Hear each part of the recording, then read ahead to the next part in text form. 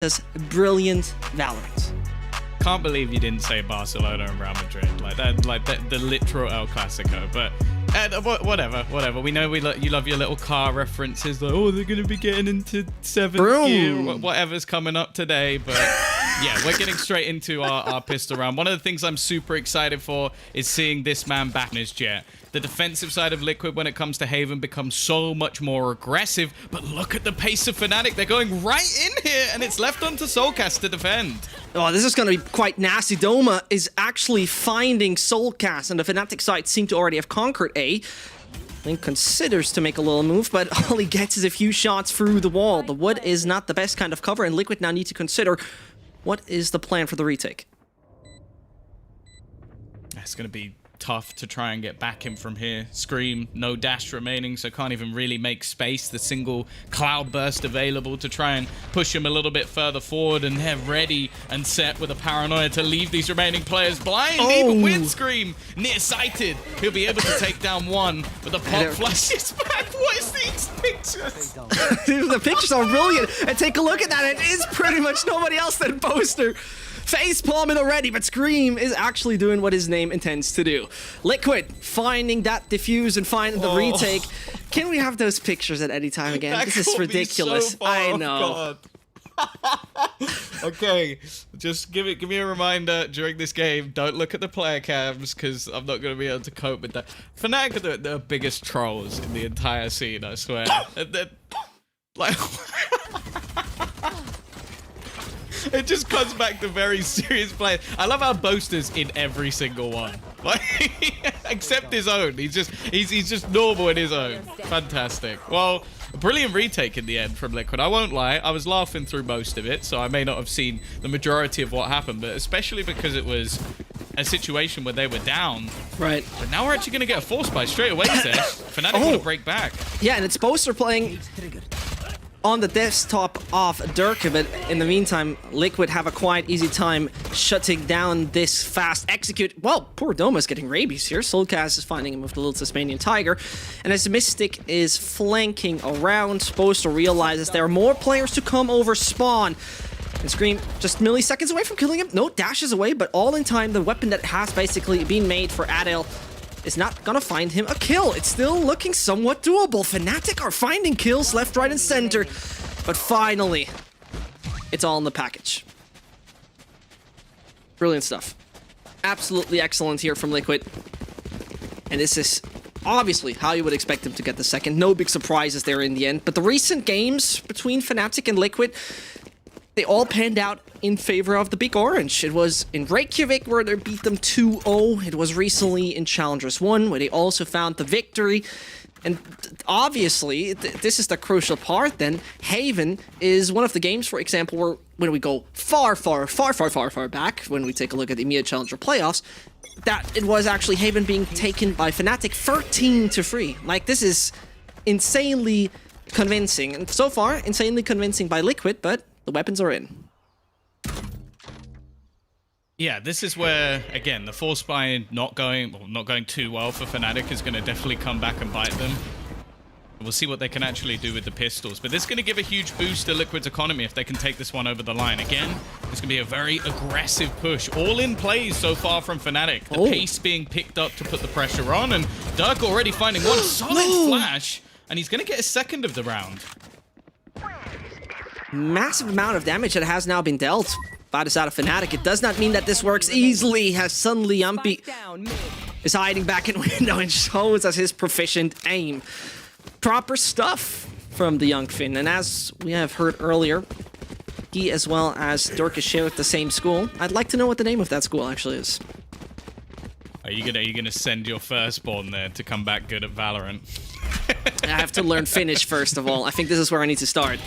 Well, that's not. No, you're not going to go there. You send your kid there, and then they'll learn Finnish as they're there. It's all part of the plan. Like, you just send them off to this school, and they'll be like, "Oh, but Dad, like, why? We don't even live in that country." It's like, you will be good at video games, and you will come back, and you'll win me trophies, okay? I shouldn't be a parent, is what yeah. I just wanted to say, like, maybe we need to think about that. I don't want to make you the godfather of my children if I ever have some. Let's put it that way.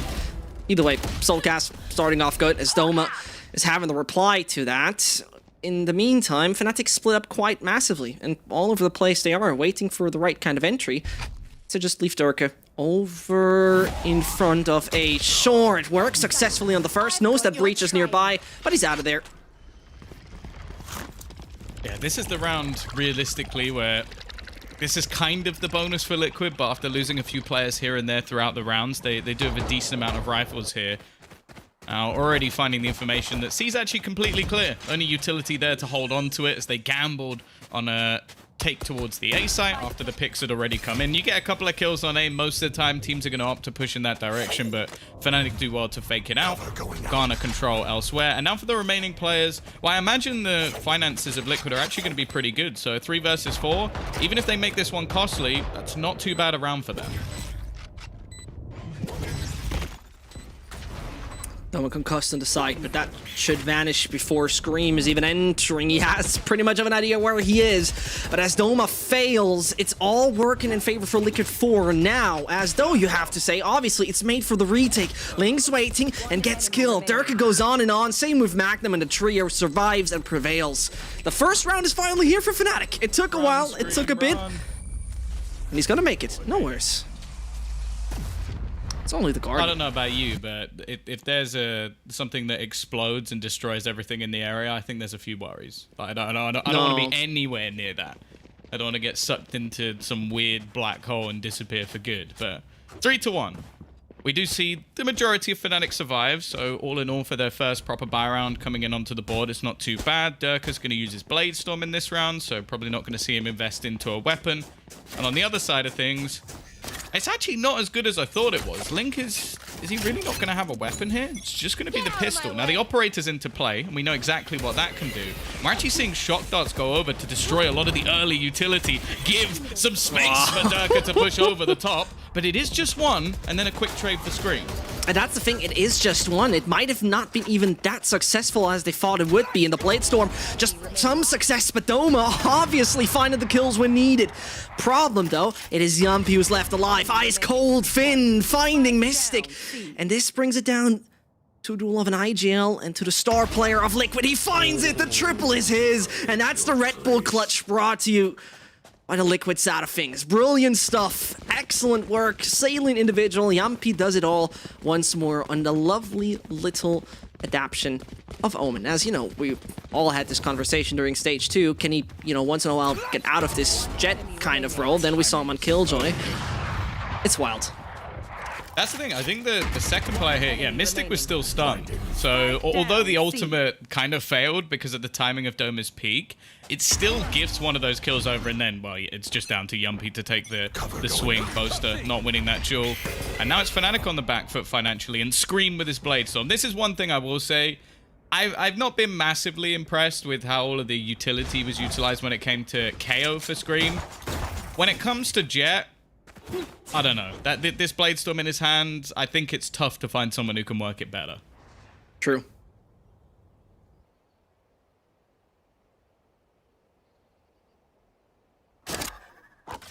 Oh. Could be a much more tentative round. Slow take from FNATIC. We've seen them almost burst into sites for the majority so far. Very aggressive, very fast takes. But that, just an alt use for information. The From the Shadows finds every single player. And once again, it's a fast take, but Scream's no way! And Yumpy can only make it one. Suddenly, they just all jump on the side. Brilliant stuff from Link. And that's a 2 versus 2 that could easily work once more in favor of Liquid. The utility, well, not looking so great. At the same time, you still see that there's a guiding light for the man who just has to wiggle around the corner. And here it comes. Boaster is blind, but Doma got the reply, finds one, and Boaster chimes in when exactly needed. You see him screaming there at Doma. He's fully zen, but that worked according to plan. This is the kind of IGL you need. And don't look there, Tom. Don't look at those pictures. We want you. I was gonna say, I hope that's not a live cam because Doma actually has his eyes closed. So either that or, like, Boaster is such a good in-game leader, he can guide him through a round when he's not actually looking. Which that would be probably the most impressive in-game leader we've ever seen in any game ever. So hey, props to Boaster if that's the case. But for now, at least, they do break back. Again, a lot of these rounds have been very cagey, very close. But once more, gonna be some financial issues for Liquid. They did well in the last to at least make things costly, bring back around when they still had a pistol, and now they're gonna try and get incredibly aggressive. Now, there is gonna be, I imagine, some players watching over this direction, especially knowing that there's an Omen in play. A lot of the time your utility becomes a little bit less valuable, and well, they've now flashed through, but even still, the realization isn't there. No, the realization absolutely isn't there, and I had the same thought as you. I thought, like, that must just work easily. They must have a tripwire there. Not the case. Magnum gets the spike down. That's all nice and great. But the threat is closing in. The majority of the Liquid players already grouping up over on Garage. And as the smoke over on C-Long has been put in, this could be somewhat of a distraction, but it seems like Yampi's actually taken that round, has the rifle in his hands, and it's not too much time that is left over for Team Liquid. You gotta pretty much do it now or never, because otherwise it might just not all work in time. And as we talked about, here's the concussion. They still haven't really made a move. And it looks like they so much search for the exits. What is your plan, Liquid? They definitely go on site. They definitely go in. But Dirk is making short process and short work of them. That was a little too slow, but at the same time, Liquid made it work with just a few sheriffs. Just what they got out of the pockets. Yeah, that I think towards the end of it, it came down to just trying to make things as costly as possible. Like, for Liquid there, you don't really want to be surviving because, what, you're going to keep a Marshal into the next round? The gun's not even worth much. A 950 sniper, it's not worth anything for them, and obviously you get the extra cash from dying. Obviously, they would have hoped to at least take someone down with them, maybe die to the spike instead so they're not giving over the ultimate orbs, but hey, it's worth the attempt, and now we get to see them with the full investment. An early fault line again to try and slow them down, maybe catch someone on the cross, but for now at least Durka, this is his spot. This is where you're going to see him battling for the majority of the attack side. He loves to play in towards short A, into the sewers, and see if he's going to catch anyone here. Ooh.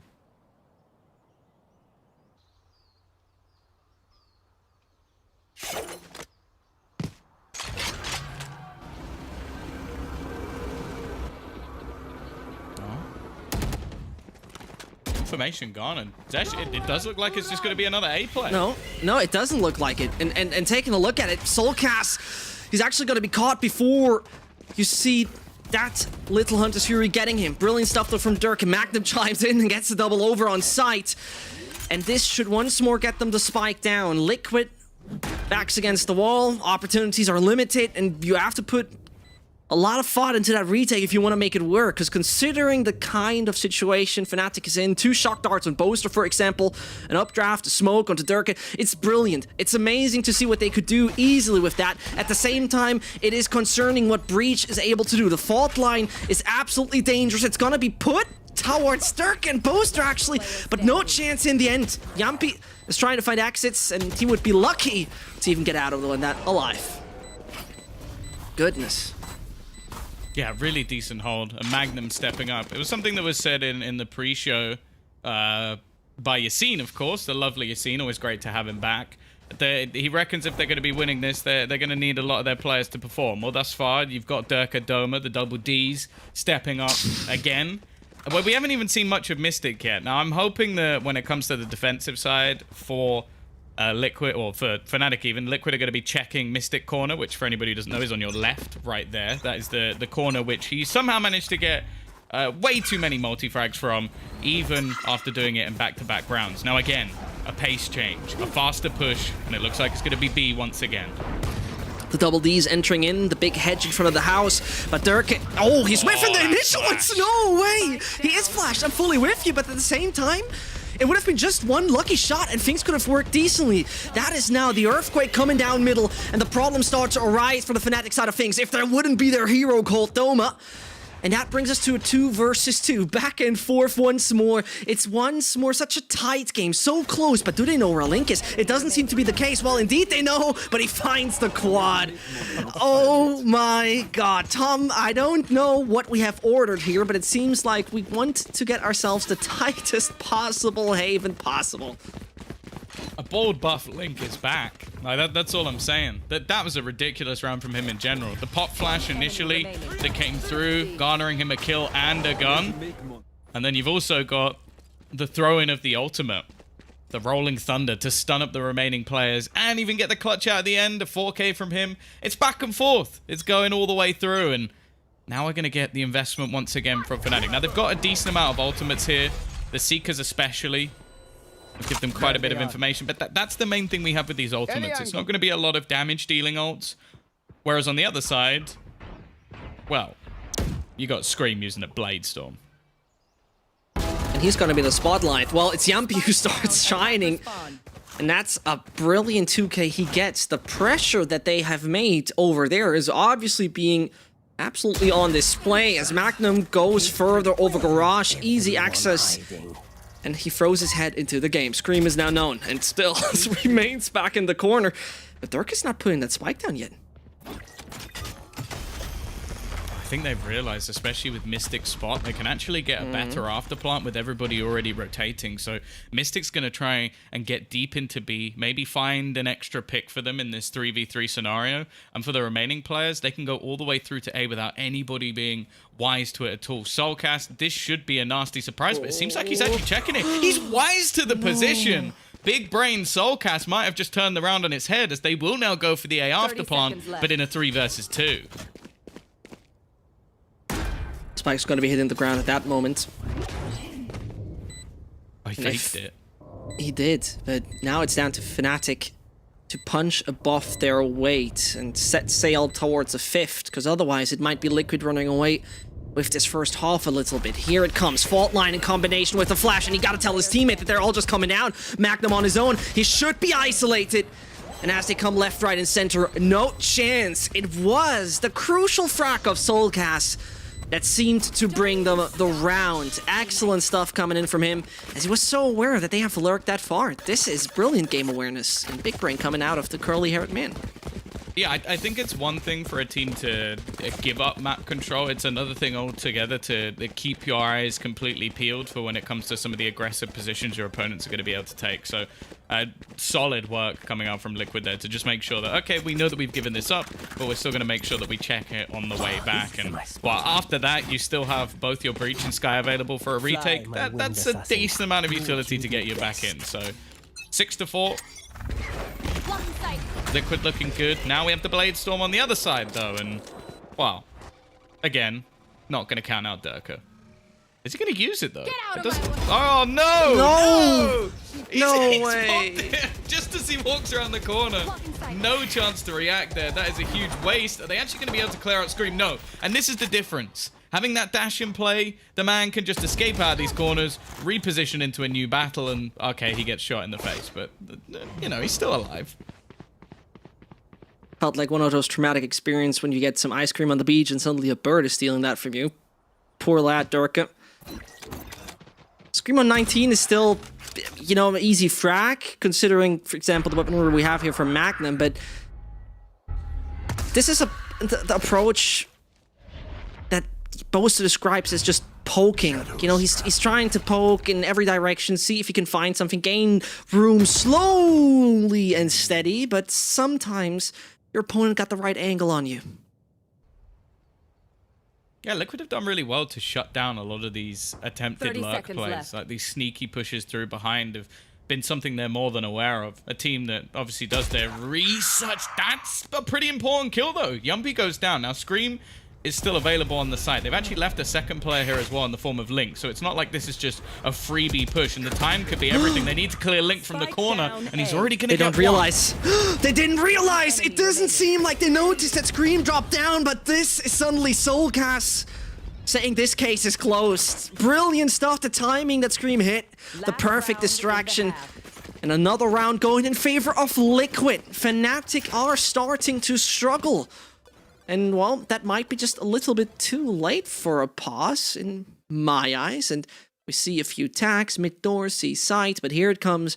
Finally, they can talk to Mini. Yeah, I can kind of understand why we haven't seen them call a pause yet. Like, they have to bear in mind that they took a lot of risks in the early rounds, so if you ignore the sort of like the force buys of the first 3 rounds, you kind of get this as a 4-4 scoreline. But now that they've lost 3 in a row, try and get yourself that final round. It's a decent time to take one, especially now that they're going into a 4-buy round as well. So I don't really have any problems with it. Again, looking at the ultimates that are currently in play, it's mainly the Seekers that are going to have the value for the teams, like Neural Theft, From the Shadows, both really used either for, well, I guess, fast rotations in one case or information in both cases. So I'd be surprised if we see massive amount of impacts coming out from either of those. And obviously, still excited to be seeing Yumpy's Operator, because we know how impactful that can be, especially in the early round. And regarding Haven in general, it has been Fnatic that we're considering a few lineups here and there. Also, for example, in Challengers 1, you saw them very often playing that Phoenix instead of the Sky. And that on Doma, I'm just not a fan of Phoenix anymore, really. I just think at that point, the way Sky is in patch 3.0, there's no reason why you should play Phoenix if you don't play a Sky at the same time. But that's just maybe me. And either way, I think it's a better choice. It's a better decision, something that feels more comfortable on him. But I think on the desk we also mentioned, it is just sometimes that Doma is more risky than a Soulcast in playing Sky. I still think it is the right move to put him on exactly that agent. A lot of utility being popped early by Fnatic, trying to spot how many players are actually going to be towards the A side. Now, they're faking this. They've thrown in smokes, paranoias, even TP'd to the back of A. This is all a ruse. They've tried to drag as many players as humanly possible, but Liquid have still left, well, I was going to say 2 players here, but let's say 1 now. Let's say 1 now. Cryptics still waits and sees the head of Boaster, but is going to be eliminated immediately. With now the Breach putting down his fault line over on the side, everybody's somewhat concussed. Dirk is already on the quad and seems like he might be just hungry for the ace, as it is all down to him to kill his fellow countrymen. And obviously got 3 more supporters left here on the battlefield as Dirk moves around. Left hand, mate. Left hand. Left hand. Hello. He's gonna find him. Yes, he does. There is the ace. And the 5th secured for Fnatic. An operator you don't really need to obtain. And this is something for the confidence of Dirk, because remember, there were a few games when Fnatic looked absolutely lackluster, where also he was just not attending, so to say, in the game. I don't normally disagree with my co-commentator too much, Sesh, but this man does not need confidence. You are mad. You're absolutely mad. If you think Durka needs confidence, you have absolutely lost the plot. That's not what I'm saying. The man is one of the cockiest players I've ever seen in my life. Yes. And he does it with style. You're getting me wrong. I think you know this is a typical Tom thing. He knows what I mean. At the same time, it's more fun to troll you. Exactly. Just happy we're on the same page. But at the same time, 4 words and a U at the end of it. You know what I'm trying to say. Either way. Liquid going for Garage, and it seems like no further opposition they meet for the moment. C-side might be just what they're trying to obtain, as Scream goes first as the point ban. The action over on the C-side, it comes in. First frag found, the second one not granted. And suddenly it's Fnatic in the driver's seat of this pistol. Yeah, they've got the spike down as well. Yumpy's lurk is actually not going to be catching too much, and I'm not sure what this paranoia can actually do. He's used it, but they're not going to be able to catch any of the players because no one was really close enough. That utility popped a little bit too early, and well, it's going to leave it on the remaining 2 to try and almost push in dry. Maybe a little bit disjointed there from Liquid, but a solid read from Fnatic. 3 players stacked up on the C side to start the round. They knew what was going to happen in that pistol.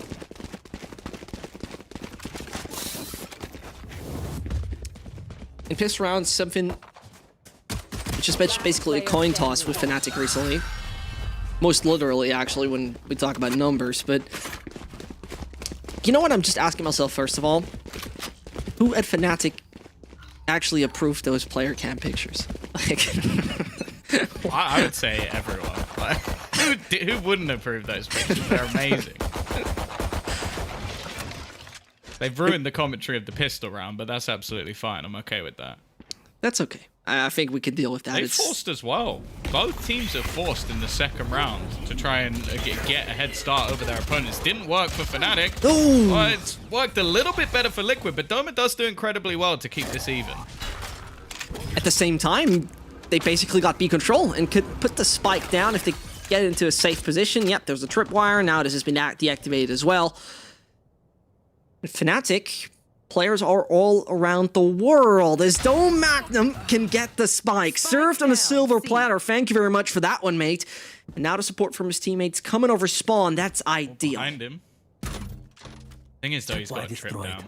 There you go. It has to be destroyed, and that'll be information enough. He's got his teammates supporting him as well, so it's going to be a little bit more of a problem for Yumpy, and he will lose that battle as well. Link as well. Like, this spot with a stinger kind of sucks, so he needs to get in nice and close, and even still, Durka's going to connect. It's interesting. So both teams have gone for these forces. Both teams have failed, and because of that, both teams are going to probably get off to a fairly slow start on their attacking side, which, well, if anything, you're just going to give a load of finances over to, well, I guess in one case it would be Durka, who's probably going to be getting that operator in earlier on, and then Yumpy on the other side as well. In the last half, we saw him have a very early operator, so I almost feel like Liquid have to try and make this one costly, because giving all of that over to FNATIC, it's going to make things very tough. And you have to bear in mind that by winning these rounds, they're also just charging up all of those ultimates for getting all those extra kills.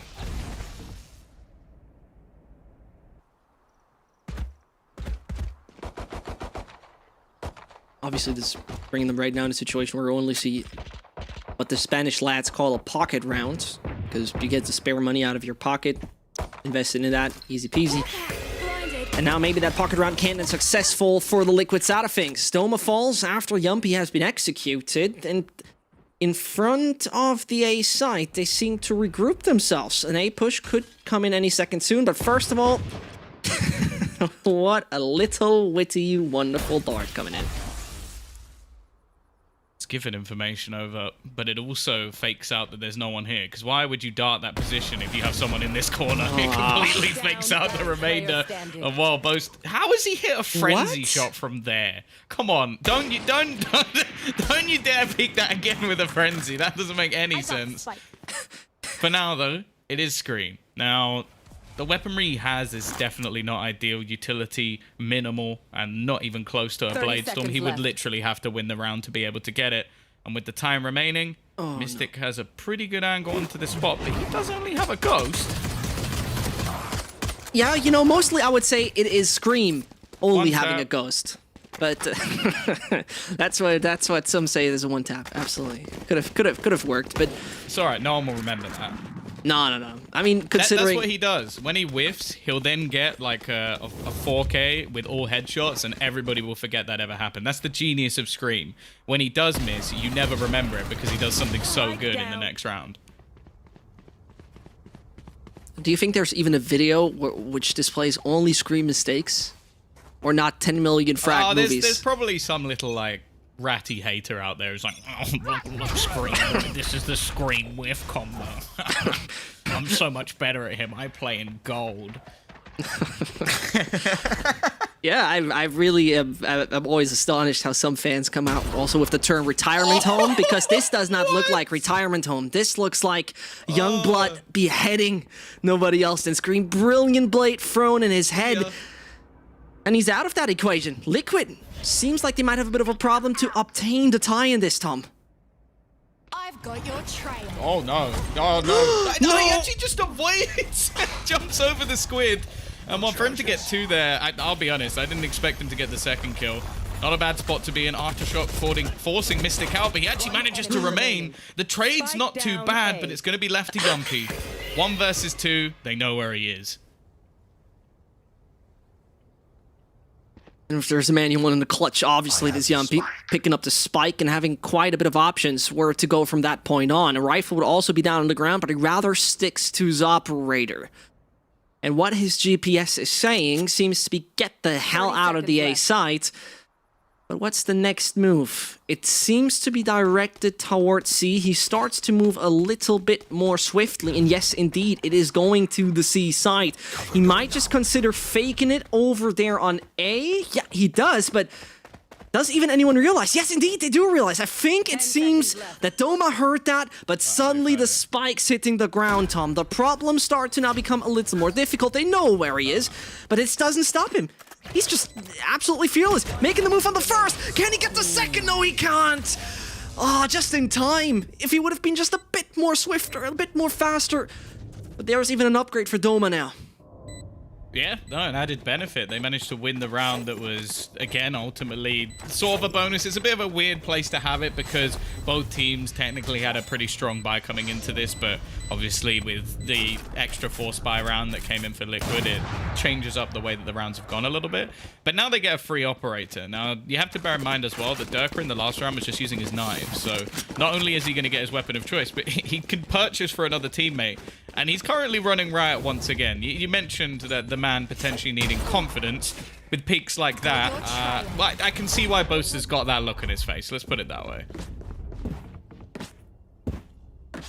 The real funny thing is, for me, when we're talking about May 2nd, which is not too long ago, back then, everybody on FNATIC played a fully different agent composition exactly on this map than we see right now. It's wild how Swift Valorant is changing, and if you're not adapting, well, you're out of the game. No space for you. But right now, there's still space for a comeback for Liquid. If you can even call the comeback. It's only 2 rounds difference, but Dirkus, once we're giving him a hard time. Oh no, obviously Scream says, hello, how are you doing, mate? And he's already obtained a bit of control, even finding kills. It gets awkward, but Dirk has the reply. Yeah, the rest of his team, though, have actually managed to catch some players on the rotation. So they brought this back into a 3v2 scenario. Now, weaponry's still pretty weak. They're going to try and take over A link and spot if there's anybody coming from that direction, but the wraparound's coming in from behind. Magnum already picks off Yumpy, and the remaining 2 players, while they may not be noted just yet, and actually the wraparound timing could be everything. They've got an operator in play. Magnum already finds a second of the round, and while he definitely knows exactly where Cryptics will be, he might have had Durka's help, but it seemed like Magnum didn't need it at all. That's absolutely a live feed picture right there of Magnum. That was absolutely a live feed picture. You saw it right there. Boaster being absolutely happy. You've done it, boy. And well, it's this is the smile. This is a winner's smile. Absolutely. I'm already waiting what kind of memes Mitch has prepared already to type down on Twitter.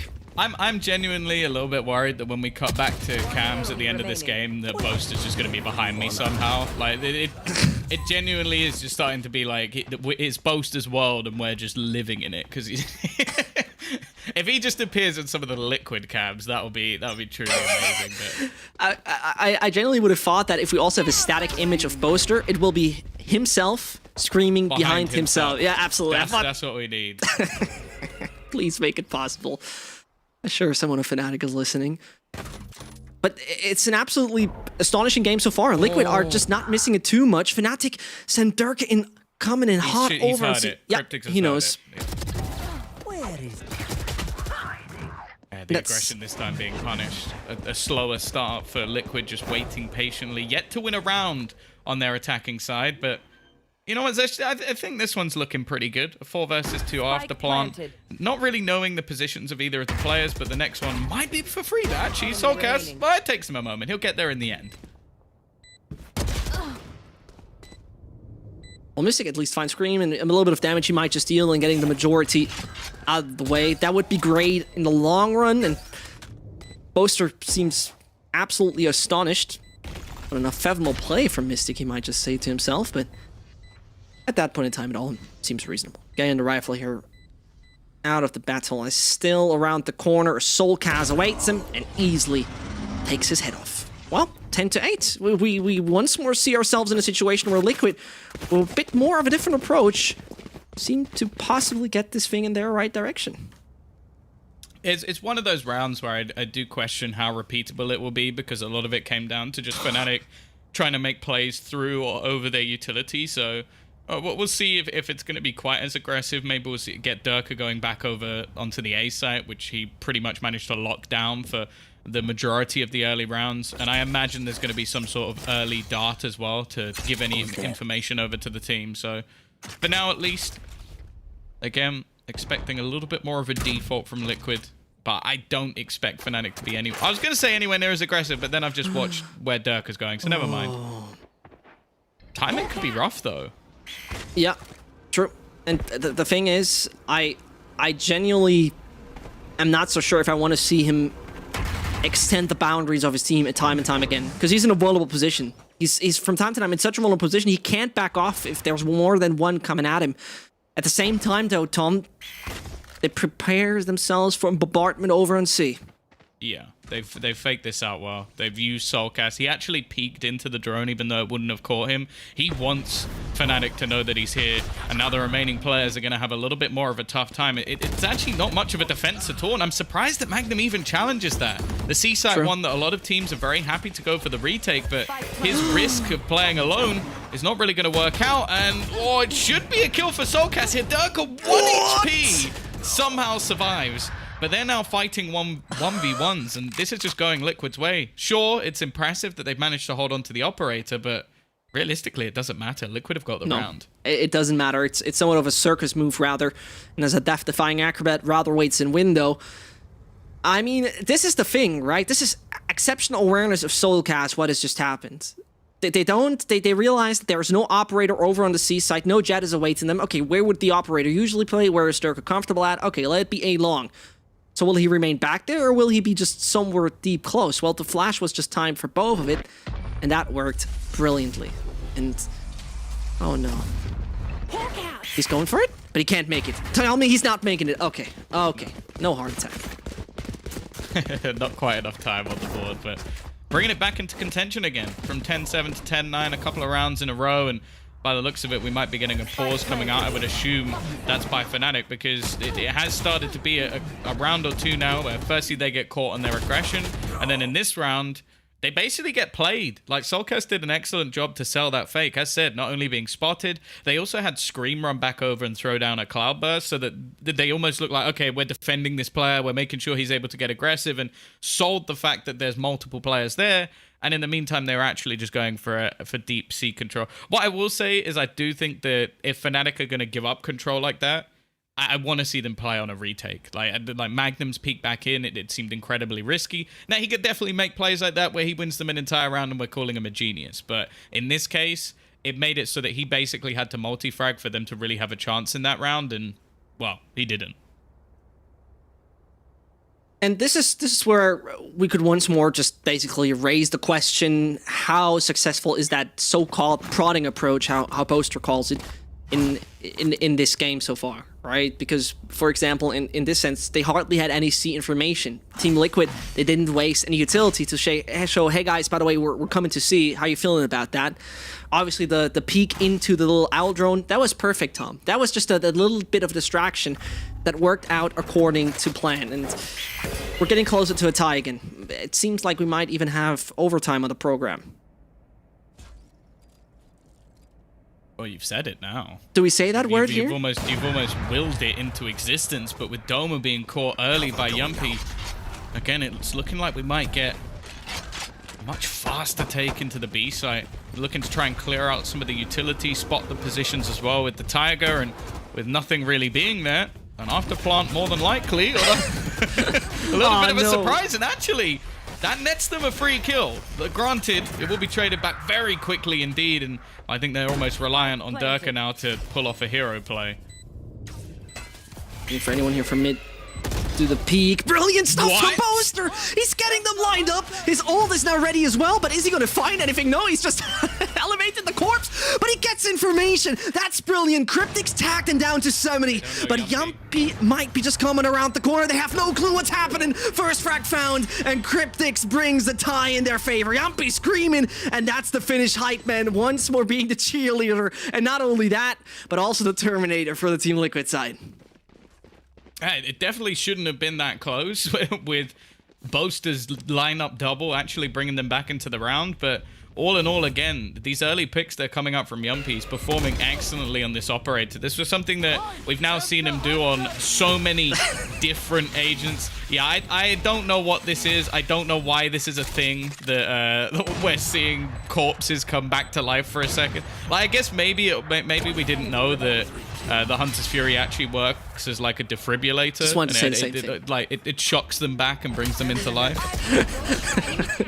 I love that. It's exactly the same thought we had, but now it's the thought of Durka that sends them into the right direction. Brilliant exercise and display of his pure and raw skill. Well, moving up to short easily. It, Mystic? Come on, man. Where's the team play? He's complaining. You see it right there. We've seen both Seekers actually get expended. So both teams should have a pretty decent idea. Now, again, bear in mind, other than the Blade Storm, this buy from FNATIC absolutely sucks. Luckily, Durka is unbelievable, so it definitely gives them a position to work from. Yumpi's hoping that they're going to go hunting for information eventually, but it seems like after finding the man advantage, they're a little bit more patient, and there you go, from the shadows. Not the most valuable, but in this case, it's going to spot, I think, all 3 players. Most definitely, and this is where you got to ask yourself, what is the direction that Boaster is going to give to the players that pledged allegiance to him? Oh, they're doing so well. That's so brilliant. This is where you now actually get B information. If that wouldn't have found anything, they could have just focused on C. And so it's brilliant stuff coming in. The spike goes down nevertheless, Tom. And still, the weaponry's looking better on the Liquid side. Spike planted.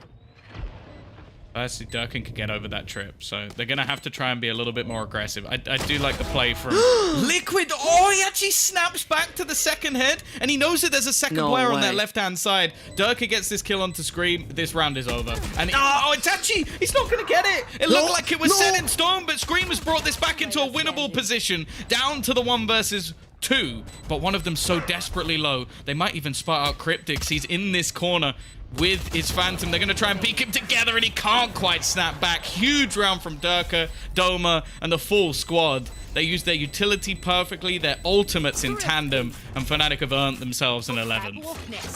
And in what fashion? In what goddamn fashion? You highlighted it, Tom, and you highlighted it for the right reason. That one little guiding light at the 25-second mark sent down mid. That was... Do you want to call it a game changer? At least given the right kind of idea? I mean, those strikes are great. This is pretty game changing. That is game changing, but you still got to give a shout out to this utility usage. Yeah, this is something that gave them the valuable information, the intel, and to be sure. And the shadows as well. True. Every piece of utility that FNATIC used in this round seemed to be on point. Even at the end, where we see the Tasmanian tiger, as it's so called, or the dog, or the wolf, actually give out the final piece of info as well, where the last player was. So yeah, nothing you can take away from FNATIC in that round, but Liquid are going to look to break back, and they've been very good at doing that so far. Durka, hero to villain. They're instantly dead within this round. No way to bring him back, and straight away Boasty is going to be stuck in this corner, and well, dead. Oh no, and there's even the one-way smoke back to spawn. So suddenly, welcome back to the back and forth game. This is Team Liquid fighting against FNATIC. If you just joined us, well, it's just about slots for EMEA Challengers playoffs. If you've just joined us, what the hell were you doing that was more important than this match? I'm just saying that now. Like homework. Homework. I don't know, man. What do you do on a Saturday? Saturday? Wait, you guys. I'm a broken human being, Zesh. I don't know what day it is. Is there actually a Tom Bizian calendar? You know, a Tom where it's a different year, a different day, different time zone. I think it just like my calendar just says working today or not working today. Like, so it's red or it's red or green. 2 options. Yeah, it's not. It's a very simple calendar. It can lead to problems. For example, technically packing doesn't count as working today, but it is something that I need to do. All right. So I do have to remember some stuff. Is there an update coming on the Tombis calendar? No, and no one's going to have access to it because it will melt your brain. Oh, yeah, okay. I feel you. Just in pure frustration. No. Other than that, it's fine. Well, pure frustration, I think both parties might just feel that because it so often felt like each of them is in the driver's seat. Remember, the beginning phase of the second half looked brilliant for the FNATIC side of things, but suddenly got all 180. Yeah, no, I think Liquid have done very well not to almost get bogged down by losing some of these early or awkward rounds from FNATIC. Like, they've been able to make it work with the Blade Storm, for example, in a multitude of places. Now, once again, they faked some early presence into mid and A, but they're going to go pushing into the C side. The defense of it so far hasn't been fantastic. And again, they're going to try and force Magnum out. They're not actually watching the angle. Oh, and this might be Doma saving the day. He's actually backing off. 15 more seconds for one of those guiding lights, but It's more Soulcast that has high impact. The gravitas off those kills. He's sending them back home and down in the coffin. And as Scream waits for the flank of Durka, he's getting the counterpart out. Team Liquid, they bring home number 12. And that purely by the right decision, the right flanks, and the right moves. Match point. Yeah, no, it might have been a little bit questionable, like allowing Magnum to live initially. Like I was a bit surprised that he was able to survive in that corner. But the fact that then they just have this lurk from Soulcast, and we've spoke about it many a time, how impactful he can be on this agent. This time it doesn't even come down to the agent. Like that was just hitting the timing almost perfectly. Scream even being left as a lurk, which is not something I expected to say too often. And now they're in the driver's seat. 12 to 11, a huge map to take, a map that, as said, it goes back and forth between these two teams. And I believe was even picked by FNATIC, right? I've Well, got your Tom trail. easily can answer you that. It was actually picked by FNATIC, and this is making it more dramatic. Now we might just head into overtime if Boaster and Mystic keep on. My God. The man's not seeing a thing. He might just be blindfolded, still finds those kills. That's just a Spectre, by the way, putting that down here. But it's still Yumpy who could deliver us a show. First frag granted, second as well. The third and fourth not coming in. How close can this game get? By the way, this is map number 1. I'm currently, without the hair, I'm doing the exact same pose as Boaster because that round was pure mayhem. I swear, I think if you were going to go on the most important rounds throughout this entire tournament, won by an individual player, Mystic takes the biscuit every single time. Like the 1v3 that he managed to win versus Giants that was just truly unbelievable, that kept them in the map. He's just done it again. Like, as you said, one of those kills was completely blind, but even still, he's battling versus players with the Spectre and managing to make it work towards the end. Did he even get the final kill as well? He did. Yeah, he even closes the round. Yeah. So, sure, incredible play from Yumpy, but man, Mystic has just, like, missed the impact. I don't know how he manages to do it every single time that FNATIC need it most. Probably eats at the fanciest restaurants. It's buff. Go on, carry on. Carry on. I don't Go on. Wrestler quote, please. Hey, listen. HLTV Precious memes. clothes. Precious clothes. Is this happening because we are from the team FNATIC? Either way, it is Liquid who's trying to take a duel over on a long. Ain't happening for the moment. And FNATIC once more split up. The only one who has somewhat of map control, that is Magnum in front of the gates of Garage. Yeah, and in the first half especially, Liquid were very good at catching a lot of these lurk plays. Now, Mystic, I will say, is one of the sneakiest players we probably have in the whole of the VCT. So if anybody was going to find a way through this defense, he would probably be the one. I'm also looking at the current positioning of Yumpy. Now, we saw him purchase up the operator in a lot of rounds. This is a very different look. He's going to be playing contact off of his teammates, and a lot of this is going to be very reliant on the utility that's actually used here from FNATIC. If they don't clear this angle, it's round over. And I believe he still has his paranoia as well. Left. Yumpy's waiting. And as he patiently sees the players coming around, he whiffs on the first nearly, but okay, we're gonna rest that case. Still more are coming over to the side of A, and as from the left hand, right hand, Durka and Co are chiming in. Yep, no real issue to get the spike down, but the retake, that case isn't close yet. And here comes the guiding light, or is it? Yep, mate's blind, but Boaster got it all in favor for his team.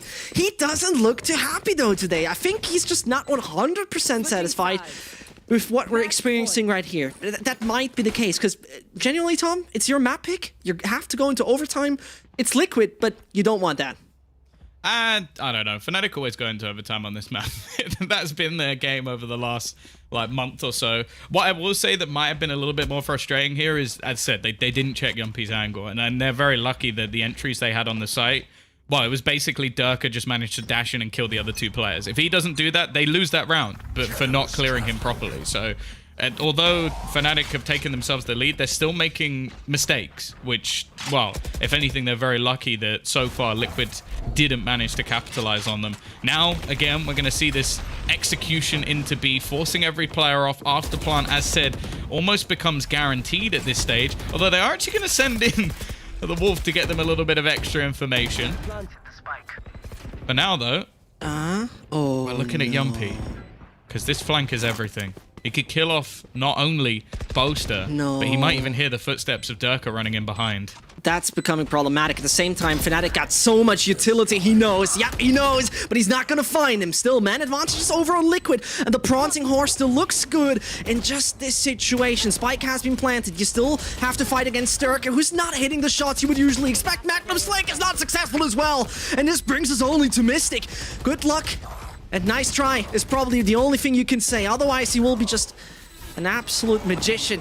That ain't happening, Tom. And seems like we go for overtime again and again and again. What was that North American record we have with overtime? Was it TSM that really recently did that? Yeah, I think it was. I don't know the number off the top of my head. I'm pretty sure I was in bed by that point. What do you mean? Well, one of the longest going No games, real but gamer. It's a long time. For me, I think my record was actually that Giants game the other day that went 18-16. Not even close to what we saw in the NA side of things, but 44 rounds. here we go. 13-13. Of course, 2 in a row. That's all you're looking for. Sort of. Obviously, if you win the last round and then it switches and then you win one, that's not going to win you the game. But 2 rounds from here. Thank you for the format explainer on overtime, Tom You're 14, welcome. Tom Bismeyer.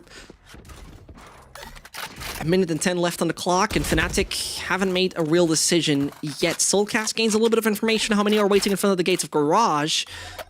But the crucial part I'm looking at, the thing that could be the spot of bother, is a man called Yampi, nearby on the left-hand side, and might just butcher them all.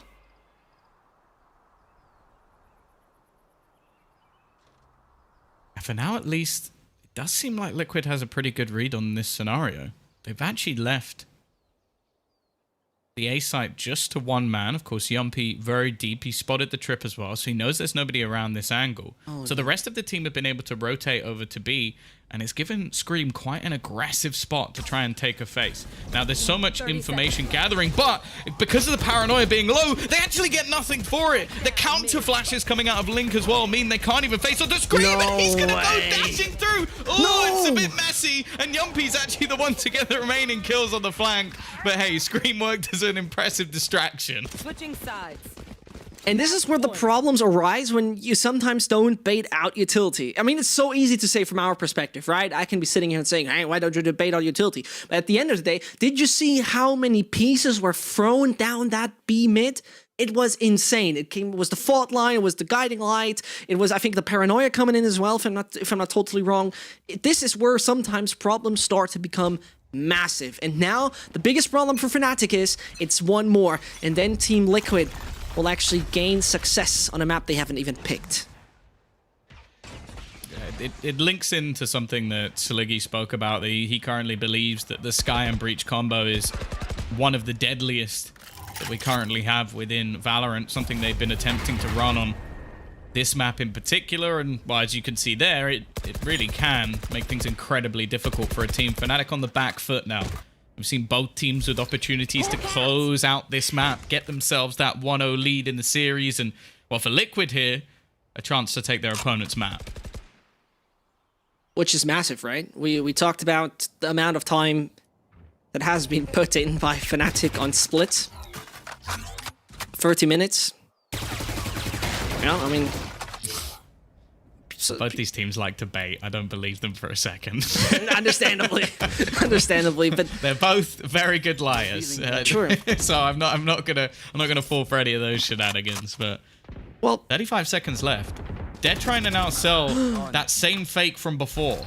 Yeah. Pull them back in over into an A site hold. But it's going to be left good. onto Doma. That flash is so sick! He even dinks up Yumpy. It's not the kill, but he has done more than enough. Now the teleport's going to come across. This is a freebie. Doma's going to get that one all day. And the fact that this man is still alive is an absolute joke. But he finally falls. But it's bought time. And this is all that Durka needs. He's now completely behind them. They're faking out sounds. They're trying to bait in this peak. But actually they've decided to plant for Defender spawn. That is so smart by Liquid. They made a perfect read. Yep, they didn't have any information over long, and therefore they made a different decision. It's only down to Scream at this point in time. And he's obviously the Belgian clutch king you'd like to have in this scenario. Adil is hearing the bullets coming over from long. He gets Durka as well. Mystic chimes in, and there's no chance. The prancing horse is riding into the sunset with a victory. Brilliant stuff. And this means FNATIC, they fail on their own map pick right here. It's a bit of a tiny bit of a disaster, you could say. Basically just hoping for chaos. Like that's what they've gone. They've gone, oh yeah, I want both teams to lose their own map choice and then probably just continue that through. So yeah, I feel like the analyst desk is almost just hoping that everything goes wrong, but I'm excited to see if FNATIC can manage to turn this one around. As said, like, although this is a map that they don't realistically play too often, I don't believe that they're coming into this one blind, and I think that Durka coming in on this agent, it's one that thrives when it comes to split. So many aggressive angles, powerful points for his utility. So we'll see how this one's going to work. However, incredibly aggressive start to this round already. We're going to have a Viper for Mystic looking to try and hold them back. It is already nobody else than Boaster screaming at him, why don't you hit those shots? Stoma is executed over on the site. There. And his Scream and his boys are trying to get the spike down. They don't really have any obstacle in the way. Cryptics just waits for them to enter that site. The wall could be put up any second soon. Boaster's already setting himself up with the sucks and stuns. That's obviously brilliantly done. And that's Cryptics out. Same goes for Yumpy. This is right now a retake by the book. Oh, and all the frags Durka finds! The triple again! And there you go. What a start with Race. Yeah, I'm not sure how much of that came down to specifically playing Raze. Nothing! That's the thing. That is always the thing with Durka. Like, you could speculate for the entirety of the match, like, if he's going to do well on this agent, like, whether or not it's going to work out for him. And then the agent will play absolutely no part, and he'll just wreck them with their shots.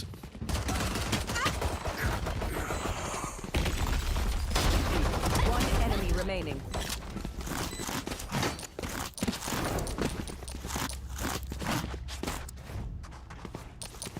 Right.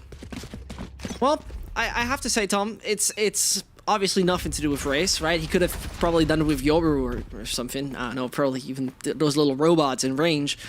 But still, it's going to be exciting to see what he'll bring us with that. As you see already, a tiny bot coming in, a brilliant combination. I mean, how does it feel to be Yumpy in that scenario?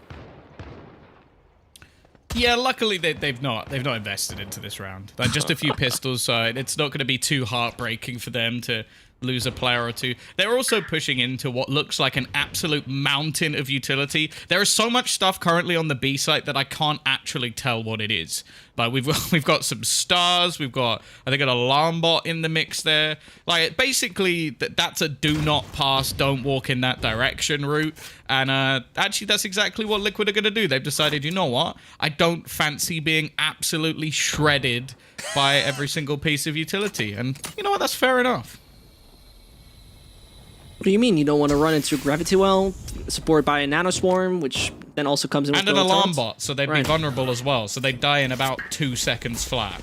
Sounds like a spa day to me. 30 seconds left. We have different kind of ideas about that. In the meantime, Doma swinging wide, finding the Liquid players pushing already onto the A side, and that is seemingly a walk in the park. Link tries to now get a few lurks left, right, and center, but to be honest, I don't really seem to send them in the world of trouble here. Man. What? No. Did he just headshot him through his butt? Like that? How did he get that headshot? I don't know.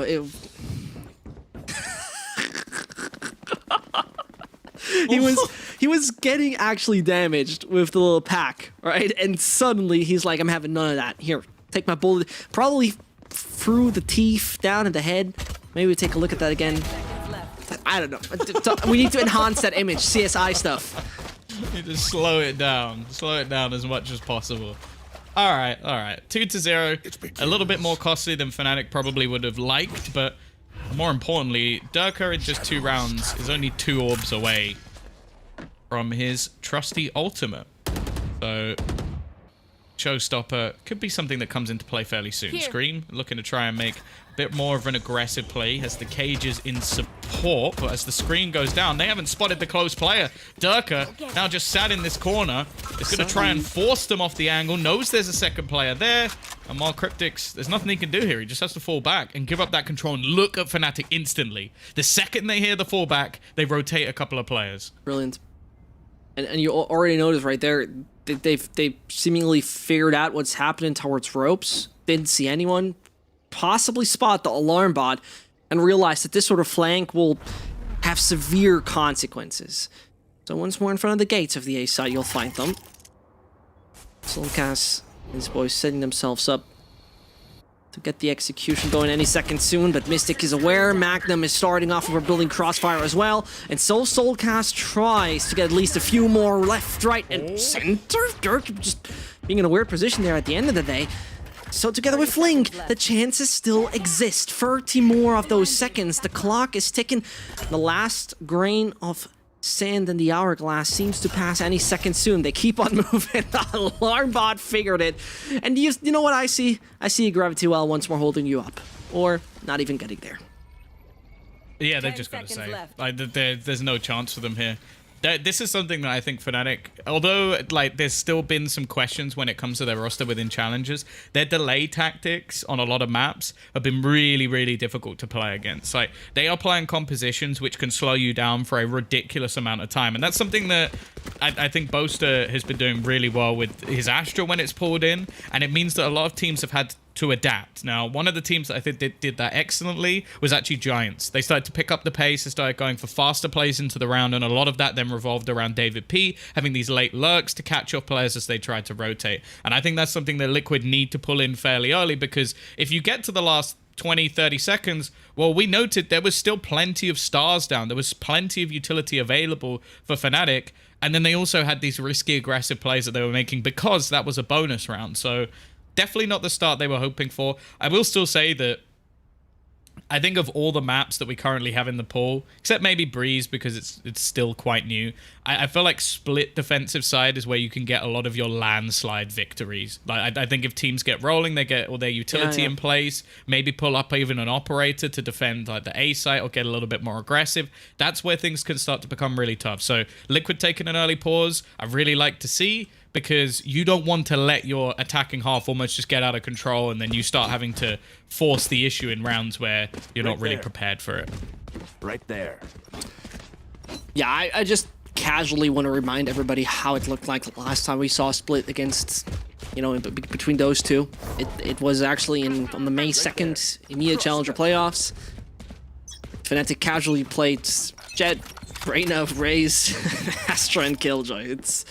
It's absurd. Again, a combination we're not seeing right here. Very obviously. I mean, let's say the reasons are at hand, but still, it's going to be interesting to see if what you talked about, the faster approaches are going to come in, because it seems like they might do so here, Team Liquid. Yeah, they've already managed to bypass quite a lot of the utility. Now, they're going to be spotted out early, but a nice shot onto Magnum is going to clear him from the close spot. The showstopper in, and Durka actually manages to not only get a kill, but he gets out of the corner. He's quickly traded by Scream, but the remaining players start to fall, leaving Soulcast with a lot to do, and Boaster lurking around the edge of the... He loses to a Classic. What? Zesh, he lost to... He lost to a Classic. Indeed, he lost to a Classic. Absolutely great observation, Tom, and I couldn't have said it any worse. Oh no, and suddenly he's getting dinked. No, this is not working in favor of Team Liquid right now. The weaponry is not looking good. The weapons are not ideal, but Yumpy's turning it around, starting off with a duel between Classics and, well, a proper rifle, and at the end of the day, turning it into their first successful round. Who wrote the script for this? Come on, guys, please. I don't know. I did get a message from Sue not too long ago that said incoming 29 to 27 game. So maybe Sue's writing the script. Although, to be fair, of all the people who would probably be almost suffering the most from that, I would imagine it would be her. But hey, if she's willing to go through it, I guess I am as well. I'm going to see the Blade Storm pop for Scream. A chance for them to build up some extra finances if they can manage to take this round home. Now, it might have been... Well, I want to say a slip-up for FNATIC in the last, but it hasn't destroyed their economy because of the fact that they were able to get themselves a couple of earlier victories with SMGs. Right. The thing is, Blocking sight. maybe both teams are like, listen, we can't have North America hold this record. We gotta break it right here, right now. How many rounds did they get? 44? 46. We're gonna make that. And, well, 46 rounds of casting on a map. I'm looking forward to that with you, Tom. I don't know how cynical you can be at one point, but getting away from that. FNATIC, they seem to realize that some stuff might just come in front of the gates of the A side. There was another smoke landed, and suddenly FNATIC will see an execute coming at them any second soon.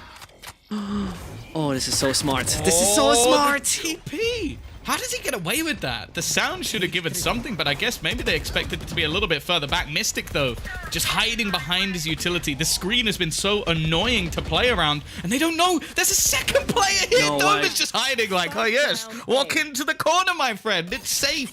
Just try and go in. And well, just look at how ratty no. this Viper setup is. They've just got everything covered. That's really horrible. You hate to see that. And as Soulcast is even being detected, you don't want to be in a situation right there. And as he's moving off, once more spotted, a second left. I think in old German we say disgusting to that. It's absolutely horrible. What about in New German? I'm just curious, because like if that's old German, what's it's old, what yeah, would New absolutely. German be? Disgusting is a very old German word. I think nowadays we'd say something like 31er, anstrengend. It doesn't roll off the tongue quite No, as it doesn't, right? It doesn't sound as good. It doesn't sound as good. Catchy. Down A. It was a lie, by the way, just for the viewers who thought that's an actual thing. I was lying, just to make sure. How dare you? I don't know, man. I'm sorry.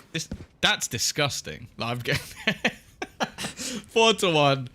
It's back to, well, I'll call it almost like a jumble sale buy. Like some of the players have got pistols, others have got operators. Like it's a weird one for Liquid. They're trying to make this work, but unfortunately for them, I remember I think there was like somebody asking a question about how Durka was going to perform on Raze. I think he's doing all right. No, I don't know. Seems okay. It feels, but you're right. It feels a bit like a bargain table at that point. In the meantime, though, brilliant stuff from Scream. As it's a brilliant shot onto Magnum. None of the utility is gonna identify him purely, and that's great teamwork. The headshot's not entirely on point from Scream. The fault line is not gonna hold him up. It's a 3 versus 2. FNATIC got a good advantage in this. They still have to be careful, though, because the buy so far has been peculiar. And with Yumpy still having not only his operator, but also Link beside him, we've seen how good Link has been at almost just setting up his teammates for kills. He's also 1 away from the Rolling Thunder as well, which in an afterplant like this could be incredibly valuable. The nade goes through. They're going to try and fake the TP out, bait them into try and clear some of these other angles. For now, though, it's still just patient play. Durka being spotted above and a single pop flash remaining. But that single pop flash, once they all enter the site, once they all try to take control over the spot, that might be just a game changer. Yumpy seeing the head of Doma, beheading him instantly. Link goes on, and the last player standing, that's gonna be Mystic. Back from the spawn, you gotta perform, and by the book, it is a fault line working brilliantly. Link is finishing it off, bringing the second round. And that's, you know, it's just the details that always fascinate me. For example, that little headshot coming out of the operator. How much is he seeing? The ponytail, 2 little hairs. I don't know. It's still brilliant stuff to see. And at the end of the day, FNATIC. 2 little hairs is a lot, Zesht. For 2 you? little hairs is a lot. All right. Yeah, for me. Okay. I will say, I think we talk a lot about like synergy when it comes to this team. Yeah. And I think. I'll be honest, I think most of that, for me, comes down to Link. I think no matter who he's with in a scenario, he's so good at playing off whoever it is and supporting them in these sort of situations. The way he uses his utility not only to open up the round, but then to close it as well. And sure, it's an ultimate invested in a 1 versus 2, but it confirms them around where realistically they didn't have a massive amount invested. Scream. I was going to say he's only on a pistol this round, but you know what? I guess it doesn't matter. Nope, it doesn't. And ouch. That's painful. FNATIC down to 2. And you, a little funny story as you talked about it. actually Link was the one back in March 2019 who replaced Soulcast at London Esports back in CS. So maybe the synergy, they're all fine with each other now. Obviously, there was no drama. I'm just making this stuff up. But at the same time, that's true, though. It actually, he was a replacer. He was a replacer. So anyway, getting away from the niche of the UK CS scene, getting into our actual game, FNATIC will obviously struggle with that one. Boaster will keep his weapon close and tight, clutch to himself. And this is something where you can obviously also use the time to talk to your team a little bit. You know, you don't need to take a specific time out. At this point, try to talk things through. Yeah, I'd say it'd probably be a little bit easier if he was not the one who was alive. True. And there you go. There you go. He's gone down so that he's going to be able to talk a little bit more for the few seconds he's dead. I try. Listen. Look, your fries have arrived. But my fries are gone. They're gone? I ate those during the break. They are gone. Was it medium-sized or obliterated? Yeah, yeah, destroyed. Like eradicated. Well, I had that whole desk segment to stare into Ryan Central's eyes and put fries in my mouth. Is there anything better in life than that? I don't think there is, honestly. No, I can imagine you saying, Ryan's right, and, you know, going on like that. Yeah, you talk about that raise, Ryan. Actually, I have to give credit to Ryan. The amount of things he was right with during stage 3 is he's basically he's the antagonist to Mitch. The antagonist or the opposite? I feel like they are like maybe that's what we should do. That's what I'd like going into EMEA is what we do. We don't get everyone to do predictions. We just get Ryan and Mitch and we put them side by side and we show them every single day. And well, the only problem with that is all that Ryan has to do is look at Mitch's predictions and just choose the opposite, and then he'll get them all right. True. I think at least Mitch is quite good with his portfolio. To the moon is probably the motto of Mitch. Great. But predictions. Fantastic. Predictions. He can predict crypto, but he can't predict anything I don't know else. if he's into that. I really, you know, regarding his predictions of Valorant, I hope he's not into that specifically. But, okay. You know, you have to say this game, or also Haven, has been pretty much as volatile as some dog-based coins. And regarding that, back and forth seems to be once more the motto of Split here. Yeah, and again, we're going to be seeing a hero rifle. Now, we've got one very valuable ultimate, and one which, personally, I think is one of the worst ultimates in the game for FNATIC, which is going to be the Cosmic Divide. A lot of the time, it's going to end up hurting you, and especially when your opponents have a double flash composition, and I would be very scared to see them try and utilize that in this round. One of the ways we have seen it, though, is players actually locking themselves in the back of the site on B. Can definitely make things a little bit more awkward. But the main man we're going to be watching in this round is, of course, going to be Durka. He's got that hero rifle. Unfortunately, he's on the wrong side of the map, but with the amount of stars that are currently down, they can try and make things at least a little bit more awkward. Already trying to stop them getting into this position, but he is screwed. He's been wallbanged, and he's now been, I was going to say hit by the aftershock. No he way! actually lives to tell the tale, and almost manages to get the kill. Magnum running through will do some damage, but again, it was only really Durka that had anything, and Scream, he's looking like he's on point. Yeah, I guess that's the way to put it. The hero rifle, it comes onto the site and being devoured like that. It's a shame. It's really sad to see, but well, FNATIC in such a round, you know, it's useful to have somebody like Boaster on the side and coordinated and having all those stars set, brilliant. But as they push on the site, obviously, you have the animation with the hands on Astra. When you put in the Gravity Well, the Nova Pulse, whatever it is, you obviously don't have your weapon drawn out. And this is something that obviously can be costly from time to time due to the fact that, you know, you also need to defend yourself. You saw that the Gravity Well came in a little late, you could say, as he could have already pushed that far. So it's unfortunate. It's unfortunate when you are in such a hefty fight and can't coordinate your utility. Can't really blame him. And, well, at the same time, Tom, I cannot believe the stat that Cryptix is on 0 ACS. That can't be a thing. To be honest, in the rounds they've won, I think a lot of the time he's actually been lurking, and if you're lurking with this team currently just killing everyone in the entry, it does become a little bit difficult to do some damage, but Yeah, it's a bit of a slow start. I think a lot of what we're going to see from him, though, is going to come in on the defensive side. So I don't think it's going to really get in his head too much, especially with the fact that they've come back from what was a very slow start to bring it into 4-4. And as said, on the attacking side, that's a pretty damn good scoreline to be getting so early on, especially when you lose the pistol.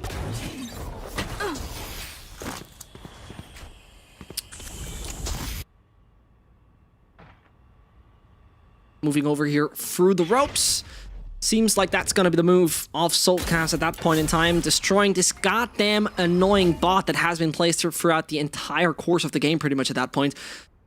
And you see again this entire mix and mash of utility over on the A side. It seems like they have less obstacles over on B. The decision might be the right one, as now the wall is going to fall and crumble any second soon. There they go. The slow orb is going to hold them up though. And immediate change of pace, Tom. It seems like they make the move over onto A, at least with Scream, who seems to bait. But it's actually going down to B. Yeah, he basically followed the Seeker, made a load of noise, tried to get them to rotate over in the other direction, and instead his teammates have just waltzed into the B site, and now he has a perfect lurk as well, still with his Blade Storm available to him. The defenders, however, do have themselves the lockdown, which is going to force the majority of the players out of this site. It's going to make things a little bit more difficult for them to actually move away from this one, and actually they're going to start fighting. They've managed to get themselves a kill. This one's obviously for free, but the amount of damage really isn't too bad. And Durka, he pops his showstopper. He's going to get caught. It's left on to Magnum. And actually, I think some of the knives have been missed. Running out, getting very low on the amount of blades that are currently left in the hands. In fact, it's left onto one. The one-tap machine, and this time it isn't going to be happening. But the time's incredibly low. I don't know if he's actually going to have this one. It's going to be close, just about through. 0.34. FNATIC scrape themselves around. But if anything, considering they invested that lockdown, Liquid did pretty well to make that close. Goodness gracious, Tom. I mean, considering the situation we're in, and suddenly he's turning it around with hardly any time left. The move of Soulcast for some might seem odd, but I fully understand that he pretty much put himself at risk there, because otherwise he would need to fight back for room that FNATIC would have gained there anyway. And playing there with the time, Ice Cold Magnum gonna find success in the end. That one blade, it's so unfortunate. I feel like it seems so easy for players of this caliber to hit like the one taps, but I think the second you only have one blade left, the pressure is infinitely higher to just hit that shot, and I think it's a lot less likely to be connected. Now they're just going for this B take once again. The utility on this side of the map has been incredible. Like they've had these cages going through. They don't know, Tom. They haven't actually spotted Boaster, but at the same time, I feel like this is something they're likely still to check anyway. We're going to see the Cosmic Divide going through. But again, it kind of leaves things a little bit awkward, and because of that, they're going to throw in their own utility, but Boaster hides on the other side and still gets two of them. Just becoming the hero with the Spectre in hand, and suddenly Soulcast is the last man standing. Durka sneaks already through B main, and he says good night, sweet prince, putting him out of the competition. 6-4 for FNATIC. And the matter of fact that they don't check on the left-hand side behind the Cosmic Divide, it seems so easy to say again, because usually behind the Cosmic Divide on one of those corners, someone awaits you. But he's even concussed. Was he stunned? Yeah, he was. He moves almost perfectly into that corner while rotating around those players. That was an incredible play from Boaster. Like the timing of that had to be impeccable. And staying calm. There was no margin for error there. Wild.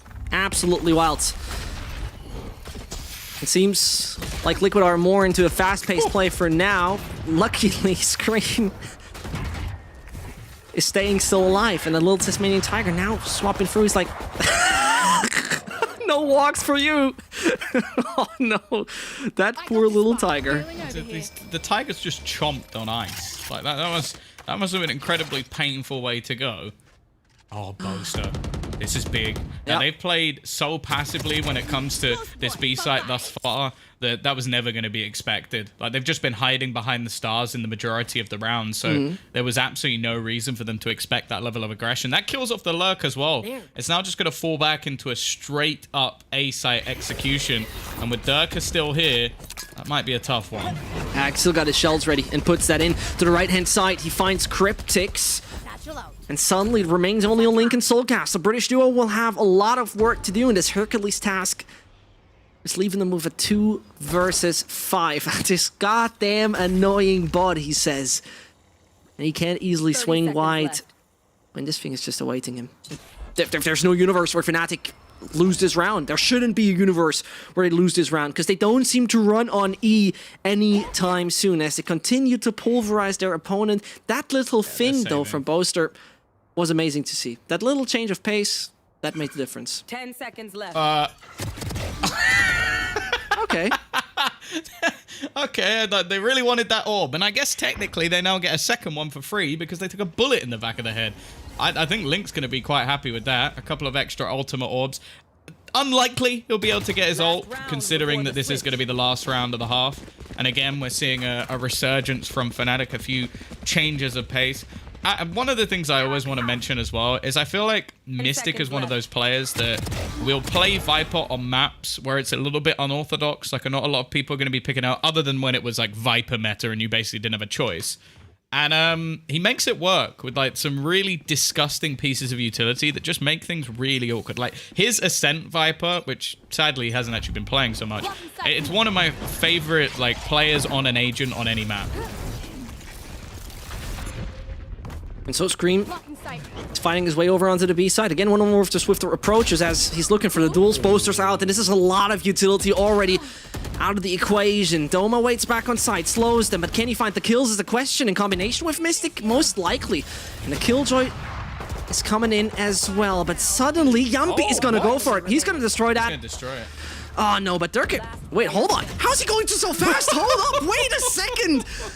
Did they expect that he's gonna wait for them? Nope. Left lane. Fast one over on the Autobahn as well. Ryan was just waiting for that reference, but either way, it is left lane. It is 300 kilometers an hour. It is a proper swift half going in favor of FNATIC. Well, it wouldn't be a cast without Zesh making some pointless reference to cars. Boom! But yeah, firstly, this is now the second JUL that Yumpy has just won with a classic. Look at that. It seems to happen, but yeah, lightning fast. There's always the things where I'm like, I'm surprised this player hasn't played an agent sooner, and this is definitely one of them. I think Durka just looks like going back to almost the roots. I think his statistics on this agent as well, as with most, are just off the charts if you go back looking. Like, it's like an average of like 270 plus ACS over like 30 maps, which is insane. Pistol round though, very aggressive from Liquid, but again, it looks like FNATIC have a very good read over this. By the way, if in case you don't know, this is FNATIC playing this map for the first time during patch 3.0, which is obviously making it way more First time interesting. since Masters Final. Actually, absolutely correct. Right, that was the 13th of May. They almost won it. That was like last year ago.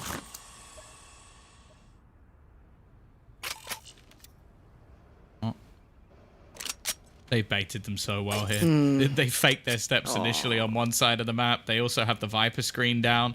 And it's understandable that Liquid gambled in on this, being a man down and already taking a reasonable amount of damage.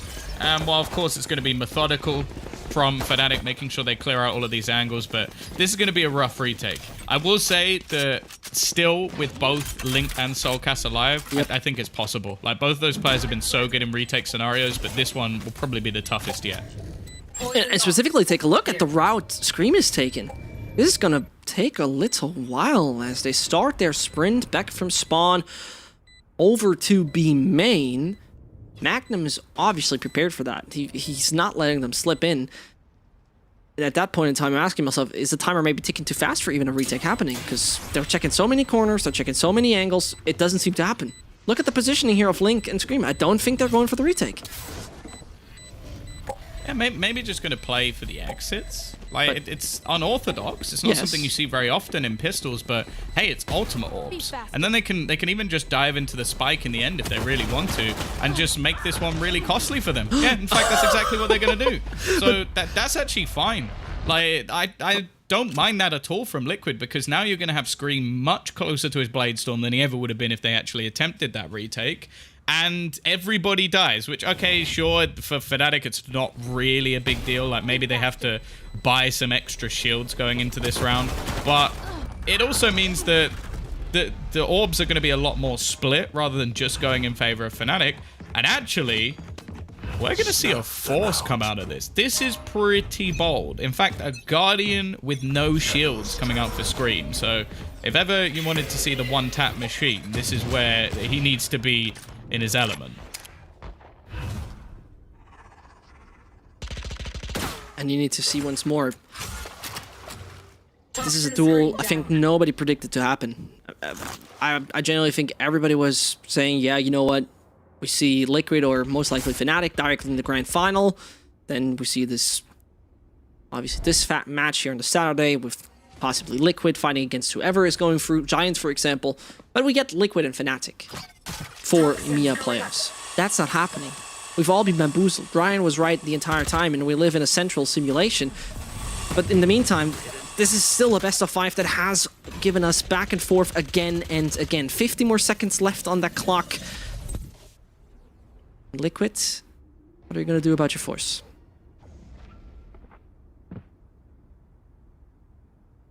FNATIC are running this clock fairly low. I think they were expecting some sort of aggression to come out, maybe try and bait some of the utility here, but they've not really been given anything. Now they're going to start throwing down a few stars on the B site. Information will be had. Soulcast, that is a sick flash, but Magnum is able to catch both of them. And while, unless Yumpy hits a pretty sexy shot or two, I don't think this round is going anywhere. And now we almost have the problem of having these extra weapons. Now, if Scream can get a couple of extra kills again, it might bring him ever closer to a Blade Storm. I'm not sure he's really going to want to be saving this into the next round because it's going to put them in a bit of a hole, but it is Scream. So he might just opt to try and go for the extra damage in the next round. Yeah, if there's a man I really want to have the Guardian holding in his hands, I think it would be Scream. I think it would be Scream, 100%. And he sticks to it. Suddenly, that economic drought of Team Liquid is just getting worse and worse at that point. So obviously, as you mentioned, forced through. It will not bring them into a great situation. FNATIC have already gained double digits. And that's the thing. He talked about a landslide usually happening when you're defending. In this case, it seems FNATIC are just causing a landslide the entire time.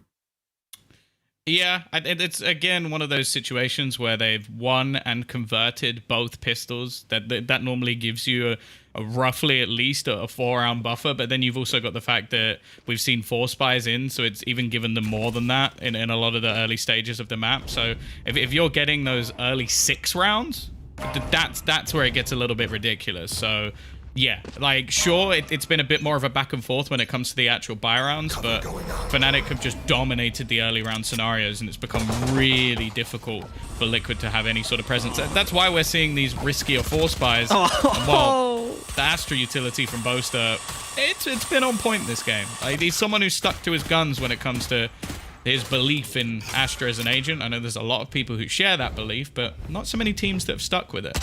True. I still don't understand why, but, you know, a lot of people were like, hey, Astra's dead, Astra's not that valuable anymore. I still think it's one damn good agent, and that combination we just saw on B Heaven, deadly, because you can't escape it. In the meantime, you can't escape the fight of Doma and Mystic. Easy kills obtained, and no real problem at that point. The next one, Tom, this is basically where it's do or die for Team Liquid.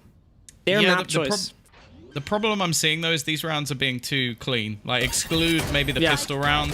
Other than that, I don't even know if did they get a kill in the last round either? Like, it was just so dominant from FNATIC that they now play probably the purest bonus round you're ever going to see, because they really don't need to invest anything into this one. But they've also got some pretty impactful ultimates coming up, and with how close they are to closing out this map, it might not even matter what Liquid come back up with, because if you have a round where you can throw in like a Viper's Pit and then like a Lockdown or a Showstopper, like, chances are you're gonna win that round. And on the other side of things, well, the closest ult is 3 orbs away. It's gonna get interesting, because next up we would hypothetically have Bind. Well, we're most definitely gonna have Bind either way. And then we have basically the Holy Trinity done and dusted. That's gonna bring us into an exciting best of 5 that is just heading into the third map any second soon. But maybe, just maybe, Liquid could have the potential of one of he's dead. those comebacks. Oh, this is disastrous for Boaster. Yeah, that's a lot of their utility gone as well. I'm sure they have things for clearing angles, but they don't have a whole lot of flashes in this composition at all, so this is going to become incredibly difficult now they don't have the ability to stun and pull people out of position. Nice shot from Doma, though. At least gives them something into this round, and well, that's a surprise! He went over the top of the wall instead and takes down Scream. He's making this one costly, but Yumpy is there once again. And I think if there's any way that they bring this map back, it's this man starting to pick it up a little bit, because Yumpy's defensive side operator when it comes to split, it's some of the filthiest performances I've ever seen from a player. This was so sick. This is so weird, I would have to say. I mean, that this works is very odd, but there it goes. Beautiful operator shots, obviously. Bada book from Yumpy. 6 more rounds, and you know, this is the thing. I love the heaven take that Boaster is playing here, putting the stars there in a way that you can't really escape once you're exposed. Here you see the first coming in, but Scream obviously has the advantage of pulling himself back, and obviously the dash is brilliant for such situations.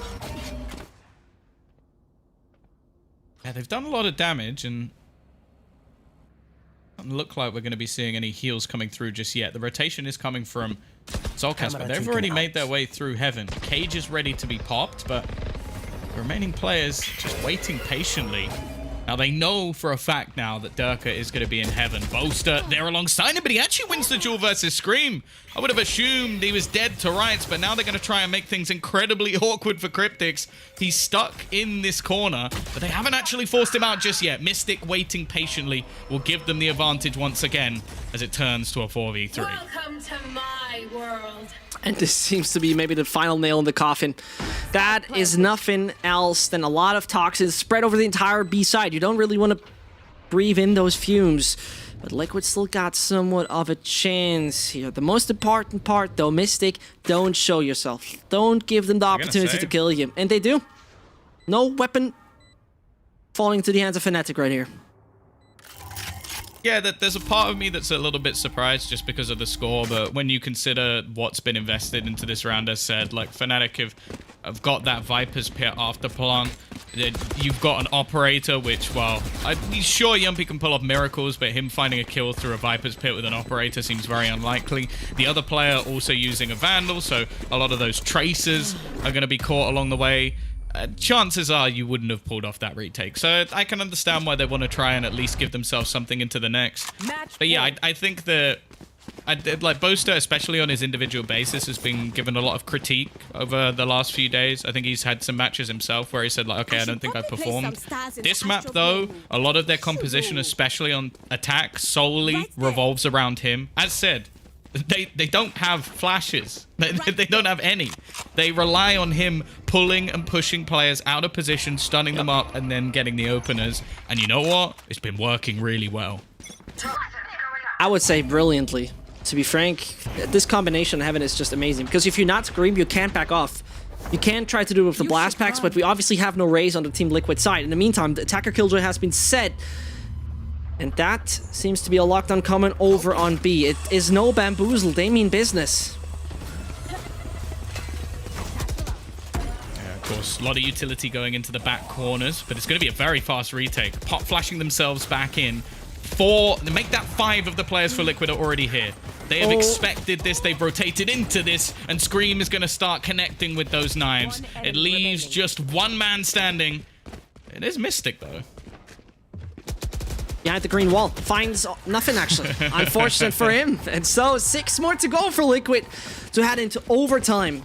And if they can actually fling back in that direction and feel revitalized, I got my doubts, Tom. To be honest, I very much do. Maybe they soar in that direction, but at the same time, it's legit just one more nail. Just one more and put those guys 6 feet deep.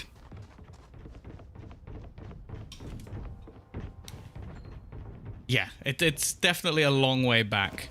And again, like a lot of... They invested themselves the Bladestorm into that round. That's not going to be coming up for a while.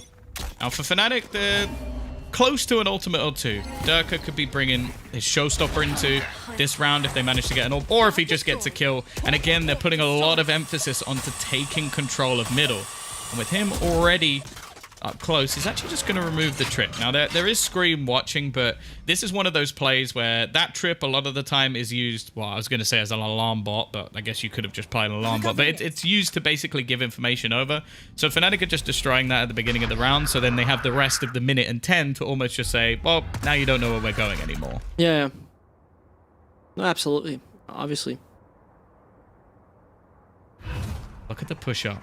Outside B, we've seen deep control taken. This means that they can start to gamble rotations over. Yumpy in support, but he's going to lose the duel to Boaster. Man has been hitting the DM today as he finds another opener for the team. Scream, though, trades fast. He trades fast and he's swift on it. Goodness gracious, this could become problematic again for FNATIC as we see that though they move over to the B side. The first man coming into the fight will be MACTH. Is he going to be eliminated though? Actually, it's Boaster on the other side of the map. For a second, I thought it's going to be the bait. No, but Cryptix is finding it. Doma's still on it to his right hand. There's a Sky awaiting. Do they know about the corner just underneath? Does he check it? He will not see the barrel. No opportunity for both of them. But Doma, Soulcast knows. Hold on a second. When do they finally figure out? Help your teammate! No, it does not work. The spike could still be brought to the ground, Tom. Scream. See, even if he was to die there, he's already won them the round. Like, he knows that his teammate's far enough away that there's no chance for a kill. And with that amount of time left on the clock, well, Scream's willing to die for the cause. He's having a solid map, even though they are quite far down. I think that even if you just look at the cams, like he looks a lot more comfortable when it comes to this map. We're going to get a FNATIC tactical pause and a Scream tactical P. So it's going to be 12-7, but we'll have to wait a moment. Time for a timeout, obviously. Our last 4 rounds, Free went in favor of the side of Liquid. And, well, let's put it that way. You don't really want to see that happening. You don't want to see that happening. Surely yesterday... Oh my god, what's happening now? Why? Hold on, does she have one eye? Wait, what is that? What? What? Hey, he looks like he's been to a solid dentist there. Like, those are some nice teeth. Yeah, but what's that in the middle? What's it in the center of Viper's head? Skull? No, no. Is that? Can we take a look at that again? Because that's absurd. Take a look. I don't want to. That is creepy. What the hell? What? Got a small mask inside the big mask. Really? It's actually just being controlled by a miniature version of herself. For me, it looked more like a cauliflower, but okay. Cauliflower. Wasn't there eyes? Did you see? Anyway, it looked anyway, let's move on from that. Gotta go for vegetables. Dash with the cauliflower brain is That's one for the future. Gonna be excited by that one. Now, there is investment here from FNATIC, but it might be slightly weaker than they would have liked. The fact is, though, the ultimates they have into this round is worth the risk. Like, they only need a single round. With the fact that they've got the showstopper, the rares available, it's definitely a risk worth taking. They also have the Cosmic Divide, but as said, like, who cares?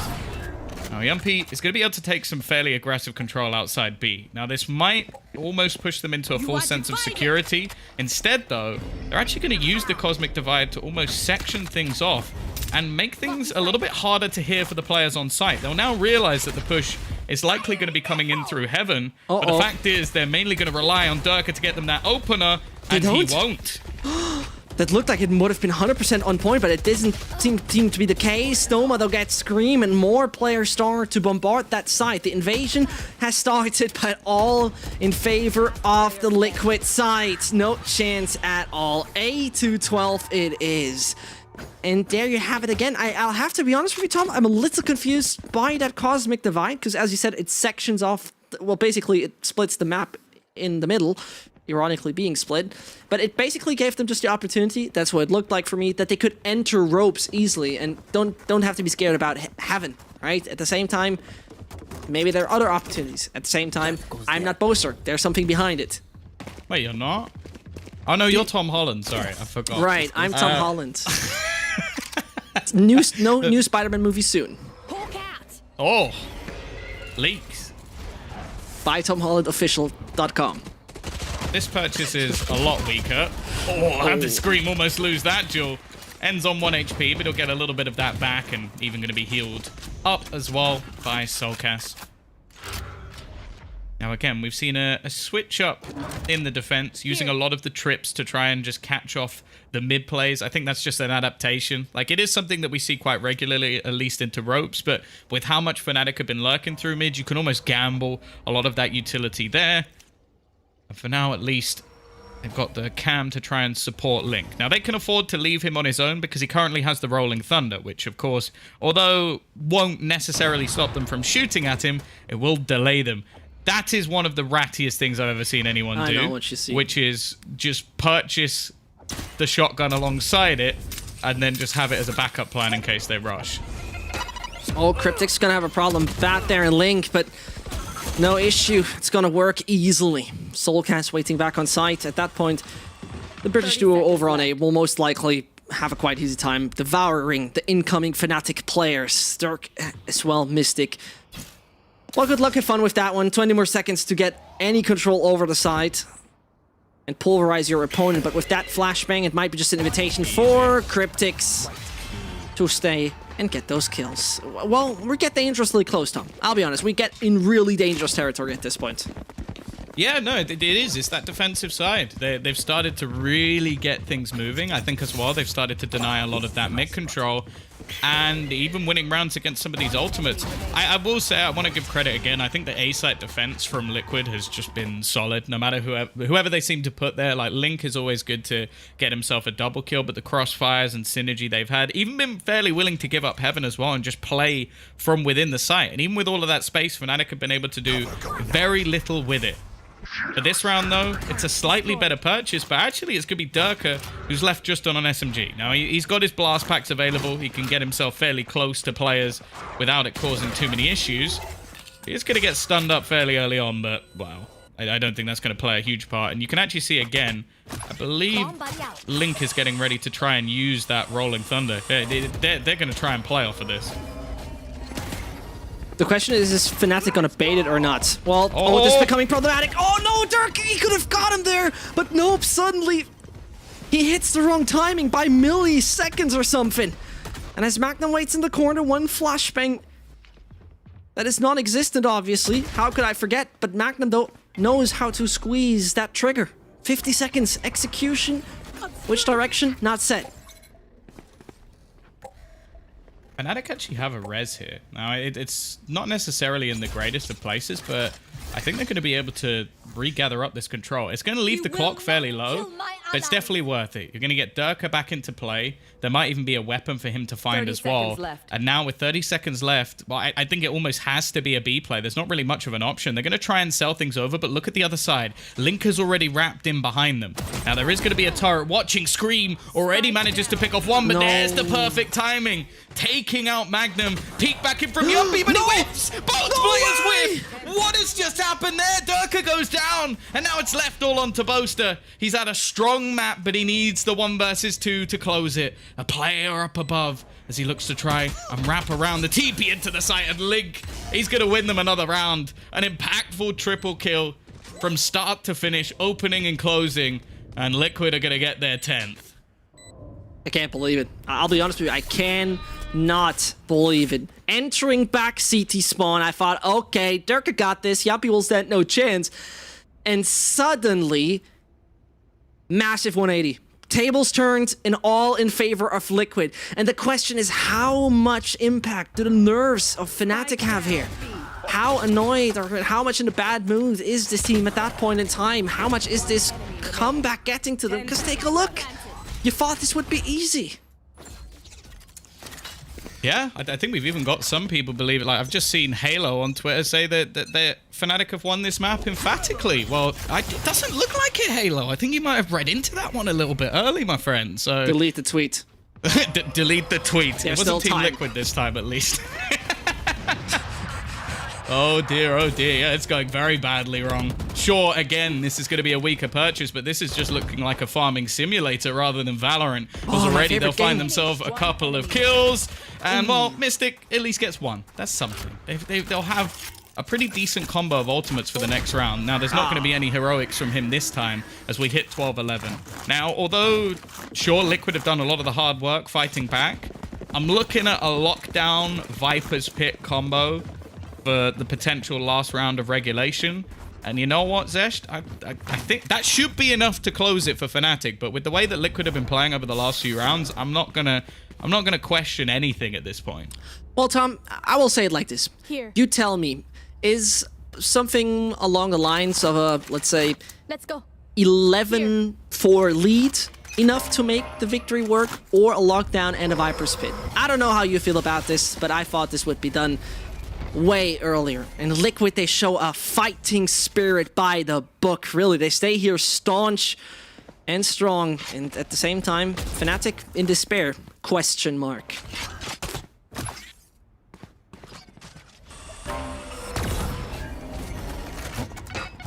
A little bit of space being garnered. Will they expect Scream to be here? That's the question. He's taken quite a bit of damage on his way through, but again, looking at the current position of the remaining two players, it's looking like a ruse. Yumpy, though, with the swing back in. But if you notice, those two impactful ultimates are waiting on the other side of the map. The point is to try and clear out this site, get themselves the afterplant. We see the poison orb going over the top to section off the back of the site.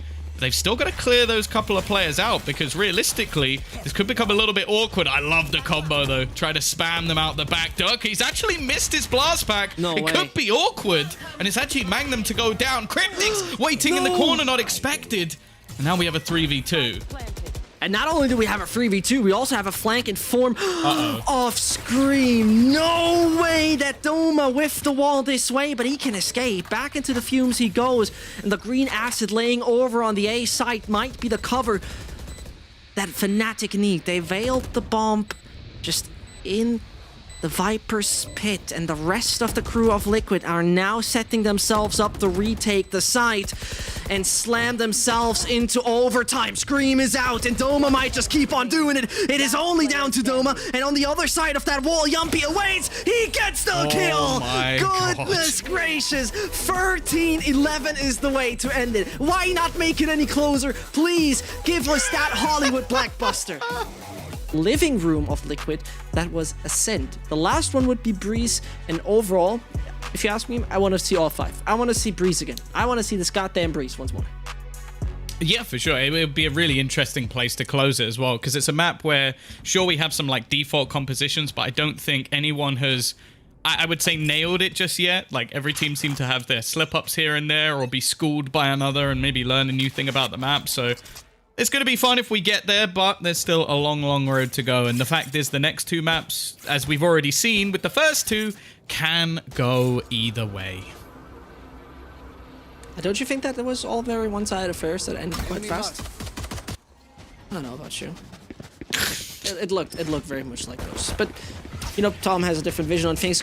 Looks like we have changed pictures, unfortunately. Nevertheless, first of all, we're gonna see the side of Liquid secure B. And well, with the spike now hitting the ground, Soulcast and Cole will take it even further, try to extend the territory that belongs to them. Oh goodness, and the first duel comes in. Magnum is having a bit of a problem. They're falling to Soulcast. Dirk has to reply, and the Battle Sage and the boys are now coming in over elbows. Scream is whiffing his shots, and at the same time, he's backing off. The problem, though, is nobody comes in from any other position anymore. The wall has been placed brilliantly, and Dirk goes on and on. It's only a 2 versus 3, where Cryptix comes in from the other side. It still goes on. Hold on. Dirk is still doing it, and he's getting himself to half. Will he get even more? Yumpy has to get up there, and he does, but he does find the kill. He's just missing bullets, not the aim.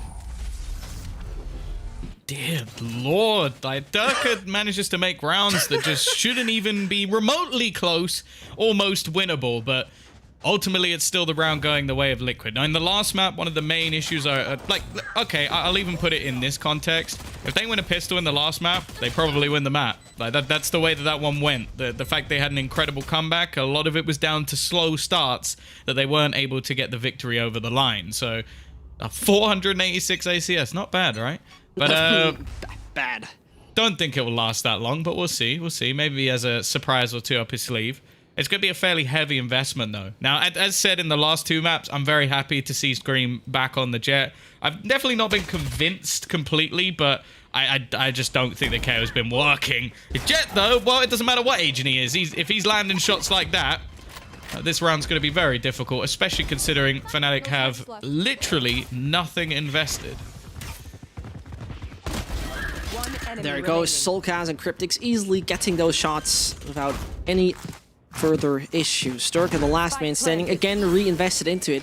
And now, Tom, we need to have we need to have a conversation. Listen. He's making sure they can't get the Bulldog. I know. That's brilliant. That's brilliant. That's their most expensive gun, and he's just going to go die now. So he'll get an extra ultimate orb, and he'll get to buy in with either the Phantom or a Vandal in the next round, and they've completely lost their most valuable weapon. Indeed. But I still need to point out something to you, Tom. What is the thought process of FNATIC of dropping the pictures with Boaster? What's the logic behind that? What do you think? What went in was it them? That's the question. You never know. Maybe production decided, you know what, this is too distracting. We want people to focus on the gameplay, and they've gone, let's give them the normal photos. But I will also say that it's also possible they just bugged, because I'm pretty sure all the pictures were on the Liquid players as well. So yeah, true. Well, those are riddles we'll never have the answer to. Look, I mean, that's me. I know that's. I don't know. I feel like Mystic's giving me the smoky eyes there. Like, I don't know. Ironic, isn't it? And in the meantime, Scream is falling after he's already had his his feet wet in the snake bite. Link is, well, considering to back off a little bit. Yep, he definitely does. And he's gonna meet Durka soon. The Battle Sage coming up next. Player standing. Spike down. And A. poor He's Cryptics. already earned his res. Like, look at the other orbs on the rest of his team. I know. The maximum they have is 3. Yeah, this is one of the main benefits, obviously, of having a ridiculously skilled player who can just stick it on the Sage. I will say that some of the times, I think out of all the agents, this is the one that Durka may fall a little bit flat on occasionally. Now, Cryptics has definitely been heard, but he will still win the JUL. And he's making this one a little bit more costly, because at the moment, well, up until that point, we were looking at another flawless round. Now, chance of him winning it, slim to none. Magnum also just going to jump spot him, not giving him any opportunities to win this round. And they've even put an extra star down just to make sure that if you want to try and get into this site, you're basically going to have to run through a smoke blind and fight someone on the other side. What I actually wanted to say earlier is that I think the pistol round is the perfect summary of this entire series so far. It came really down to the last second. It was the closest situation possible you could ever ask for. That's pretty much a perfect summary of the series so far. And I gotta say, I'm astonished by it. I'm really astonished how close this game is so far. Because think about that, Tom. Vodafone Giants breezed past Team Liquid. 13-5, 13-4 with ease. And this right here is what I call the absolute giants of the European region, unironically, fighting against each other, and they're bringing it that close. This is such a lovely series so far, and at the same time, I don't even know who's going to win that. Over the long run, no. I can tell you. I just can't tell you. I will go ahead and say I am not surprised at all. I was expecting this to be probably one of the closest matches we've seen. It always is whenever they face off against each other. Even if you look at a 2-0, it'll be like 13-10s, double-digit matches. Like, it's always close between these two teams. They know each other better than any other team. Like, it's maybe not the rivalry we necessarily expected, even going into Masters, for example. But Liquid want revenge. They were eliminated by FNATIC in Masters. Now it's their chance to do it in Challengers. Very much indeed. Doma doesn't see a thing, and this offers them an easy double. But as I say that, Boaster is coming in with an easy double as well. He wants more. All the blades of Scream are gone, so he can only rely on his little classic there. And if that good old buddy is going to be helpful, I don't even know about that, because in the meantime, Dirk is in it with the flank. The snake bite is disgustingly annoying, ratty, as Tom would say. And the problems now start to arise as the frags are coming in left, right, and center. FNATIC seem to have it under control, but as I say that, it's only down to 2 more. It's Dirk and Magnum. Well, make it only Dirk. But who else would you like to have in such a play? He finds the kill on Scream to his left, and it's Cryptics awaiting him. He knows that he's close to Lambs, more to the left-hand side, and he finds it again. Perfection and magic. masterclass by the Finn. Ice cold he remains and finds the tie for FNATIC. Clutch. He's just better. He's just better than anyone. Period. When this man is in his element, it's unbeatable. I will say up until that point, this was the round of like sky flashes. Like the initial burst out coming in from Liquid was sublime, and then we had the response almost moments later from Magnum as he does the same thing, wrapping back into the side. Like that Doma is so blind, he's looking to the heavens because he knows that's where he's about to head. Like there is absolutely nothing he can do in that scenario, and well, I think FNATIC have got to count their lucky stars that out of all the teams, they were the ones that managed to bag Durka because they had no right winning that round. I'm with you. I'm absolutely with you. And I'm just going to elaborate on Durka in a second, but in the meantime, do you want to talk about the crosshair of Link, or have you done that enough with Mitch? I did it with Mitch. It's the ugliest crosshair I've ever seen. It hurts my eyes to look at. It hurts my head to think about. And honestly, if I could wipe it from my memory for eternity, I would do it in an instant. Couldn't have said it any better. What in God's name is that?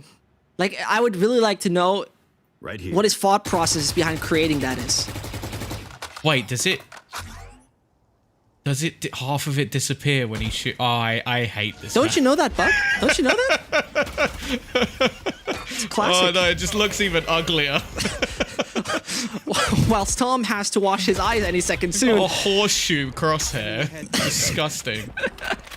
It's now more and more shots coming the way of Team FNATIC. Magnum already out of this battle, and all the Seekers are coming in. This is even getting worse and worse. As suddenly Durka is out. Still alive? Yep, he is. That's Doma, though. Don't get this confused. Oh. But he's eliminated nevertheless. There you go again. Here you go, Tom.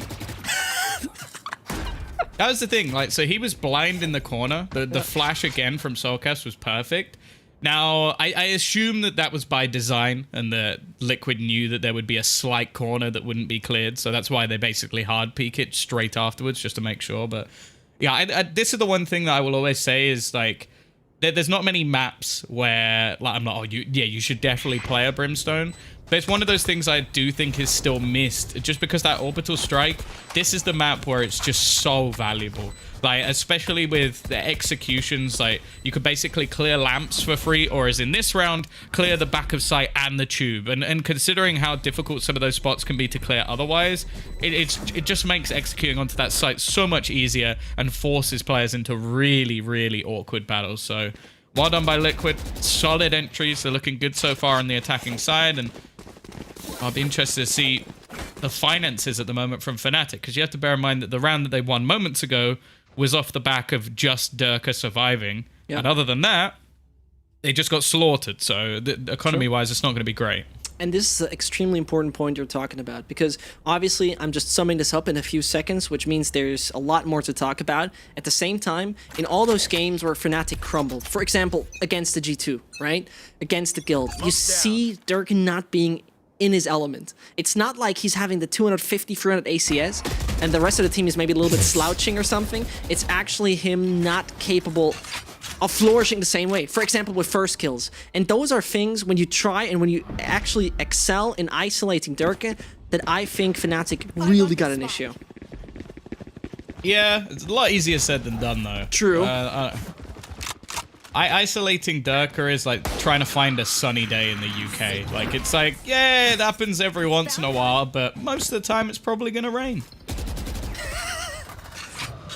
I wish it would rain, Tom. I can't tell you. Either way.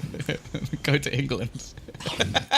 I'd rather dodge that. I really don't need that. You will not be saying that anymore. Let's put it that way. I'll be like, oh, God, please, no more rain. I think I never said that in my life. My plants are drowning. Either way, Yumpy is falling short in that duel, checking the corner, or more likely having a bit of an unlucky timing here against Mystic.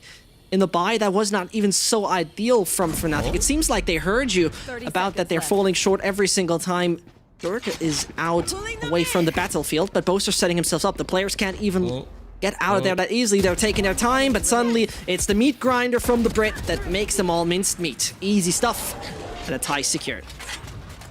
Yeah, we've seen a few of these rounds lost by Liquid. It seems like in a lot of them, you're going to see a much heavier amount of risks taken by FNATIC, and a lot of the time they're catching more of the default plays out from Liquid, so even managing to get a kill with a shorty, which that alone is just sickening enough. Like, that gun, I look at it being like 150 credits, and in my head I'm still like, nah, it's too expensive to buy, it's not worth it. Like, it's so situational, and with the right click of the classic being so strong still, I almost see it as just a completely pointless gun. But Durka, he makes it work. There's such a minute investment that getting an extra kill is going to be nice. Yep. He still has his res. Now, he's had it for 3 rounds, so not really being in a position to use it so far. And actually, we're going to see the Hunter's Fury invested, and wow, this is just beautiful from Doma, dancing it past every single blast of it. And as those little paint shells just recolor the floor, it's Mystic who might just have a bit of a problem whilst that wall is going down. Oh, he's running out of bullets. Once we're such a sinister and sad scenario, but Doma got it all under control. Excellent stuff. And can we talk about the matter of fact that we're in round number 7 and Durka got his revive again? I mean... Oh, I think it's the same one. I don't think he used it. Are you sure? Yeah, I'm fairly right. sure he hasn't used it. Like, he clutched one of the rounds, won at 1v2, didn't use the res. Died instantly in the last one. It's just that he would have had it again. I'll give you that. He would have definitely had it again, but he just didn't use it in the first place. So, yeah. We've also got some other impactful ultimates coming in online. True. Seekers, Viper's Pits on both sides. So I'm expecting something a little bit more fancy. Now, the aggression so far into Showers has been something that's been going very successfully for FNATIC. They've been catching players with these peaks. You can see the screen basically utilized to not only section off the orb, but give them the ability to push quite far forward. So it means that on the other side of things, Liquid have to be very careful. Now, Scream desperately wants to get that orb, because that would get him ever closer to getting his Blade Storm. I'm fully with you, Tom. The only thing that I find a little odd, because the usual thing you see in so many games is that you send your Sky towards Showers, and, you know, obviously the Guiding Light comes in, gives you information. Oh. In the meantime, that's brilliant information from Soul Gas. He's absolutely triangulating what's happening and who's falling on the ground, and in the sand, the corpse of Durka lays. What a sad ending of him. Yeah, probably quite irritated. He can't res himself, because at the moment he's been the one that's taking a lot of these earlier fights. Yeah, perfect prediction. It's still going to be traded quite quickly, but they are actually going to go heading into this site. Now, I'm curious to see how much will be invested into this one. Well, that's already one ultimate. Seeker's going through. Gives out the spot, but actually Magnum not going to avoid it. He's just going to sit within. And this allowed a lot of space to be taken. Oh. A nice shot from Scream, and he wraps him behind alongside Link to close this out. A double entry with what is mostly pistols. And Doma, I don't know if he wins this duel. I mean, I can understand why you said that. Mystic. It's gonna be a tough one. Well, tough one I think is just not even the right phrase. Impossible? Yeah, 100%. This is so unfortunate from Durka. At the same time, this is like a one-off thing you can do, because legit, would you expect Soulcast to be that nearby? No, not necessarily. The way he hits his shots, absolutely incredible. But is it gonna happen again? I doubt it. Still, the right move to do in such a round. Yeah, no, they played that very well. And as said, like, the Seekers being invested into this round, it is a risk, but it's such a cheap ultimate. Like, it's up there with the cheapest of the lot. It is always surprising to me that Seekers and Run It Back are 2 of the cheapest ultimates in the game. Like, that is curious considering their impact. Although I will say, if you remove Phoenix's Run It Back, then he does become, or like make it more expensive. Then as an agent, I don't think we'd be seeing him, and we already aren't really seeing him at the moment. Yep. This was such a sick shot, like a perfect read on exactly where he landed, and well, basically started off what was an impressive round. And we've now seen both teams actually win these thrifty rounds. So back and forth we go once again. This could be a game changer, though, Zesh, as we've got an operator for Durka. I mean, who else would you like to see on this weapon? It's still somewhat unusual from time to time to see Sage playing that weapon, because usually you would expect that agent to be rather passive with the utility it has. Oma on the edge of it finds Link, and Yumpy maybe any second soon. He's intrigued, isn't he? He's very intrigued to go through this. I was expecting, especially with the like when they had a couple of players outside it, maybe there would be a drone used by Yumpy. Now, if he uses it now, he's dead. Because, like, Dome is just going to run straight through and kill him.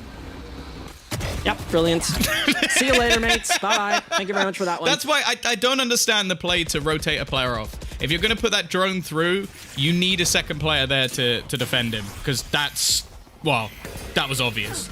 Somewhat. I'm fully with you there. In the meantime, though, oh dear, Dirk is going to have some problem. And oh dear, as you say, it's all coming over to the smiley face back? side. I love it. It seems like somebody's rotating the pictures the entire time, and smiley face Magnum is going to be one of the few that now have the opportunity to retake that site easily. You see right there, Boaster putting his stars down, coming in from behind over from Hookah, and the rest of the squad waiting in front of the gates of the B site, entering from spawn any second soon, as suddenly you see what's happening. They split up the players. That is brilliant. Do they necessarily know, though, where good old Boaster's coming from? Yes, they do. Too readable for the Team Liquid side, and the 5th round should be granted, except there's a miracle.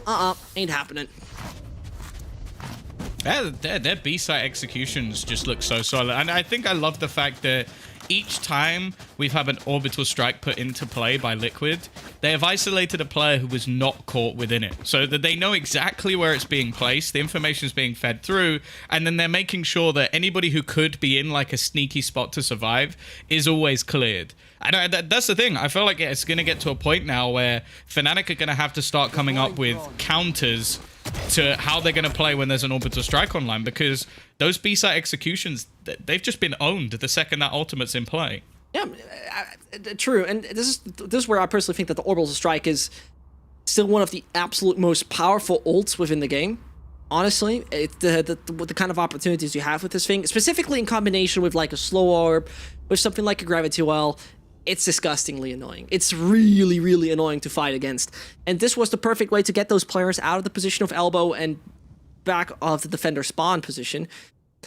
The awareness on Boaster was really interesting, because this is where we're asking myself, what did he do a step? Did he give something away? Or was it just basically the awareness of Liquid that there is a tendency of Boaster to come from Hookah in such lurk scenarios when he does such a wall? Because the thing I'm still looking forward to, once far in the future, Tom, is actual entry stratting. You know, this is going to become interesting, because considering how young Valorant esports is, this is going to become wild once in a while. Oh yeah, especially with agents, like multiple agents being added like over the course of the next few years, it's going to get harder and harder to predict what your opponents are going to do. People are going to find new combos with different agents. This is basically Valorant still in a very simple form from what it's going to become in the future. More maps, more depth. Yeah. And it's going to mean the background staff, the coaches, the analysts are going to have so much work to do. So I'm not too envious. I think Mitch got out at the perfect time, because I think that job is going to be a 24-hour display from some of those guys. We could probably do a podcast about that, how much staff you need in the future of Valorant. But in the meantime, what we're going to take a look at is how many bullets Team Liquid can swallow right here, as it seems like all the lead thrown in their direction would become a problem. Still, they can dodge it, but that miracle has to end at one point. That is going to be brilliant. Yep, he's out of there. See you later, mate. Oh, Boaster's still waiting around the corner as well. The last piece to the puzzle, as he's now going to drop the spike. He doesn't know Link's behind him, though, and caught in astral form, leaves it into the 1 versus 1. Now, Doma is only on 32 HP, so this is going to come down completely to positioning. And I think he's got the read. Oh no, he's got it spot on. Link at the last few seconds decides to dart his way into the B site. And Doma is just waiting. He's positioned himself perfectly. The second he taps this spike, you'd think he would be dead. He checks it, but it doesn't matter. Doma's going to land the headshot with the pistol. Another thrifty round, of course. Who's surprised by that at this stage?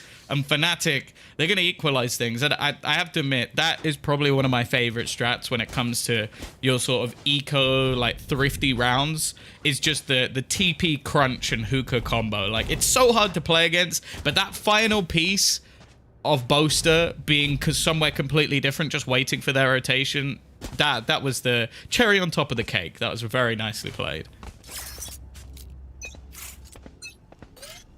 Get out of my way! And there you hear it. That's the sound cue for you. Scream is getting ready. Maybe the circus is arriving over on the A side. Liquid are in a stance where they're pretty much annoyed by those back and forths again and again. And suddenly, it works once more wonders when you have Scream on those blades. Brilliant stuff, double entry. And FNATIC, what can they do with only those 3 alive?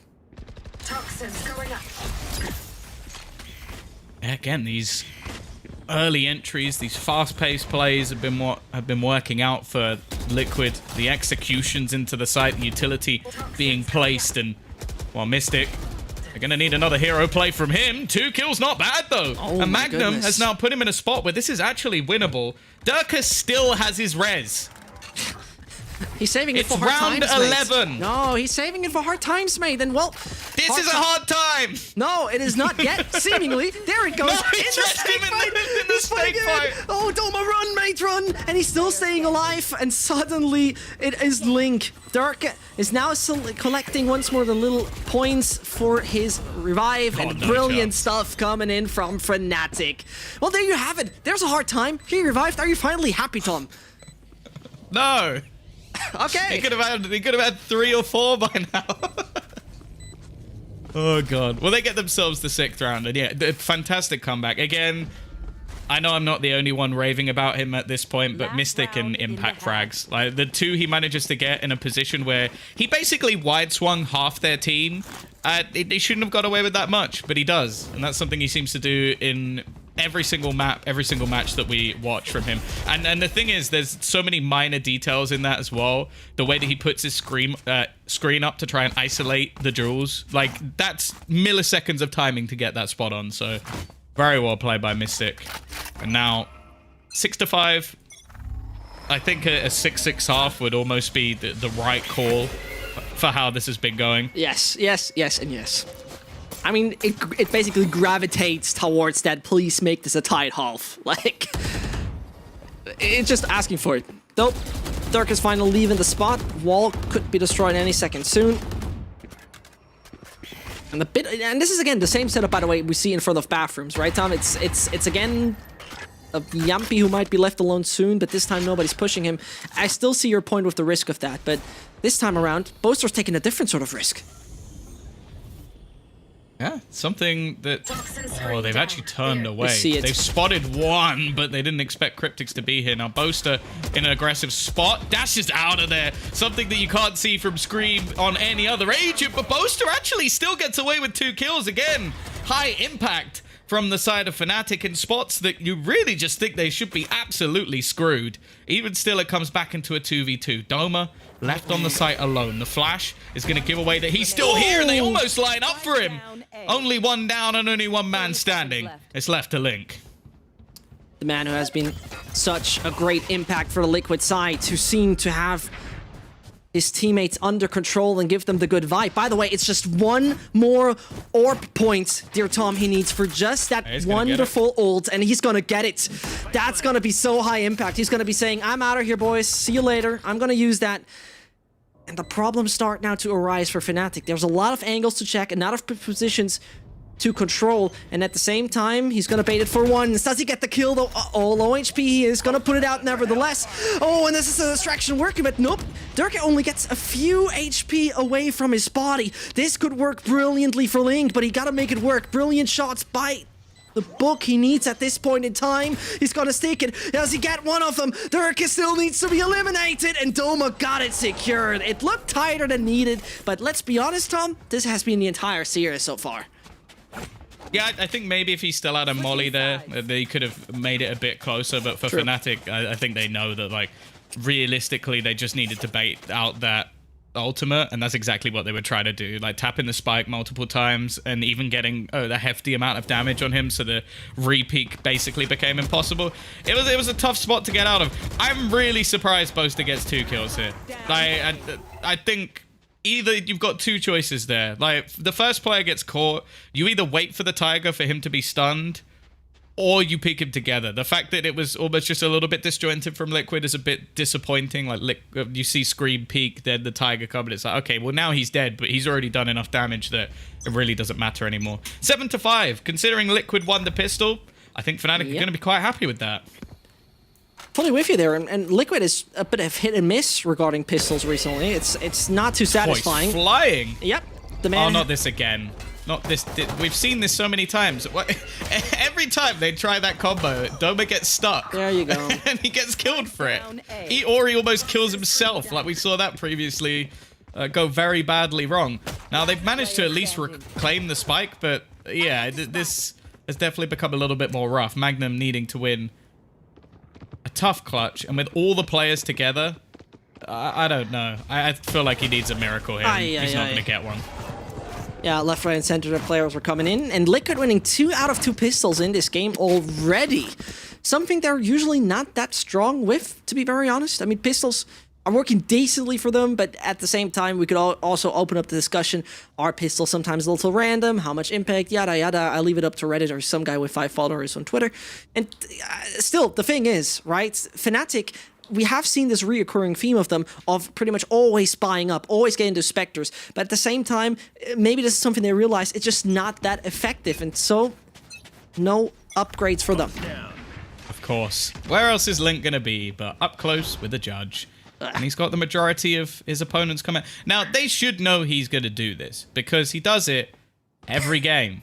Like, literally every game, this man is here, and they try and bait him in, and actually, he's been overwhelmed. That is very surprising. Now, luckily, they have this guy called Scream, who has got himself a Guardian, which against players who don't have any armor, is a pretty good gun. I mean, Tom, amazing format explainer of Scream again. Thank you very much for that one. In the meantime, I think he introduced himself quite well with such shots. Beautiful. And you see Yumpy. He's fist bumping the camera. He's probably fist bumping right now the Liquid Valorant social media manager, being like, "We got this, bro. You can make more clips. You don't need to be gone for the entire game this time." I don't know. I would only ever fist bump the social media manager after the game, because I feel like the second they get into the lead, like, he tries to jinx them to make it closer. Like, yeah. it happens every single time. The only person, well, there's a few people with a more powerful jinx. I think Jonas likes to give it a go every once in a while. You're definitely up there, but obviously the king of jinx is Mitch. Yeah, I just want to say I got rid of that. I took I don't believe you. A jinx detox. I did jinx detox, worked really well for me. But what might just work really well here for Team Liquid is the likes of Scream getting the right shots on the side of FNATIC. They make a quick move over on A short, but they don't seem to be intrigued to actually make the move. They send in Magnum, and that's it for the moment. They know. I don't think his position is particularly secretive, as Yumpy's just going to shut time out of the round. And now they're going to clear everything out. So although this worked initially as having like some extra space, maybe thinking that they had like a diamond in the rough hiding in the site, it now just ends up with basically trying the same round, but with a lot less utility than initially. How is Yumpy winning these fights? He pulled out a shock dart, fired it at his opponent, still switched back to a Spectre and wins the JUL as well. Whatever Robin Hood in Finnish means, pretty much this is what I'm calling from now on. So if anyone can help me out with that, surely a lot of convincing Finnish-speaking people out there. Nevertheless, FNATIC only down to 3 players, and the thing is, again, hardly any map control. Team Liquid also don't contest it. It's not like they're taking the extremities over on B for any reason. They might just save. Yeah, I think so too. The rifles they have. This position sucks, and they're only, well, they have a couple of stars left. They've got 1 snake bite, and Doma has no utility. So, like, unless you're planning on running through and headshotting every player in 15 seconds, it's just not going to happen. And while, sure, they'll kill off Yumpy at the end, but ultimately, all he's lost is a Spectre. He's earned his ultimate for the next round, and they're even going to be able to upgrade a couple of weapons. Fantastic round from him individually, but also from Liquid as a whole. Like, they deny that early push. They have a lot of good counter utility, which doesn't allow for any space. And FNATIC fall very flat in what was them coming up against the bonus round. So Liquid take the lead. And the thing I genuinely like so much when I had the honor to talk to Mini back during Stage 2 is that FNATIC has an IGL, an in-game leading approach that is set up not unlike something that you could call top-down. So order comes from Boaster, you listen, and we win or lose. It seems to be a process that is very versatile at that point in time. Whilst I say that, it seems like somebody has missed his slow up, unfortunately. Still, not too much of a game changer. In the meantime, though, Liquid got the lead for themselves, Tom. And this is where we all know sinister times for FNATIC might just come in. Even still, Link's back in his trusty spot. and the rotation already coming in. They're trying to sell a little bit of a ruse with Mystic still standing over on the other side of the map. He's looking to try and spot anybody coming in on the flank. The problem, though, is I think they're starting to realize where these remaining players actually are. I assume we're going to get Seekers popped as well to try and at least find out where the site push is coming in. And maybe with the majority going towards the B site, if they do pop them, they might opt to actually fall back in the other direction.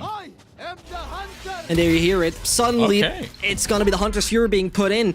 And so, it's time to get yourself a quick rotation. Magnum working as a distraction over in Double B. faking this. Yeah, they do. Or do they? I mean... Yeah, they've thrown in the push through over the teleporter. No. Oh, no, he's going to win it with... No with way. the judge. Of course he is. Doma, though, has already managed to find one back, and they've kind of got him stuck in the mud as well. A perfect grab wall, but they need to get rid of Link. They don't want to allow him in this corner, and he's already going to get his second kill with the judge, holding on to such a valuable spot for this retake. Brilliant stuff, and Scream is right now going closer to Elbow. Obviously, the Guardian basically tailored to him, but Doma with a right peek could just once more get his team in the right spot, and here it comes. Finds a double. Oh, no, no. doesn't happen. Hold on. It's only down to Boaster. Cryptic's on 1 point of health, but over on Hookah, it is Ling who gets those kills. He was waiting there with those annoying judge 1 bullets. HP. 1 HP, even worse. It's you know, 1 HP, Cryptic. a guy with a judge waiting close range. No, that's the thing, though. So that duel that we saw happen, wrapping round through Elbow, that was 1 HP for Cryptic. So that was very nearly the round going in the other direction. So close, but yeah, again, Link. I don't know how he manages to make it work that well. I don't know how he manages to find the positioning through the smoke to catch off 2 players. But the way he's done it has actually brought them through another round. And again, that was a full investment coming in from FNATIC. It was only a couple of players actually saving their weaponry. They also used the only ultimate they had. And their fake play of like jumping through the TP and running a player into the A site, it baited no one. Like, Liquid have just sat in their spots feeling confident in the control that they've garnered. And, Smoke's down. well, it seems like FNATIC are going to have to do a bit better than that if you want to pull a player away. True. Couldn't have said any better here. And this is the thing, right? FNATIC really step by step, millimeter by millimeter, they try to take the ground, and Scream is just like, come on, boys. Come over in my trap. I'm waiting for you. Come back. Yeah, there you go. Thank you very much for that one. Kills. Either way, Tom, they're pushing over onto the A side. At least this is what it looks like for now. I'm taking that back, maybe, because suddenly every single entrance is blocked. Magnum can't do much, and even with the mixed weaponry they have, they might just consider to do something different or possibly use the teleporter. Well, it doesn't matter anyway. Spike's down, and now only Doma has a chance to carry it anywhere else. Taking it back, it's Magnum, but impossible. 10-7, and the worst thing of it all, Tom, it's not only that the side of Liquid is doing an exceptional job, the team is doing amazing work at that point in time. Blink has made it possible to choose an even uglier crosshair this time. Yeah, I stand by the fact. I think he's got like some blue tack or something in the middle of his screen, and he's actually not using that He's not crosshair. looking It's at just it. some sort of bait, or he's just like he's found some sort. Well, I'd say don't do this because you will probably get Vanguard banned. But I was gonna say maybe he's got a piece of software that just actually hides his crosshair, and he's got something else on instead. Because I can't believe that that's actually what he's using. But you know what? Maybe I'm wrong, because one of us is a bald, beautiful man who is a professional player, and the other one is watching him do ridiculous things. So Also being bold. Yeah, obviously that was a given. That was a given. Okay. I actually based my look off Link, even though I've had it for the last 4 to 5 years, and he's had it a few 40 weeks. years. But I could see that he was going to change the world with his look, and decided to match it a few years early. How many people are right now actually in the official Ryan and Tom Bold Man Club? How many team members do you have? So far, it's just me and Ryan, Oh, okay. but we're hoping that a few other people will decide to join. Like, Box definitely welcome, but his beard is so magnificent that I almost feel like that counts as having hair. Right. So Yep. I don't know if he'll be allowed. Paper Thin, he's definitely a bald brother. And if you love Counter-Strike, we've also got Crims. Good one. Now, in the meantime, Seems like Shreem might just remember himself how good he was in CS and just comes in with the taps from his little blades as he goes through the teleporter. And both are saying, thank you very much for that one. Thanks for passing by. I'll take you out. Only 2 more standing. Both of them are on the A site, and this obviously means, well, we'd rather head over to B. The tactical timeout seems to be working quite decently so far for the FNATIC side of things. Spike planted. Well, if they manage to win this retake with an operator and a judge, then we can just call this one done, because that should be impossible. They don't have an ultimate yet, but Link is incredibly close, which, if you saw, again, like, they're playing so passively, they're doing the after plants that we've seen from them in the past, although maybe not quite as effective now that we're not seeing them with that brimstone, but just gonna pull him into the corner. He's actually gonna get it halfway, which that's more than surprising. I don't think that they'll realize that he's already got it to half, and that actually gives Yumpy a chance. Oh, he's almost accidentally faked it there. I don't think he meant to do that, but it doesn't matter. FNATIC get themselves an 8th. I will say, I think this is a round where Liquid almost tried to disrupt FNATIC's plan. It's a classic strategy going back through pretty much any esport. Your opponent takes a tactical pause. You do something ridiculous. You go, oh, do you have a plan for this round? Well, I'm going to run down long and try and headshot you. And it didn't exactly go great. So I don't know if this will be something to judge Liquid too harshly on. As said, it's almost a direct counter. And luckily, they've got the bank of Link, who's spending a lot less money than everyone else because he's still just buying a shotgun. It seems like the man is having some interest rate on his already received capital. But as we're talking about that, FNATIC... Oh, they are countering him hard. Having none of that. They're just putting as much utility in there. Okay, well, Grav well nade him. Surely that will be enough to kill a man up close with a shotgun. No, it won't. He's still in this corner. He's still sat there waiting. And then now they're even going to throw in the tiger as well. Look at it. He's like, you know what? Fine. I'll own you back. But actually, Doma's just gone through and owned them on the other side. And now Scream's run through the teleporter and turned it back. This round is manic. Yep, it absolutely is. And if you ever try to find a definition for what it means throwing everything at somebody, I think this is a quite good round to define that. It took probably 965,733 different utilities to kill this man. But in the meantime, look who got his judge. Mystic says, thank you very much for that little toy. I'll keep it for myself.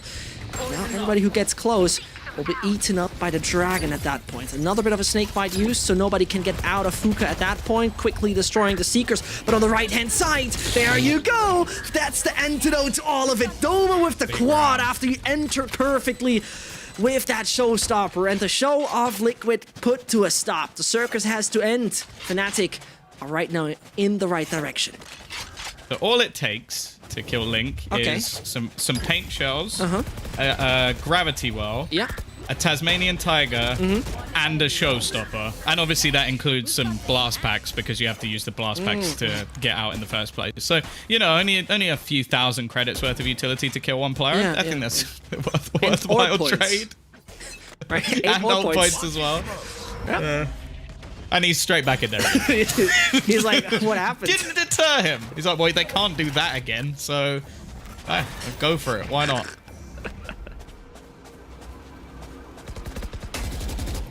Okay. Probably gonna be hit by one of the shock darts. Nope, just on the edge of it. No problem at all. Team Liquid not gaining too much information at that point in time. Link surely is quite deep into Hookah, but other than that, they don't have too much awareness what FNATIC is just planning right this round. You are divided! Cosmic Divide. Blocking sight. I'm not really sure what the plan is there. It sections off the back of B and elbow, but that looks like a weird Cosmic Divide. I won't lie. It doesn't even really cut off Heaven properly either, so it looks like they're trying to fake this into a B play, and then they've just gone running into the A site anyway. Soulcast is going to be the only one left. We've even seen a res! Oh, no. There we go. Not again. I mean, if Link is getting a frag with this weapon once more, I'm okay, it's time to stop with this goddamn judge. Is there any other weapon he has played? Is there any other weapon he has played this game? I don't even know.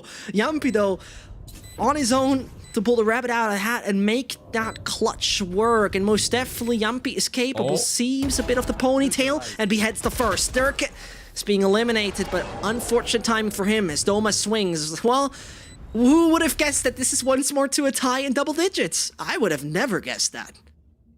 If that was just used purely for the fake, I can understand. If you look at it on the map, it looked absolutely mental because it doesn't actually cover anything on A. But I guess that was kind of the point. Coming out from FNATIC, go, yes, this Cosmic Divide only does anything on B, so we will definitely go a bit, and then they just didn't.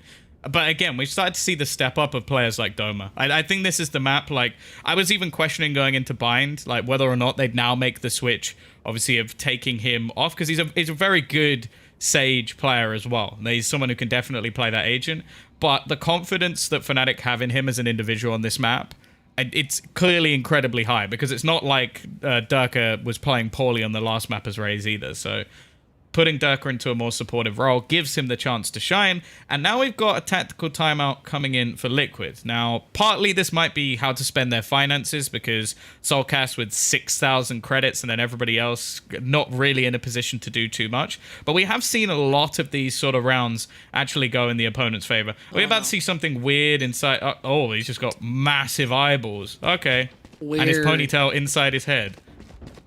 Well, at least this time around, it's no cauliflower. But the funny thing is, right, the last time both those two met in Masters, for example, when we saw Bind, it was actually a 10-10 scoreline, and then FNATIC took a timeout, which then led to a 13-10 victory. Maybe this is the other way around.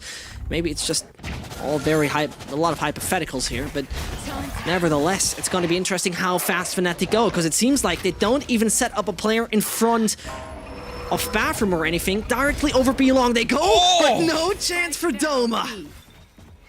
Not again. That was dirty, and they've got a second Not one. again. Link has now got his shotgun in a different spot, but they also have one on the other side of the map as well.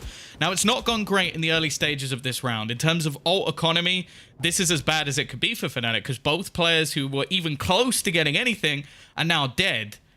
And although the purchase wasn't fantastic for Liquid, they've got themselves in such an advantageous spot, it's almost starting to get a little bit scary. Now, the dash is not available for Scream anymore, so facing through this would be risky, but he's just waiting for it to fade. He actually does go through, and Dirk is going to catch him for it. The wall will section off Soulcast as well, but he's going to spot over the top of it, expecting Durka to be there. A fantastic read that keeps the man advantage alive. Do they know?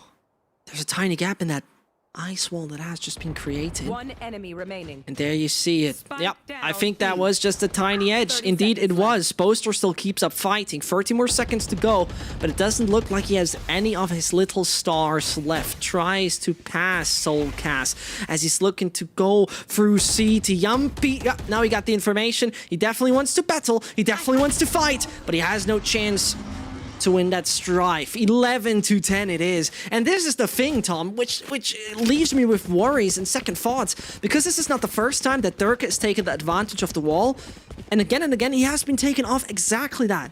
His enemies are expecting it every single round by now. Yeah, it seems like the boosts up over the top have become a little bit predictable, and he's not necessarily aware of the potential of the angles that he's being caught by, so yeah, it's one of those things that he started incredibly strong in this map in the early rounds, but I don't think he's able to thrive on Sage. I even said it. I was like, of all the agents that we've seen, I think this one is the one that is the least like impactful, in all honesty. But I think the trade-off is that you get Doma on that Raze, and I think in a lot of cases that trade-off is worth it. Now at 11-10, you might be starting to disagree with me, because realistically now, Liquid are again close to taking through their opponent's map picks. I will say at this stage, though, and with these two teams, the concept of map picks is almost worthless. Like, both of these teams are competent on the remaining maps. The only question mark is Breeze, and both of them have already battled on it before. Yeah. At the same time, you should know I will not argue with you, because I'm a great co-caster, Tom, and I'm doing my best to make you feel comfortable. And therefore... Oh yeah, same.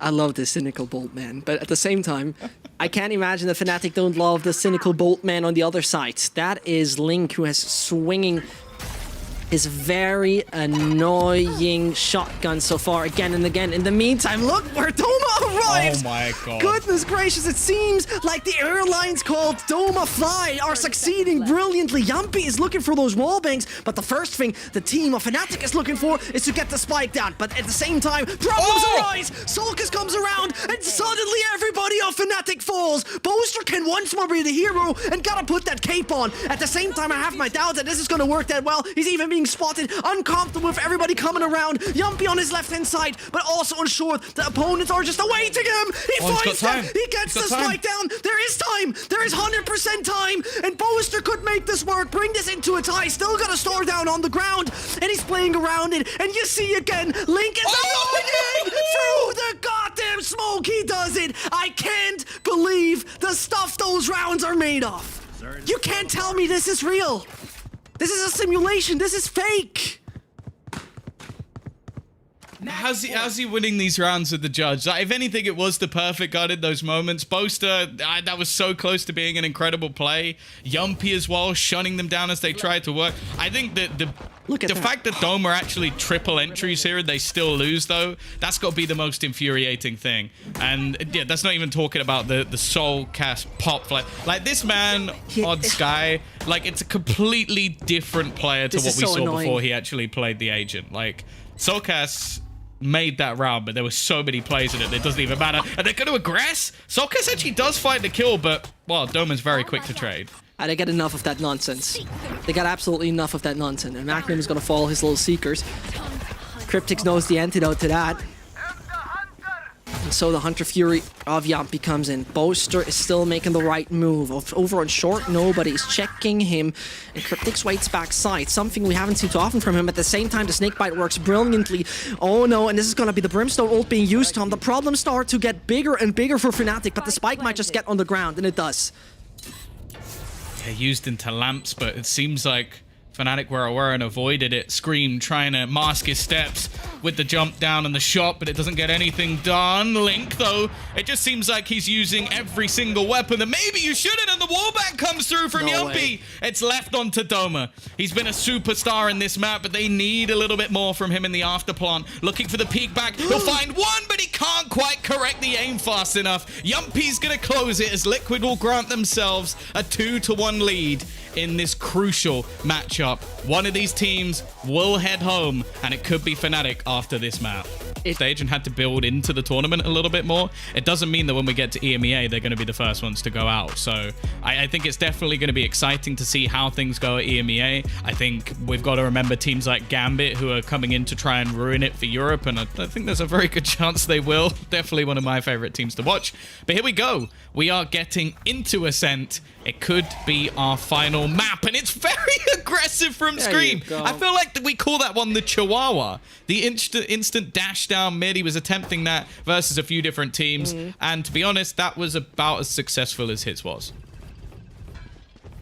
Yeah, well, Chihuahua is spotting you fast and swift anyway when it runs after you. In the meantime, Scream eliminated with a Chihuahua move. Cryptic's the only one standing back on the side of A. And so, as left, right, and center players start to get on the site, it's getting a bit problematic for him. Link would still have his charge ready for use, but as Boaster waits... No, thank you very much. Thank you very much. Don't do it. Don't do stupid moves, because otherwise you win stupid prizes. And so, as Boaster still tries to make it with the right click... Wow, that's risky. I mean, tell me what you want, but that is damn risky what he was doing there. I think if he reloads anyway, he's going to get pushed from a different angle. He slowed them down a little bit. I'd say going for an attempted knife kill when you are 2-1 down in a series that eliminates you from contention from EMEA and Masters, that would have been probably the boldest play I think we've ever seen. Now, we're going to have the same spot again that we saw from Liquid previously. Realizing that this pistol is unwinnable, they're going to wait to see if they can catch anybody on the exit. But this time, it is going to be a completely different push. And you know what? The remaining players, they want to die to the spike. And actually, Dom is going to wait around to get himself an extra orb. Now, you might think, Tom, he died to the spike, but that trade is worth it every single time. He loses a frenzy, and he gains an ultimate orb. Well put. And you know you get the Seekers for it. I think we don't really need to talk too much about that. Proper start. And Ascent being a map recently, or FNATIC looked quite decent on. The composition And Sova, Sky, Jet, Killjoy, and Omen, you know, I don't really need to explain you that. That's the very classic one that has been run by FNATIC since 3.0. And obviously, it's time to see if once more Soulcast and Co. can rebuke the side of FNATIC with what they have done. I genuinely am at least happy that we have this Sentinel approach in form of FNATIC and Team Liquid, because I saw a few teams start the Sentinel-less ascent. Looking at you, Big. I don't really think that is the best decision. This round at least. An attempt to battle and brawl into mid. Well, actually, Magnum's going to catch the fade away from Scream. Not exactly going fantastically well. I will say I'm still a little bit sad that Mystic now plays Omen on this map instead of Viper. I loved his Viper setups on this map. It's something that I don't think there were many other players doing for, well, ever really, and he was just someone that managed to make it work. Had some cool one-ways when it came to the B site, and just made it really difficult to push in, almost playing it as a Sentinel. But they've gone a little bit more, I guess, standard with their compositions. Link, though, any weapon in his hand, still going to be deadly. But they've left the A site completely open, and although they might be able to make this one a little bit more costly, ultimately the round is very likely going the way of FNATIC. Caution here. And as Boaster patiently is taking a look what Doma does, as we saw in the previous pictures where Doma was actually blindfolded, didn't even see a thing, and Boaster was looking over his shoulders. This time around, Soulcast and Link will not have too much to do. And Ascent being a map which, well, obviously we previously called being an absolute excellent battlefield for Team Liquid. Remember Stage 2, how many teams they continuously beat on that map. It was insane. I mean, it was really getting to a point where you thought Liquid will never be beatable, or hardly beatable, over on this map with a perfect streak. But ever since things went downhill massively, the loss against FPX, for example, recently, is showing that. But this is the present. This is where Liquid only needs a single map secured, and then they head on. Then they got their slot, and FNATIC would be out. Normally we talk about players going down to the spike on purpose. I am fairly certain that for Boaster, that was not the plan. I think we finally got to see an accidental spike death, as it really doesn't gain anything. I think they actually lost a Spectre for that, so a bit more costly than they would have liked. 3 players being dropped in a anti-eco round, that's not too bad for Liquid, even if they didn't do the hard work on the 3rd one. So now we see them come in with rifles. No operator just yet for Yumpy. That's also another thing about this map that I'm missing. I loved the Scream Phoenix Yumpy Jet combo on this map. That was probably one of my favorite compositions of any team, and sadly it's gone now.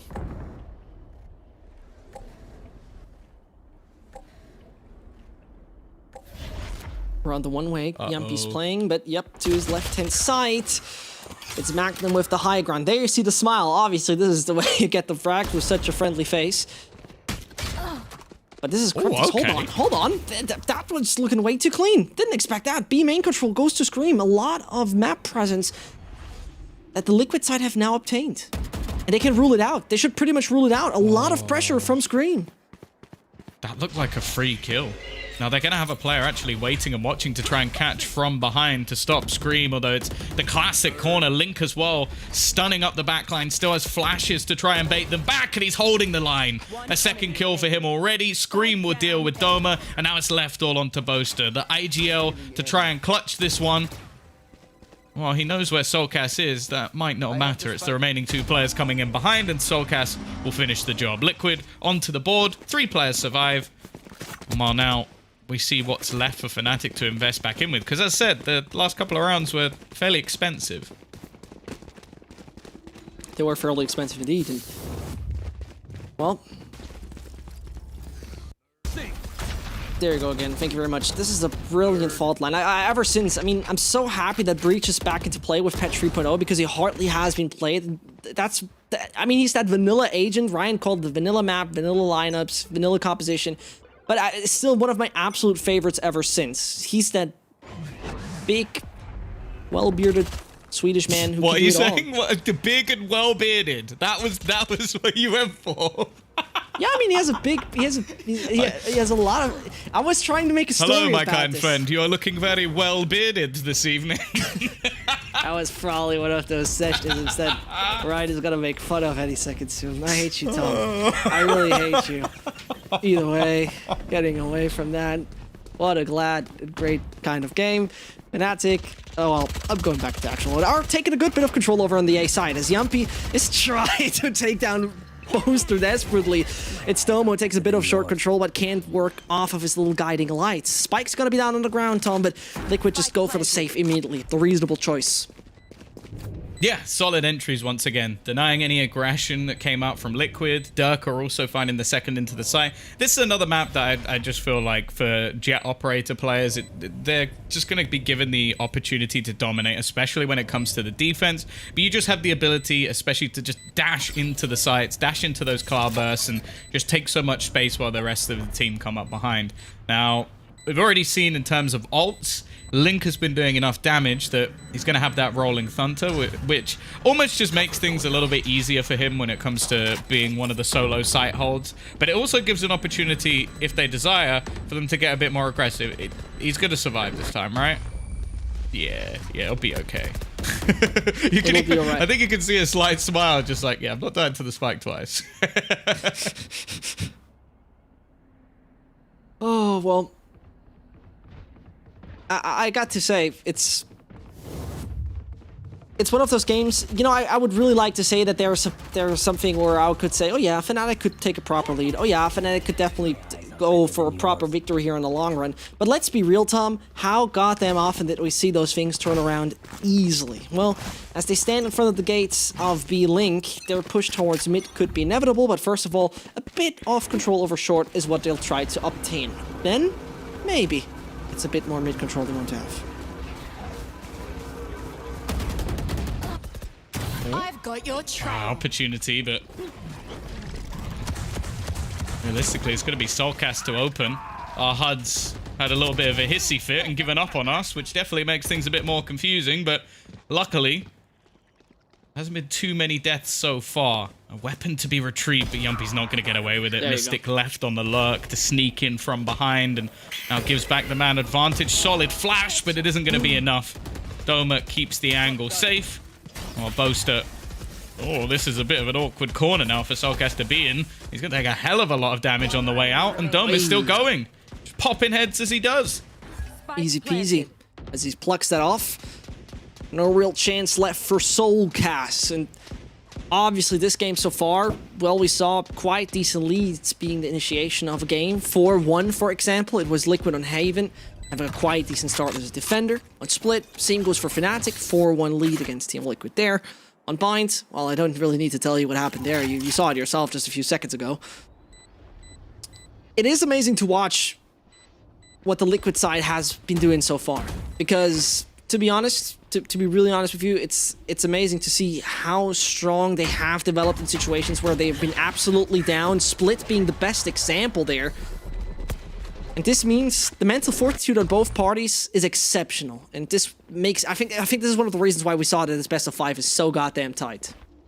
Yeah, I think for Liquid as well, like being a map to the good, like sure they're not going to want to let that slip away, but it gives you a little bit more wiggle room. The opposing side of that though for FNATIC is, it's almost weird. I feel like they need to be on like a last life. Like the second this team gets to the point where it's like, if you lose this, you're out.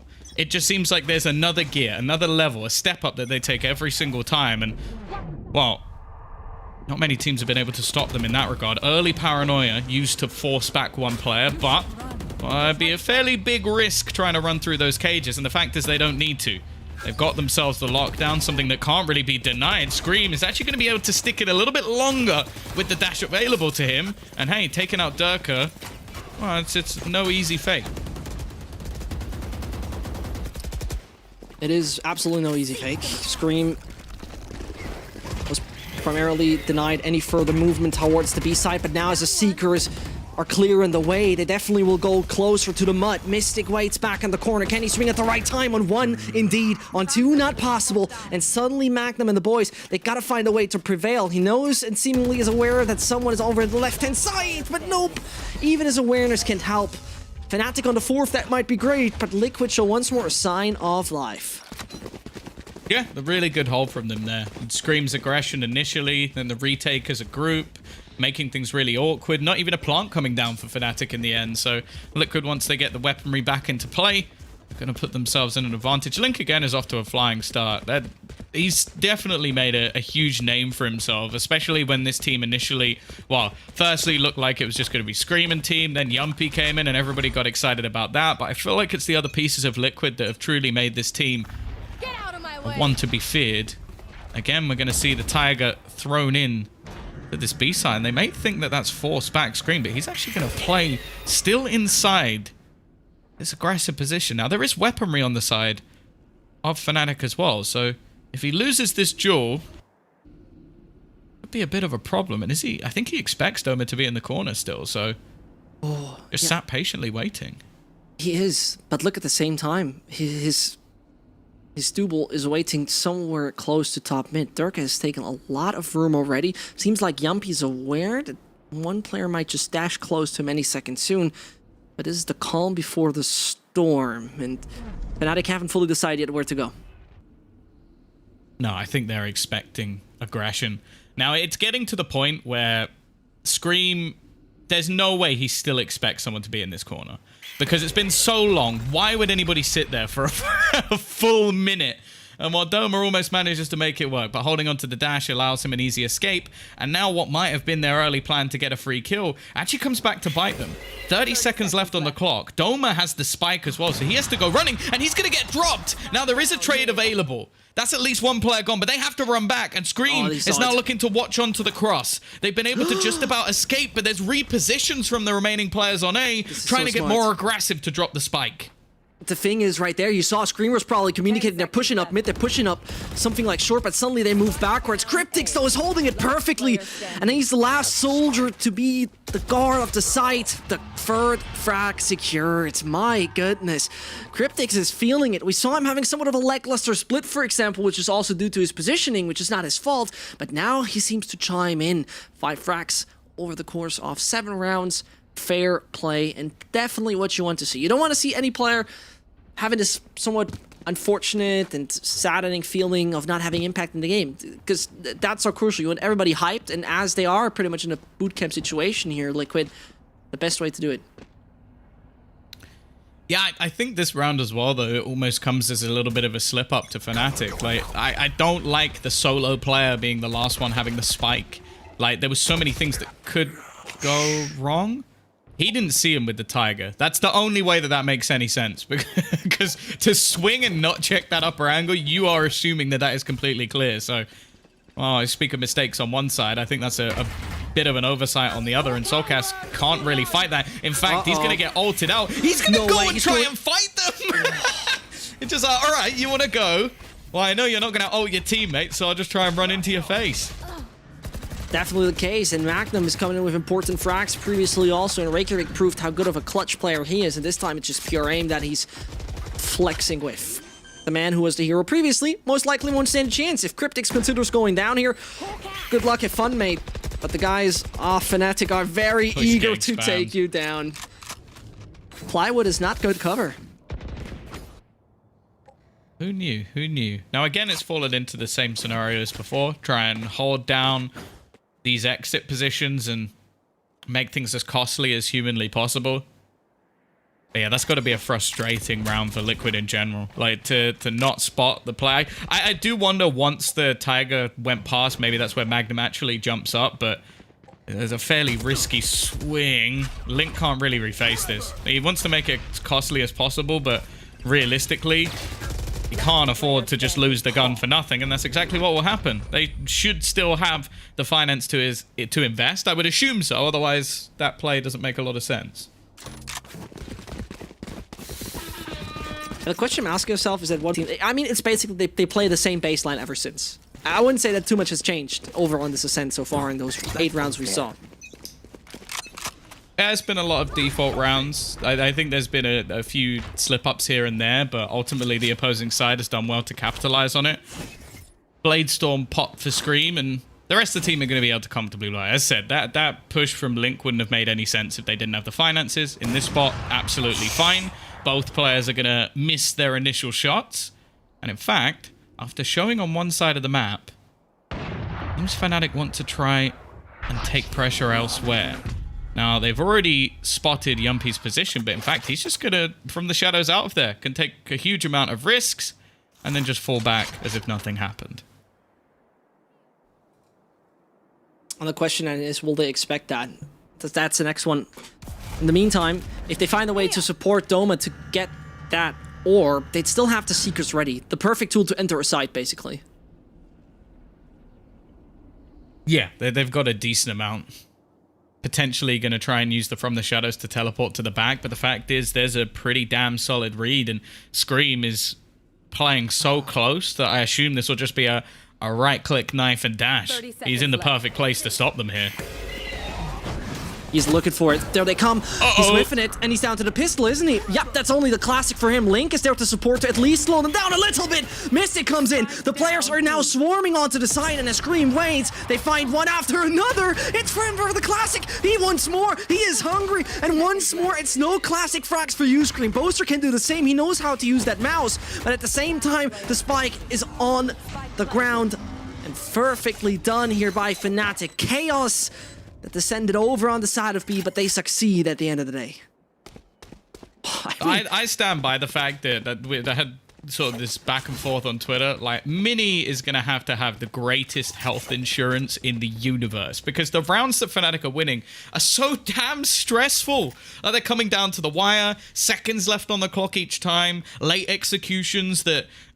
There's an extra knife that connects, an extra pistol shot goes wrong and they lose it and run out of time. Like, you could see how desperate Liquid were to try and get back into that site, because they started planting at about 6-7 seconds. Like, you drop that and the round is over. So ridiculously close. Like, Mystic TPs to the back of the site. I'm surprised he actually sticks that in the end and doesn't just cancel it after his teammates are not yet through. But yeah, it comes down to the wire. But FNATIC get it through. Get themselves a 6th round on the attacking half, which really isn't bad for them whatsoever. Yeah. And you can tell how unusual it is to see the Bucky in play at the moment, considering how much it screws up the UI. Like, it is over the UI. That, like, even the look at the operator on the other side, fits perfectly. The Bucky, absolutely screwed.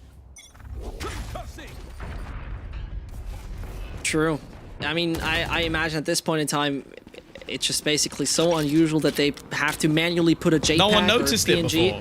Yeah, they have to manually. The poor video producer has to put a PNG in and sends the thing flying at the end. That would be great. Should ask FNATIC if they've got one with like Boaster standing behind it, like pointing or something. I think there's probably a terabyte full of pictures of Boaster on the FNATIC cloud. And in the meantime, Dirk is moving in, and as those little Seekers lead the way, Cryptix is in there. Oh, nope. That is not a rand from Loafer coming towards us. No chance for the little Bucky. Yeah, it's a gun I'm not expecting to get kills anymore. It kind of sucks. Been nerfed into the ground. At least, again, doing a little bit of damage here and there. Boaster now stepping up as an operator player, it seems. Not something I was expecting to say today. We've seen Angel do it in the past. Link is still making this very close. He has his ultimate, and he's used it on Yumpy. But he still got the right kind of weapon for this. Look, I mean, this is the perfect one-tap weapon anyway. And they get closer and closer. Suddenly, they start to break through the defense. No way that this works. Link's coming by, but he can't make it work. It's the omen of FNATIC side that sent this man to hell. And FNATIC with the 7 finally look like they are really properly in the driver's seat for a map once in a while. Who could have guessed? Yeah, it's still, like, you'll say in the driver's seat. I'd say that they're, like, clinging on in most of these rounds. Like, this never should have been anywhere near as close. And it's one of those maps that you watch, and, like, if you go on VLR or the Spike or run it back or whatever afterwards, and you're having a look and you're going, 7-3, FNATIC, easy. No, it's not been. It's been anything but. Well, there have been so many rounds that Liquid could have won that. I don't think that was intended by Solcas. He did technically get information, but he was also blind. That's an absolute downside, I would say. If you want to gain information, you're blind. This is really... It's usually not what you're looking for. in my opinion. I don't know. I'm not a They're professional. gonna go back for this. Man has no fear. No. But again, they're going to fall back. Now, Link has started to get a little bit more aggressive. He's having a decent game. Individually, for sure, he's been earning that ultimate a little bit sooner than opponents might have expected. The Seekers are also garner information that they're at least pressuring into mid, but it's still quite passive from the remaining players. Doma is also going to catch the aggression of Scream, and just before the stun comes through, Soulcast falls as well. Cryptix needs to pull something off here, but he's being sectioned off by the utility. But they have actually been denied at least for a second, and he does actually still have a cam. Yeah, he does. At the same time, I have to say this was brilliant. You know, it's a classic default composition. You can't always highlight it, but at the same time, the way they take the control over CT is brilliant. Yampi is not expecting what's happening towards middle, and therefore, Link and Cryptix carry their weapons home, put a blanket on him, put him to sleep, waking up next morning. Round number 8 should be on the board for FNATIC right here, if they don't even get those weapons stolen. The worst part for me at this point here, Tom, is the matter of fact... I'll take it as a compliment. I mean, calling someone Ryan, always big brain. Pretty much the he's Einstein an of VALORANT. attractive man. I would. True. He even got more hair than you, you know? That's the only downside. Like, if he had less hair, he'd be more attractive. He needs more shine. He needs to get some, like, boot polish and, like, rub it on the head. Okay, listen. I mean, I was trying to make a valid point. They got because right both. now, They got both. They got both. And the thing is, take a look at the old situation of Team Liquid. It's not like they have a life insurance. They already have signed, okay, we're going to get round number 4. There's no rolling thunder. We have the neural theft, okay, nice and great. But other than that, I didn't witness anything that they could activate easily at this point. Yeah, I think the other issue as well is, like, most of the time when we see repeat executions on Ascent, it's going to be on that A site. I think it's normally the site that teams find easier to take.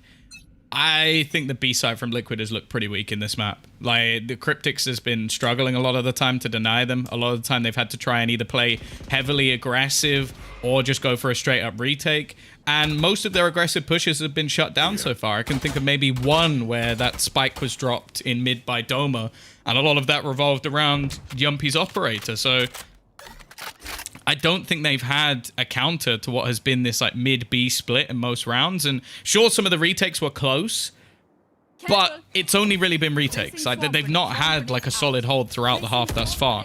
Now, we're going to see the early clear of a lot of these corners. Magnum just making sure there's not going to be any aggression. Yumpy's actually just going to go straight out. The fact he gets a kill there is surprising. And the information he's managed to gather up is huge. But there is still going to be a lockdown put into place. And, well, they could survive at the back of the site. They could try and fight this one. And that's actually what they're going to do. They very much do so, but look, no way! Mystic's actually not hitting that, and as the players are getting closer to that lockdown radius, they still have all that confidence. Dirk cannot easily enter the site. Boaster's on his own, and that 4th round seems to be granted. Boaster better get out of there.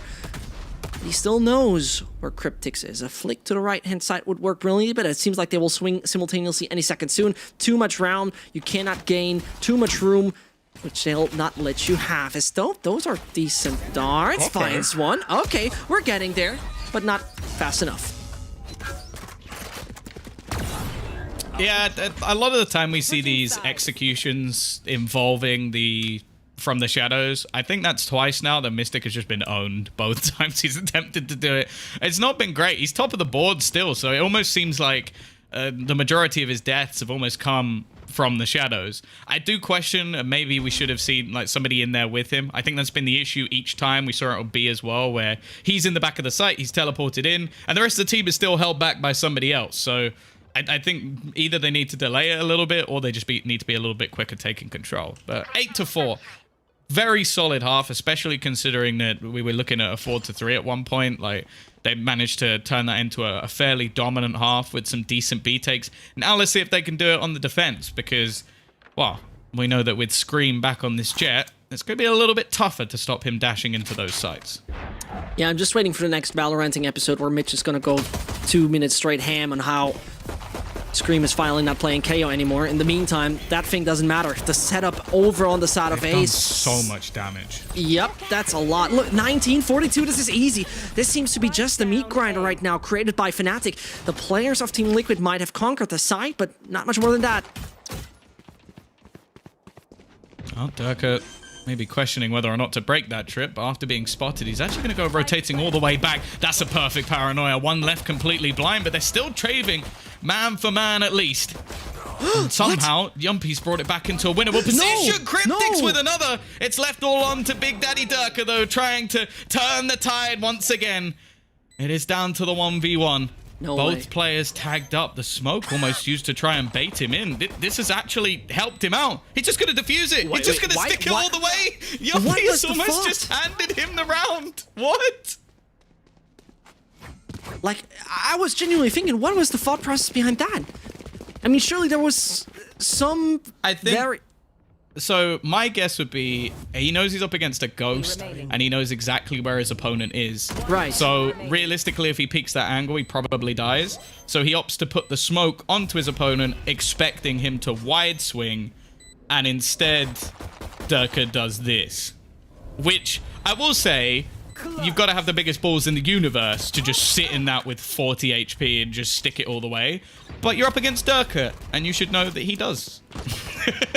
I mean, it was somewhat gifted that his opponent blocked his own vision on the spike. Let's put it that way. That's the only thing where we could probably argue for hours, but at the same time, not in the brain of the player. So I'm more than sure there was an astute thinking behind this.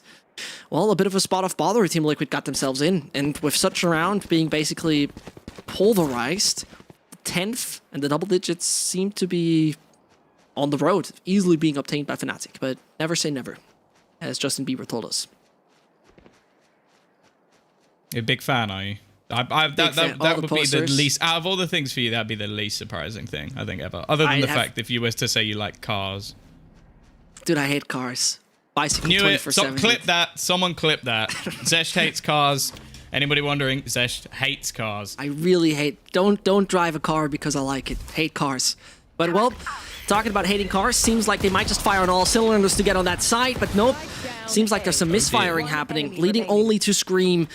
With a sheriff in hand, sure. You could say they've stalled. They've stalled, absolutely. It seems like they might just keep on stalling there. Well, let's put it that way, Tom. They crashed, and I'm not quite sure into what, but they were pressing the throttle a little too hard, didn't find the brakes. They went over the speed limit, and they've been caught by the camera. You need to listen, right, Tom? There, in some parts of Germany, there is no speed limit. That doesn't work here, man. Yeah, on the Autobahn. Thank you very much for your best Killjoy impression there. I'm still mad at Riot for putting because no one in German speaks the way Killjoy does. Be sure, no one in Germany speaks the way Killjoy speaks. Just making sure. Everyone in Germany speaks the way that Killjoy speaks. Thank you. Right, no worries. So back into the round, 10-4. We're going to see the purchase coming up for Team Liquid. Their last lease of life when it comes to this map, because 10-4 down is not looking like a pretty picture. Nope. What I will say is FNATIC actually don't have a lot online. The ultimate's not particularly close, and the weaponry is definitely weaker than they would have liked. But obviously this is their bonus round, and that's not gone amazingly well. Now, I wonder if Scream actually heard Magnum dropping into that corner. He's going to avoid the scan by going inside his own cloudburst. And actually, FNATIC are looking to get a little bit aggressive. They've been spotted, though, and just opting to escape. Live to fight another day. I'll be just waiting for anyone to push her on heaven. There. Doma does exactly that mistake, but oh, goodness gracious, with the mini operator, he just gets beheaded. FNATIC are waiting for Liquid to finally make a proper push, but it seems like they changed direction. The GPS tells them to go rather over short or mid. This is the question. Could still decide, and mid they go. But there was an alarm bot waiting for them, Tom, which is now leading into a fake. I was being pretty much bamboozled at that point myself. Over short they go. 20 more seconds to finally make a move. This is a good fake. This is a really good... Boaster's calling it. But Magnum knows. They know. They have realized, Tom. Yeah, but in the meantime, deep control's been taken. Link already going to execute one on the side, but Durka might just do it! Only seconds left for them to grab the spike. I think he's just got it. Maybe within the last second, it's going to be incredibly close, and he will get it down. 0.2 to get that planted. But now it's left on to Boaster. A 1 versus 1, facing off against Scream. So many angles for Scream to try and check. Is he going to expect him? He will now. A chance to close this out, but 30 HP is all that he has remaining. The dart even going to keep his position known. The shock dart could finish him, but he lands the headshot. It is Scream to keep them alive in their buy round. It's not one they'll be too happy about with how many players were lost, but it keeps them in the map. Let's put it that way. Calm and collected. This is exactly the way Scream know. 1 HP, 30, 100, 150. It doesn't matter what the bar on the left-hand side says. The man is always on point. This, though, from Dirk nearly made it possible. 10-5. And now, well, I welcome you back to the vibe we had over on Split. You remember that? Well, it wasn't 11-4 for FNATIC there, and it got closer than we ever needed it to see. Let's see if this door with the window of opportunity is starting to open. Well, this is both Jets playing a hyper-aggressive round. Magnum sneaks through the smoke. He knows any delay could give an opportunity for Dirk. He has to try and dash up here, but Cryptics just snaps him out of the sky. Mystic, the only one remaining. And although there's so many low players on the other side, a 1 versus 4? Surely not. No, absolutely not.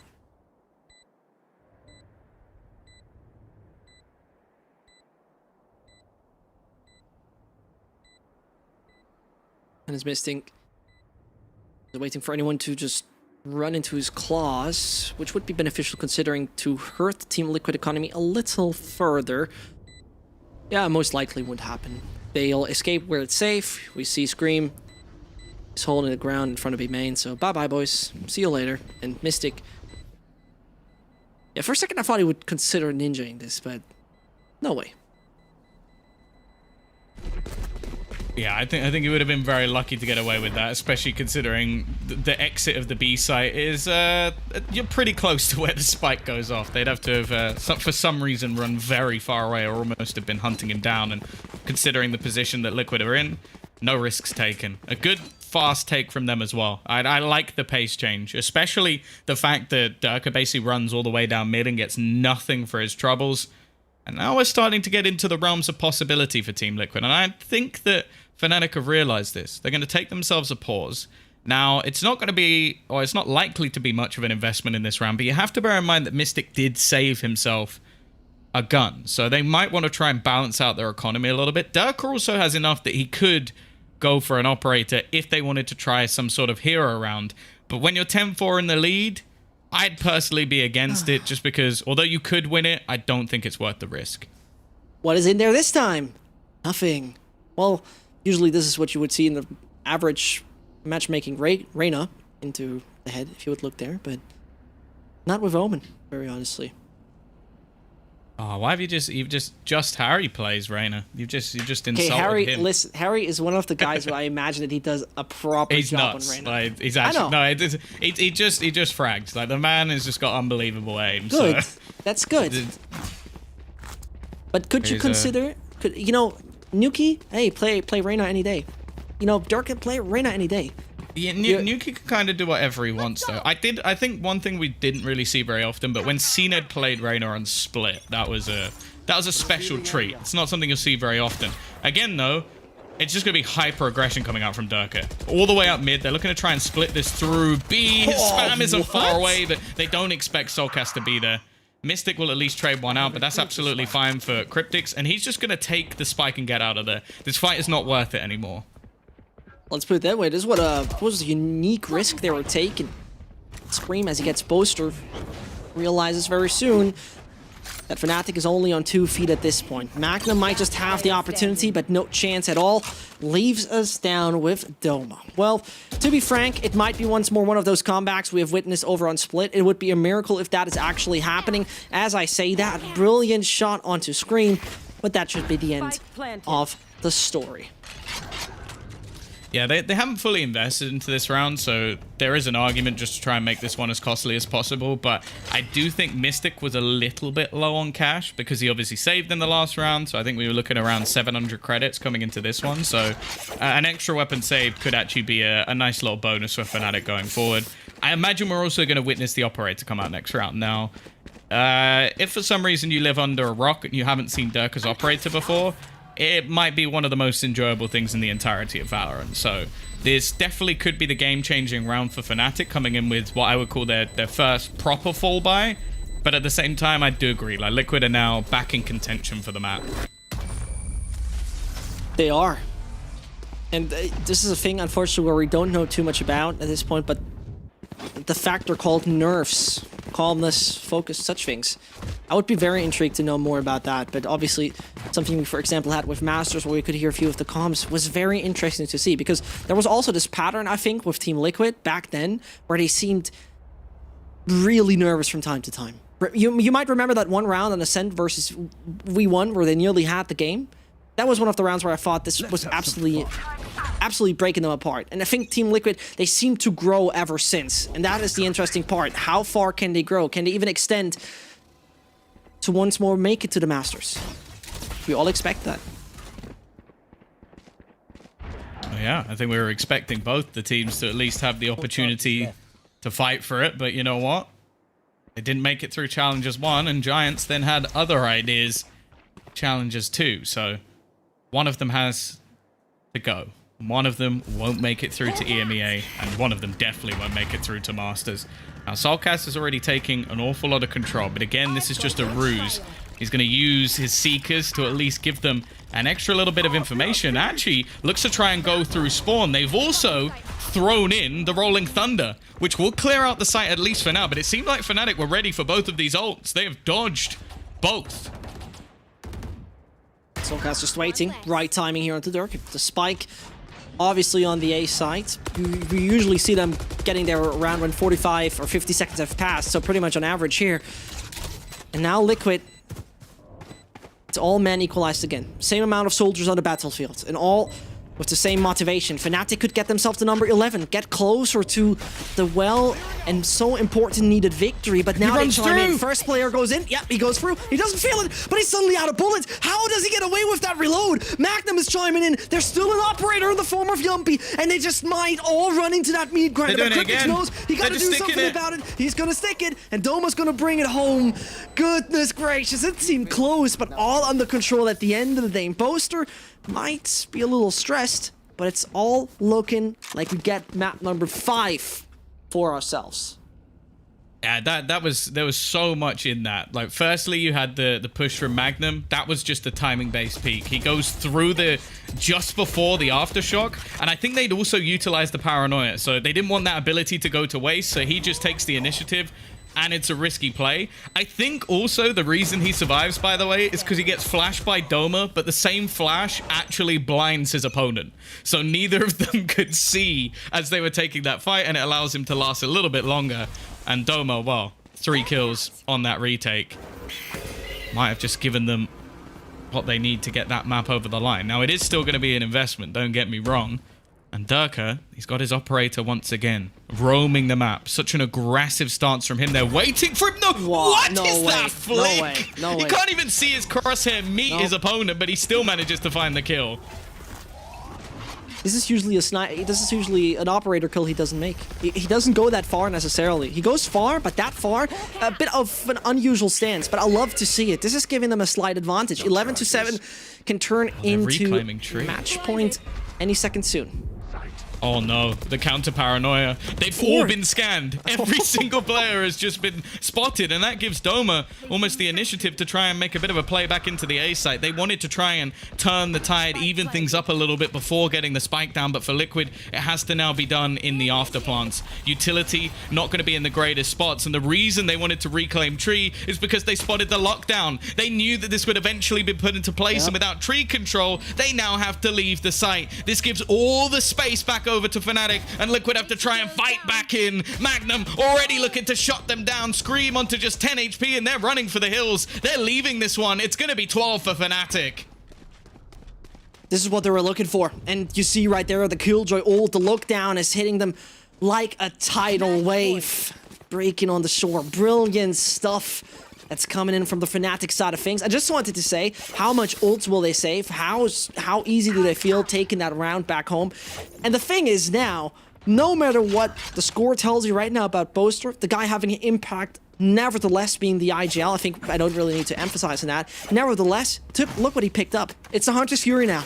That could be maybe a free kill, maybe them holding up, maybe an after plan, quite much saved. We're gonna find out. Oh, they're trying to counter Durka. They've at least forced him back off the angle. It will give them at least a little bit of control. Now, that's actually the spike, so Yumbi needs to be a little bit careful. Soulcast is actually going to go down into mid as well, so this split thus far has gone incredibly badly.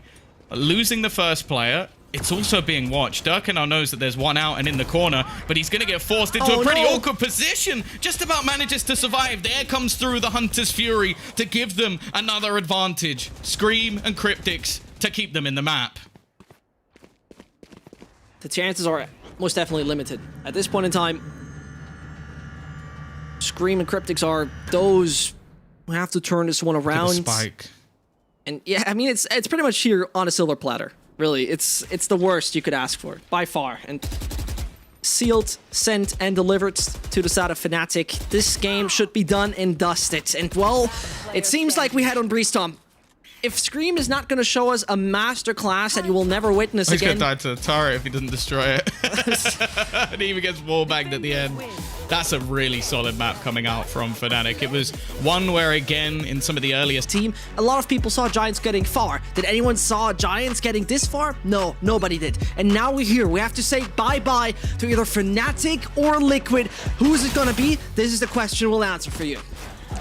Yeah, and it's an impossible one to answer at that. But it looks like we're going to be getting off to a very quick start. Already seeing the Viper utility in tandem with the Tigers on either side, spotting some info. Now, in the meantime, there's been a bit of a push around into middle. A lot of space already garnered for FNATIC, but, well, Scream... I was going to say, he's a little bit out of dash range at this point. He's got to make sure that he does fall back, but it's a bait for Yumpy. He'll only find himself one, and now the remaining players rotate through, but Soulcast and Scream have both found kills. They might have both found kills. But this doesn't necessarily mean that this is already done. Doma finds Scream, who's awkwardly not hitting his shot. Soulcast goes through, but... Oh, no! He just goes past him, and it was just trying to flick on it. Soulcast is whiffing. Suddenly, this is all in contention for FNATIC. Oh! Doma starting with an ace, and he brings it home for FNATIC. No way. And what did Ryan say? He's gonna Scream, gonna have a good night. There you go, Doma. Sweet dreams to everyone on Liquid. Wow. Well, yeah, he was saying that maybe Boaster has had a few words with him before the match, tried to get him a little bit more pumped up, but this is just ridiculous. I think he saved multiple teammates in this round through them trying to go into an angle, ending up blind, and then Doma just hits every single headshot. It is the final map, and those pistol rounds are going to be so crucial to get off to a strong start, and Doma has just given that over to FNATIC. Honestly, Tom, this pistol round is once more a perfect explanation of how this game has been looking like. Tight, close, impossible. How do you do that? What in God's name happened? This has been this best of 5. And as Soulcast moves through, it is a sick flash. Can only find one. It's still decent stuff. And now Yumpy is just awaiting his teammates to help him there. They all are in front of the gates of A. If they can delay, Link can do so much in this round. Now, there is going to be the turret watching, which might make things a little bit more difficult. The Gravity were looking to pull them in from behind. They haven't checked the angle properly. It's a double take, and it's making things costly at least. The HP, Tom. The HP might become a problem. Boaster's only on 46. Yumpy knows that those players are just a few body shots away, but he only got 4 bullets in that magazine. Link, in the meanwhile, he was creeping up on them the entire time, but Durka got the clue and the idea. Nobody where Link you could be found. Easily done, though, in the end. I mean, the thing is, right, Tom, I just want to give you that thought in your head. The last time both of them met on this map, it ended with a 13-11. And ended with a 13-11 where Scream lost a 1 versus 3 clutch. So what are we expecting here? I don't even need to go further here. Yeah, of course. It's expected to be a close map, but both of the teams will have come back worked on the issues that they had previously, tried to adapt to counter their opposition, and it's always tougher to play that same matchup and win it twice in a row. As said, though, FNATIC, they got off to a flying start. Now, they've lost a fair few players here and there, so they're actually going to have some rifles coming into this round, both Mystic and Doma. Of course, Doma having a fair bit of extra cash after what was a very impressive first round. They're also taking an awful lot of control. And there isn't a whole lot of information being garnered. They're going to try and aggress. Magnum's just waiting. He shouldn't get away with more than one hit, but he does! 2 headshots off the back of the Spectre. Well, more than 2, I'd say, with how much damage that gun actually does. And now they pulled a rotation away. There was one defender of this B site to begin with. Well, now he's the defender of defenders spawn. True. In the meantime, his Link starts good. Only one he gets, and he can't protect that B-bomb spot that easily. Team Liquid, Jesus Christ, that is taking a toll at one point. Getting devoured right here for the moment, and the 3-0 off FNATIC seems inevitable. There's no way around it. I think Scream and Soulcast are talented players, but it would be somewhat of an insane sensation if they turn this one around. They still look for frags, but nobody of FNATIC is showing. Why would they, is the question. I'm surprised Scream is even still here. Like, if he was close to a Blade Storm, like, okay, get a couple of kills and maybe you get it online. But they're just trying to make this one costly. But with the fact that they're not going to be coming in with much for the next round anyway, that trade's absolutely fine for FNATIC. This was their bonus round. Like, they're coming out with 3 weapons and they're going to be rifles, which is more than they started with. So I don't think they're going to mind this too much at all. And, well, Scream leaves with at least an extra kill, but realistically, this 3-0 start for FNATIC is a worry. Yeah. Or to say it in the words of Warren Buffett, stonks. Brilliant stuff from FNATIC. I mean, those kills from Magnum, brilliant. The rapid fire and at the same time the control he can get with this tiny weapon, astonishing. Means that this next round might see a slight battle for orb control. Soulcast getting the Seekers here could be a pretty big deal, but you have to bear in mind that FNATIC can see exactly what we can see. They know that they're very close to getting some of these ultimates, and sure, a bullet to the head would do exactly the same job, but they are waiting for anybody to challenge for this. Now, instead, we're actually going to go pushing around in towards spawn. It definitely has its risks about it, especially with Mystic just millimeters away from stepping back into an opponent. Oh, that's not pretty from Scream, but he'll get away with it. And now could look to try and escape. The problem is his route past is cut off, and Mystic will decapitate him. Not a very Scream-esque situation. Usually this ends up in the start of a drone base playlist, and then the frag movie starts. I've seen the player in mid as well. Yep. They know where 2 of the players are. Like, this almost guarantees that the site is clear, and the power of this Astra is that Boaster can put utility down from anywhere on the map. So it's so easy for him to just play this lurk role. He can set up his teammates while also catching off rotations, and in this case, he's opened up B. 30 seconds left. Yeah, I have to say, I'm a big fan. No shot he won that. Yeah, of course he saw it. I mean, come on, it's Yumpy. Tom, please, you know better than that. If there's anything that seems impossible, let Yumpy try. See, now I'm starting to question even more why he put that smoke onto the spike, because if he can do that with a classic versus a rifle when his opponent has full shields, he should have bet on himself to hit the headshot previously. Cryptix is giving a go of this, though. Only 2 players remaining. He's going to have to make a play through, which also makes him vulnerable. Still gonna try. Managed to get onto the site. There's no way he wins this. Like, No, they're both currently surrounding him in this angle. You said it. Well, the time's gone, but he might be able to just remove every single weapon. A nice attempt. It's a costly round for sure. And actually, Boaster's going to go down. That's a big win. They don't actually take the round, but considering the investment, they'll take that all day long. And not only that, they also got 3 of their most powerful ults activated as well. So this puts them in a quite decent spot if you ask me. Take a look at that again. Come on, I mean, this is Durka, by the way. It's not a random matchmaking game. This is Durka, by the way. Just putting that how calm he can stay with a classic in such a duel. Mad props. Nothing to lose, I guess. And true. I mean, sure, but still, come on. I mean, still, Tom. Come on. It's a classic. What is this? 30 meters? Or 6 foot, whatever that is. I don't think 6 foot and 30 meters are the same length. Like that 20 will be... inch. 1 yard. These are all very different measurements, which you are currently saying. Now, Scream, again, like he's in a position to open up rounds. He even catches players off guard with his timing. He's just not connecting the shots, which... No. It's not needed to be highlighted to the viewers. I think they'll know this, but it's not something we see very often from Scream. And in the final map of a best of 5 that will eliminate them from the tournament, that's a pretty big deal. Now we're going to see the Seekers expended from Soulcast. He'll have information as to where they are, and that's a little bit more like it. Mystic gone with a single tap. He spots Doma as well, who will live to tell the tale at least.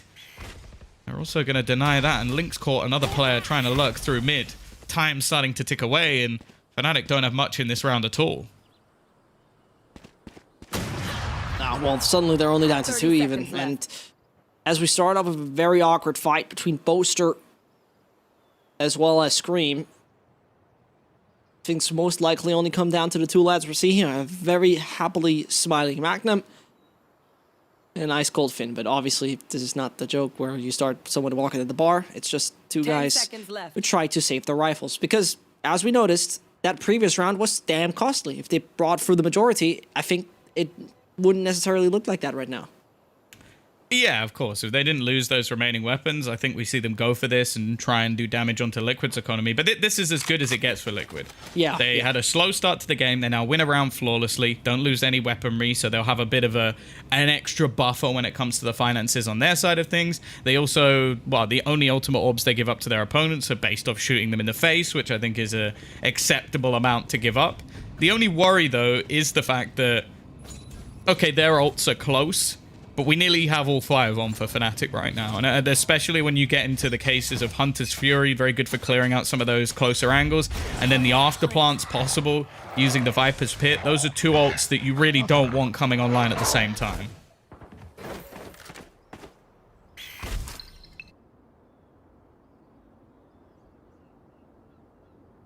Just holding the holes for the second. Yampi is getting his start out immediately, and suddenly... Who was even pre-aiming that? Why am I not surprised? Brilliant stuff. And so, the A side seems to be the one that they're going for, at least for the moment. Passive mid control coming in from Doma. Other than that, A is an intriguing position, isn't it? Didn't actually see the player in the corner. He actually almost killed Magnum there, aiming for his opponent, or aiming for his teammate even. Now, Scream has managed to already find the opener onto Magnum. This is starting to become a little bit worrying because there's already 3 players looking to try and defend this A site. B with a lone defender. And 45 seconds for FNATIC to actually get something done here. I think they're almost going to need some sort of hero play. And I don't know if they'll expect Soulcast to be this close. I would be surprised if they wouldn't. At the same time, it doesn't work. And here they want to sell the fake. Doma 30 seconds left. is showing them, guys, we're going A. Please, can you hold A? Thank you very much. In the meantime, hold on. Boaster looked like it would absolutely be on route on B. They double fake this, don't they? They double fake it. This looks like they're saving again. Yeah, but, okay. Does Boaster actually have a gun to save, though? Like, that's the thing. They're looking to hold on to weaponry here, but Boaster, sure, the shields, I guess, is at least something, but I'm surprised that they're not actually going to try and do some extra damage or at least find an extra weapon, because I don't think I've ever seen anyone save a frenzy. Like, ever. Like, I don't see the point. In the meantime, I'm going to use a second to obviously thank the exceptional, outstanding, salient, insert word here, Sapphire, for a great observing throughout this best of 5. Obviously, I don't feel like we've missed something, but with Sapphire on the cam, I don't think you can even miss something. It's been weird so far from FNATIC. I want to see them go for more of an all-in take, especially with saving what they can to get something back into this next round.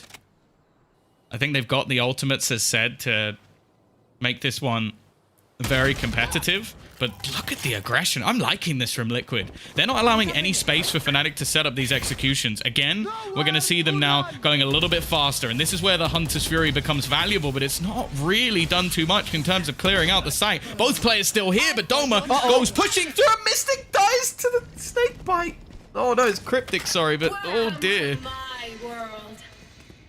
It's still awkward. I'd still sign that this is awkward.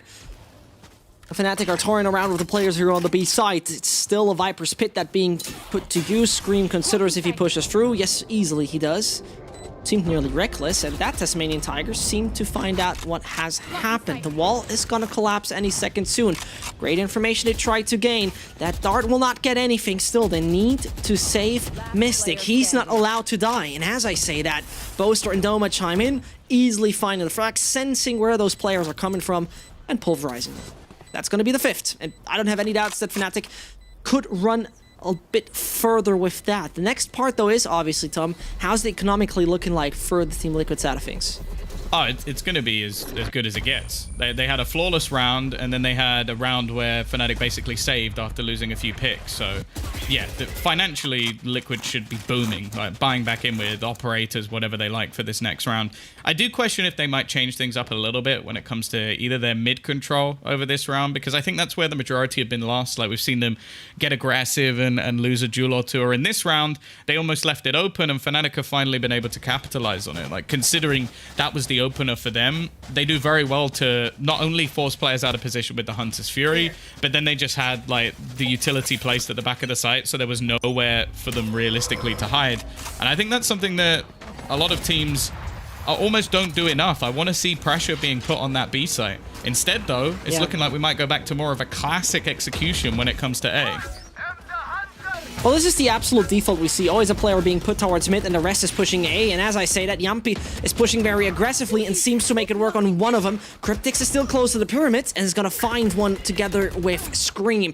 Those kills are working decently. Oh! Magnum, hold on, that's awkward, but he knows where the pyramids player is. Come on, Magnum, this is not what we know, but it's still not going according to plan. A very quick round that ends in favor of Liquid. Just a few individual whiffs that pretty much cost that here. Yeah, I will say Liquid also had a very good read on this scenario. Sure. As said, I would have liked to see more pressure being put on that B site, as I don't think it's been truly tested too much thus far by FNATIC. And I'm not sure how strong that hold realistically is going to be. Instead, they try and switch it up, and there's 4 players there, ready and waiting for Liquid. Also, yeah, I think the whiff from Magnum definitely didn't help. Like, that player was blind for a good few seconds, a god flash coming out from Doma. And, yeah, they're not going to get the round on it. Now, again, we're going to see the same aggressive play. This is an attempt to try and read that maybe there might not be as many players there as before. And, well, for Scream, this hasn't gone great. Normally, when you go in for the Bladestorm, you don't bring an extra gun with you. That's exactly what he's done, and now he's left on a classic for the round. Yeah. This game doesn't seem to be really working for him. This is a fake. And, hold on. Taint player. Is that Scream as well? Scream got the taint now in this one. It's really not his game. It doesn't feel like he's 100% in it at the moment. And as Boaster tries to fake Link, does he get the kill? Nope. Instantly beheaded. He's gonna hold the sights. Definitely a player we saw previously on Bind, for example, having massive impact. And the players are coming in left, right, and center. But nope, Doma's gonna find him. The tripwire is not going according to plan. Magnum's flank is putting a lot of pressure on Liquid this second. This is the one player as well that Scream realistically could kill with that classic. True. Soulcast, this kill's needed. Yeah, he's not going to get it. Now this becomes an impossible scenario. Scream, he's finally found himself a gun, the dash in, not enough time to pull the weapon back out, and Magnum is there eventually to close it. Good fake from FNATIC. Like, again, this is something we do see quite often, trying to use that lockdown to force players out, and especially using it on the A site. It's one of those things where you're never going to clear out the whole site anyway, so it's not that surprising that they didn't go in on an execution for that. But it does sort of pinpoint what I was expecting from FNATIC when it came to pressuring B, because they have had a reliance on that position being held by a single player. Like, that's been their go-to. Like, okay, either it's been Cryptix or it's been Link, and one of them has had to do the job. And in most cases, well, in that case at least, it was a one and done. Magnum's backing off, put a bit of pressure on Scream, but he's holding the midsection. You asked for it to change something up in middle, but Boaster's gonna be quick. The squad is entering B side swiftly. Do they even ignore Yampi? They do! And suddenly, he's coming out. That operator is eliminated from the game. And as they devour one after another, look how swift they attack the B site. I mean, this was pretty flawless by the book. Spike planted. Yeah, it's it's looking a bit weak. It has to be said. Like the B site thus far has definitely been the more vulnerable of the two. It's not something that's been overly pressured up until the last couple of rounds, but well, I said it. The second they took it the first time, I'm not surprised to see FNATIC just double down and continue to push in that direction, because so far the holds have not been enough to deny their initial takes. And well, this time they even gambled. 3 players around that area, they don't get a single kill. So it's starting to look a little bit shaky for Liquid when it comes to their defensive side. Now, I know Jess was saying that she has a lot of faith when it comes to the Liquid attack, and that the second half is where you should be focusing if you're a Liquid fan, which I know there's a hell of a lot of you out there. But at the same time, they have to give themselves enough room that if they were to lose the pistol, they would have a way back into this map. And at the moment, it's not looking like that's the case.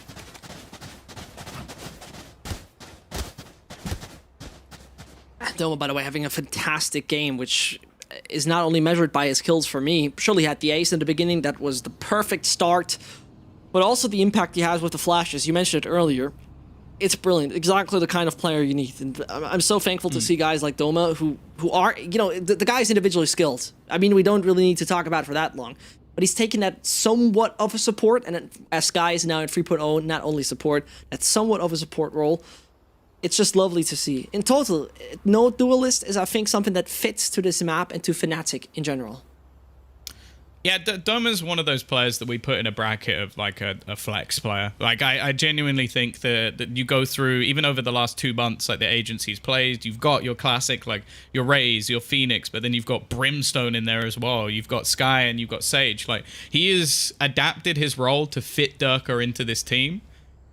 And as said, like this guy's 18 years old. He turned 18 just a day or so ago. So this is someone who is showing characteristics of like a hugely experienced player with a lot of depth to their comp, when realistically he's so young that it's almost just incredibly impressive. And you can definitely put Durka within a similar bracket. Like, this FNATIC team is one for the future. It's almost weird to think that Mystic seems like it's almost like an older experienced player, when realistically he's only 19. True. No, I'm absolutely with you. I mean, considering why FNATIC brought in the guys of Magnum and Durka, well, we can talk about that in a more chilled second. In the meantime, it seems to be coming all down to the push again over on the side of B, but in the meantime, Yampi's taking a lot of control towards Halls, and Boaster, he can only work with 2 other soldiers on his side. He's dominated the tube. Now you can understand why Dome is starting to take these peaks. He's been winning the majority of them. That kill was a big one, though. That not only gives the information of where the remaining players are, but it stopped FNATIC squeezing this back into a 3 versus 3 scenario. However, the 2 players remaining, Durka and Doma. You're never going to doubt them in any scenario, and especially with Cryptics being isolated, it could be a problem. Durka just runs through already spraying. Knowing roughly where his opponent will be, this will grant them an afterplan. Doma will also spot the position of Yumpy, who for now at least is somewhat isolated. They might try and make a play off of this with the remaining couple still looking to try and come in on the flank. If they can get rid of Yumpy here, the round might be over. Indeed. At one point, they will have this realization of what's happening. If the flank is coming in rather earlier than later, and as Doma is just holding that position where the 2 are coming from, this is becoming problematic. He hits the first and needs to find Yumpy in case that is happening. An 8 HP part, that is actually Scream on 100, and Doma on 26. Now he's going to stick it. He's going to stick it. He's going to hold it. He's going to half it, and now he makes a move. Doma is known and spotted, but he goes on. Doma, you got to do something. He's got it. Yeah, that's done. And Liquid find themselves the 4th. Doma a little bit tentative while on low HP. Didn't really have the ability to swing out. Even still, though, that's a 2v4 that they managed to turn into a winnable position. There's no round, it seems, that FNATIC cannot take, and Doma currently 16-4 is the difference maker. You look at the rest of the frags in the server, it's about even. It's very close, but he is having a worldie of a game. Even still, though, 7-5 for Liquid. They'll take it. Thanks. The thing is, I really gotta say in this, you mentioned it earlier, the likes of a Durkin, of a Durkin as well as a Magnum, those guys been brought in because they're team players. They're highly versatile. The reason why Magnum was even brought in, so he can actually, there's less stress onto Boaster. To have somebody who can individually think and does not need to think about lineups. But now, talking about lineups, Durka starting that one good, is trying to find kills, whilst the remainder over on the A side actually hold them up from going further. Oi. Oh, it was looking good for Link, but he's going to get caught out. How are you planning to get past this turret, Yumpy? Oh, I think he almost ended up just being bait for Soulcast to give him a chance in the 1 versus 3. Yumpy, he has some amazing moments, and then he has some where you're incredibly confused as to what the plan was there. Well, Soulcast, we've seen him pull off miracles before. He's had some incredible maps of Breeze as well, but this would definitely have to be the best of them. The clock ticking and his position now given up. The rest of the team going to rotate in, and no one's even really tagged. It's all too easy for FNATIC. An incredible half, an impressive one at that, as they go 8-4. Is it a harbinger of a proper Liquid win? Well, we saw easier score lines and still noticed how close it can get. Technical timeout, though. As we noticed, we wouldn't really have a best of 5 with a proper technical timeout, right? It would be weak. Well, no, I think what's basically happened is Liquid have just typed in chat saying check him PC because Doma is playing so well that, you know, they don't believe he is legit. So he's playing not normally is what some people would say. But suddenly Boaster is popping up behind them and he checks the PC. Yeah. He's behind everybody at all times. So he's responded saying that no, it's legit. Doma just... He's a beast, basically. As Mitchman would say, the man's a beast. So, yeah, we've been told that, fingers crossed, everything crossed, this is going to be a short technical timeout. So, if that's not the case, just make sure to at the Valorant EU Twitter. I know Cameron loves getting interactions telling him that you want the game to start. So if you get a moment, just make sure to go over there and just ask him why he hasn't started the game. Also, maybe just send him some nice messages because he does a fantastic job. I thought we as casters are supposed to start the game. Not only Pansy has the power to do that. Like I've heard that although there's the verified thing with Ryan, she's like so far verified that she actually just controls the whole stream. Like Pansy is she's allowed to flex on basically everyone. So if she decides that there's going to be a technical pause, there's going to be a technical pause. Nothing we can do about it. So as some say Mother Earth, she's basically Mother Valorant? Well, to be honest, you know every time that Hypoc has like technical issues, that's actually just Pansy deciding that she wants a little bit more time to talk and that the Hypoc will not be allowed to for at least silence Hypoc, something like that? Yeah, pretty much. Okay. She just DMs production and cuts off everything that he's doing. Power, electricity, any connection to the outside world. Okay. They make the lighting in his room too bright, like all of that stuff. Ah, yeah, right. Summer in the UK, great experience. His headphones off. Either way, poor Hypoc. In the meantime, well, poor Liquid for the moment. Magnum once more takes the lead as he finds a kill onto Scream. It seems like that attack is already killed. No further opportunities as though Link and Soulcast come in to assist and flank around. FNATIC got a player more on the server. Yeah, it's even worse because the spike is dropped on the site. So realistically, it's going to be very difficult. Now that flash could actually work out in Soulcast's favor. Oh, no! Neither of them are connected. Doma still checks, but it doesn't matter. Soulcast gets the jump on him, and now the player on site is actually surrounded. This is going to be a huge problem for Mystic. He has to get the timing right here on where to face. And actually, Boast is going on a long wraparound, but that wraparound's not really going to help him out much at all. Getting into the corner, Mystic's actually caught without gun in hand, but he's still managing to survive here. Somehow, just wasting a ridiculous amount of time, dancing, dodging, weaving, and still finding the kill. It's left all onto Soulcast. A 1 versus 2. The spike in his hand. He might have a decent idea now that Boast is actually coming in on the flank after the trip was broken. And he's got to try and isolate one of these JULs, but they're going together. It's going to need to be the 2 taps. The first not connected, and Boaster is there to put him in the grave. FNATIC take the second pistol of the map, and it is going to be an uphill battle for Liquid if they want to survive in this tournament.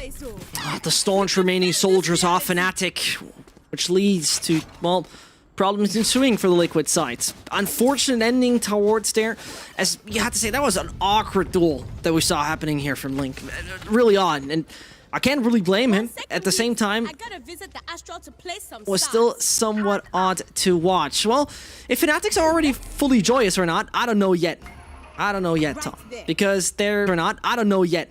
I don't know yet, Tom. Because there It's still a long road, a little bit of an upgrade coming in with the Sheriffs, and we know how lethal the likes of Yampi or Scream are just on those tiny pistols.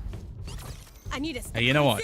Jess has full faith in the Liquid attack, so, you know, if it doesn't work out, you know who to blame. So now I've thrown production under the bus, socials, and Jess. I've got a few more people to tick off. Oh yeah, but you were under the bus before we even began casting today. So what is that supposed to mean? That's fine. Like, you were the one running for the fries. You live under the bus. I live in a closet. You know that behind me is the gate to Narnia. In the meantime, well, seems like someone is closing the gate, or more likely open it up. Importantly, Magnum is going for the gate any second soon. Maybe in combination with Boaster, they could get themselves a bit of an advantage. Not happening, though. Screams out. Yampi on 76. I mean, not ideal could describe this quite well, I would say. Yeah, it's a round where, again, you're not expecting too much. I'm sure they'll be frustrated with the 145 headshot, but well, since then, Durka has received a heal, and I'm curious to see what's actually going to go on here. They're maybe trying to play with the rotations a little bit, but you have to remember that Boaster 30 seconds left. still has the ability to place his stars to try and throw them down, slow them into position, and maybe they'll get a spike plant here. Actually, they're starting to put some real pressure on. In fact, Hold on. both Yumpy and Link have connected headshots within a matter of seconds. There's a chance here for Liquid. No, this can't be happening again. They gotta check the left-hand side. Does Boaster do so? No, he doesn't. Yumpy up close and personal and makes it work in favor. And this is where you go for it again. You would think this is all easy peasy lemon squeezy. Nuh-uh. Link's not gonna be killed by that. Snake bite though. Yumpy has to make a move. Still finds a kill. Is he onto the quad? Nope. But Cryptix comes in to support. This was a thrifty, my friend, that worked in favor of Liquid. I simply can't believe it. I honestly can't believe that this works. They had the man advantage. They had the entry. What else did it need? Yeah, again, I think it comes down to a solid flash, but also just a few angles not being checked here and there. But a big round for Liquid. That's the lifeline they needed a way into this game. And for FNATIC, it's probably just going to have to be a few pistols of their own, wanting to obviously make sure that they have a decent buy coming into the next, but it's a chance for basically Liquid to really build into this attacking side, and for now at least, looking like a fairly fast-paced take of mid, clearing a lot of the closer angles initially, already wrapping back through, and while Scream's going to take a bit of damage here, he's got to be a little bit wary of Boaster, but he clears out the defender spawn. The only man who's going to be in their way is Mystic. No scoping with the Marshall. It's a nice shot, but it's not going to lead to much more. And now the only man remaining is Magnum. First one's for free. I don't know if he spotted Soulcast cross, though. That's the thing. Ah, there you go. Planted. Right support. Timing of Soulcast is crucial. Uh-oh. Is he gonna pop it in time? Oh, poor Soulcast. Poor Magnum. Because it would have been if it was just seconds away. Seconds away from making that possible. It didn't happen. 9-6. It seems like we're going back on track to our good old, are we actually heading into overtime or not road? I'm gonna enjoy the rounds we've got, Zesh. Like I'm gonna wait for now and not talk about OT when we're still in the early stages of this one. But yeah, this is where the going gets a little bit tougher. Sure, FNATIC have definitely had a slip up, a blip on the radar, and I might want to hide away from that round, just like our Teddy. But realistically, this is where they come up against the rifles. Uh-oh. Soulcast is making a move, actually trying to get a bit through the Cypher cages. Seek them out. Hawk out. He's trying to take a bit more room. Yep, he's backing off. Scream is still looking to get those players back on the side. And those blades finally! Because otherwise he would have had 0 left. But finally recharged. Spike's getting down, Tom. And we might head into a 7th, but... Save. Yep, as you say it. Yeah, they're not going to be risking this one. Losing both players on the site after plants already ensued. They know that there's probably still quite a lot of utility available as well for Team Liquid because of the fact that they went for such a fast-paced take. And I'm liking their use of the mid-split. I think they've started to realize exactly where Magnum is playing on this site. He's sat towards the back of, like, I guess, on the map, the left side of Madonna, as it is so called. But yeah, it's going to be one of those things where he might have to try and be a little bit more versatile. Either that, or they might have to look to play for more of a retake setup, because the A site in general can be relatively hard to try and control. Now, for Scream, I'm actually surprised to see that he's not going for a little bit more here, but he does still have a rifle available to him, so not wanting to give anything back over to FNATIC, not wanting to allow them to build up any more ultimates, because they already have one of them online, which is going to be the lockdown. You know, it's been a while since I've mentioned numbers, my dearest Tom, right? Oh dear, here we go. I mean, it's not that irrelevant, okay? Let me put it that way. It's not that irrelevant. The big issue that the side of FNATIC has, the side of FNATIC has, that's the right way, is that over the course they have played this map and they have to face attackers getting the spike down, they have a real issues in retaking, which is something, I have to be honest with you though, a lot of teams have, but at the same time, FNATIC is quite successful with retaking B most of the time, having an over-average success rate on retaking B. This is still a valuable asset considering what Liquid has attacked now by far most of the time. There you go. That was not so bad. Come on. Sure. I think a lot of teams in general, though, just have issues when it comes to the defensive side of this map. Like, I think that a lot of the time, the A site is incredibly difficult to hold, and then if you lose the B site, it's incredibly difficult to retake. So that's why we see a lot of utility-heavy comps to try and give you opportunities to garner information very early, but also, like, for example, Viper's almost a necessity because you need to have those snake bites, you need to have maybe a nano swarm, for example, to try and clear out angles. Now, the route that Liquid have gone is far more information-based, as we have, of course, Link sitting on the Cypher, which is an agent I thoroughly enjoy on this map, and I think when it comes to the defense, sure, you can see that Killjoy work out. I think the crossfires that Magnum plays with his turret are pretty good. But I think the information gathered by Cypher and the trips and Denial with the cages, it might be just that bit more impactful. I feel what you mean. I feel absolutely what you mean. Careful. Well, Boaster is trying to take a bit more control towards middle and successfully takes out Link. Well, here's the man advantage again for FNATIC, but we saw what Liquid made it work with. Remember, FNATIC had the pistol, they had the knife, and suddenly the Prancing Horse was somehow successful with just a few upgraded sidearms. Again, they pushed the A site, and suddenly the issues start to just evolve around it. Again, they should know at this stage that Magnum is always around this angle. Is he actually? No. I was going to say, popping the lockdown there would almost be just mental. Like, that has such a high percentage of being destroyed. He's actually going to do it. He's going to try and force them back a little bit, maybe bait out an ult of his own and cause a bit of a distraction. I guess it worked in that regard and has put things into a 2 versus 2 scenario. No. Cryptics, though, landing an integral shot. It comes down to this man once again. The early kill goes his way, but he's taken so much damage. It's the second attempt. No smoke this time. Is going to go down onto the spike. Durka, though, almost baits him into the peak. 7 bullets left in the clip. 4. A single might do the job. He needs to land a headshot and he won't connect it. Yumpy this time will cling on. It's 1 for 1 in clutches for each of them. And Liquid now start to climb that mountain. My God, the duel between the Finns that ends up in an ice cold Yumpy taking the victory. Ah, that's so sad. I mean, this first frag was already wild. Let's put it that way. And at the same moment, he goes closer. I mean, it's understandable. The Razor replay is showing us right here. It's so reasonable what he does. He wants to really narrow that angle, but from that point on, he's just running out of bullets for the fight. Liquid is getting close, Tom. Yeah, well, unless they're going to lose a round to what is a thrifty buy, we should be seeing an equalization here, and they're just rinsing and repeating. Just like we saw the B site towards the end for FNATIC, we're seeing the A site coming through. Now, it's a very, very quick flank, but they're so aware of this. They're so aware.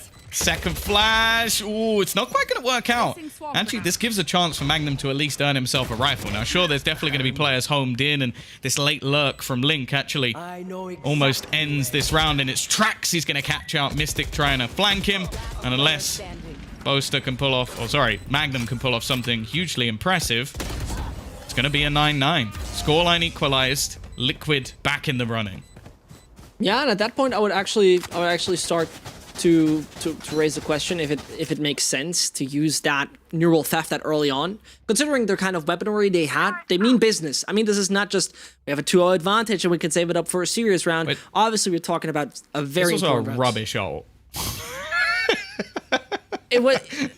Yeah, but you see my it's point? one of the worst ults in the game. Like it gives them information, but in this case, it's like, let's keep our economy strong. Let's not give over any weapons. Yeah. And let's confirm the scoreline. Like I don't think there's been many buy rounds where we've gone, oh my god, that round was won by the neural theft. Like it's not happened. It's just. I not see a thing. your point. It's still, you could have put it to better use, is what I'm trying to say, and I believe that. But still, it's all right, Tom. We can keep on doing that. The neural theft. We can agree to disagree. That's fine. Oh, it's the cutest thing you said throughout the entire day. Over 6 hours. Guess which way they're going. There's a site with a big B on it that's locked down at the moment. The other has an A on it. Now, Dirk has finally managed to get his operator. Something that can sometimes change the rounds all on its own, but he's going to be tagged up. They know exactly where he is. There should be no way he gets out of this alive, and, well, Cryptix doesn't actually get that kill. Yumpy's just that little bit too quick. They can do nothing to defend this A site. It is falling again and again and again, and Soulcast is already homed in on the door.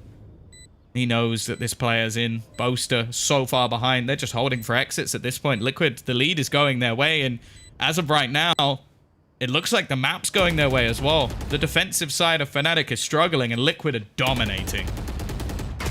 Oh, no, this is disastrous. And I really have more and more concerns considering that force that Liquid won, which they, by the way, shouldn't have won. They've done a brilliant job individually, but it was a 9-5 scoreline, I think it was. Correct me if I'm wrong. Oh, no. And it's They're not still, even able to. You can see on the faces of Liquid, they believe they've got this now. Like they are fully in full force when it comes to their attacking side. And as of right now, nothing FNATIC have attempted has worked. They have gone A site like 4 or 5 rounds in a row, and they have entried with ease. They have forced players off angles, and FNATIC, sorry, are looking like they're completely choked out of this map. Yeah. Yes. And this is the thing, right? The amount of confidence you can gain from such a force. We were coming through an 8-4 half. And an 8-4 is dominant. Not that this thing is already done and dusted, but dominant, I would say. And at that point in time, Jesus, it's really getting me to the point where I have second thoughts if just that single force itself really causes some of the issues. Because that's already somewhat mentally breaking you and giving you a lot of confidence as Liquid. But here's the timeout for FNATIC. It's time to talk things through, because seemingly nothing has worked ever since. And this is not just any game. This is the best of 5 they played for the last 5+ hours. And it's all about a slot for the EMEA Challengers playoffs. This is not a group stage. This is not for lower bracket. This is serious. This is where you mean business. Yeah, this is everything. Like, this is one of the 2 teams that went to Berlin not even getting to face off against the best in EMEA. So this is huge. And it's going to come down to literally the last few rounds of this one. As said, though, FNATIC firmly on the back foot now. 6 rounds in a row for Liquid. Their attack side has looked unstoppable. And the purchase that currently comes in is, again, just looking like some sort of jumble sale buy. Like, they've got Marshalls. They have got a shotgun. They've got a Spectre. And of course, a Sheriff. And for Liquid, they're going to know this. They're going to know that their buy sucks. So they're playing it nice and slow, patient, waiting for any sort of aggression to come through from the side of FNATIC, because this is not the round where you want to be making mistakes. A thing that I just noticed that I would really like to see any active user do in program, has Linked changed his crosshair? And the next would be the poll, has Linked now have an uglier crosshair? Maybe it's just a creative idea. I don't know. It just popped into my head. But you creative guys out there, with hashtag VCT, by the way, you can also tweet at us. Tom mentioned it earlier. Feel free. The engagement has been good. And now, let's see what the first engagement will be, because seemingly Doma has figured out a lot what is in front of the gates of the B site.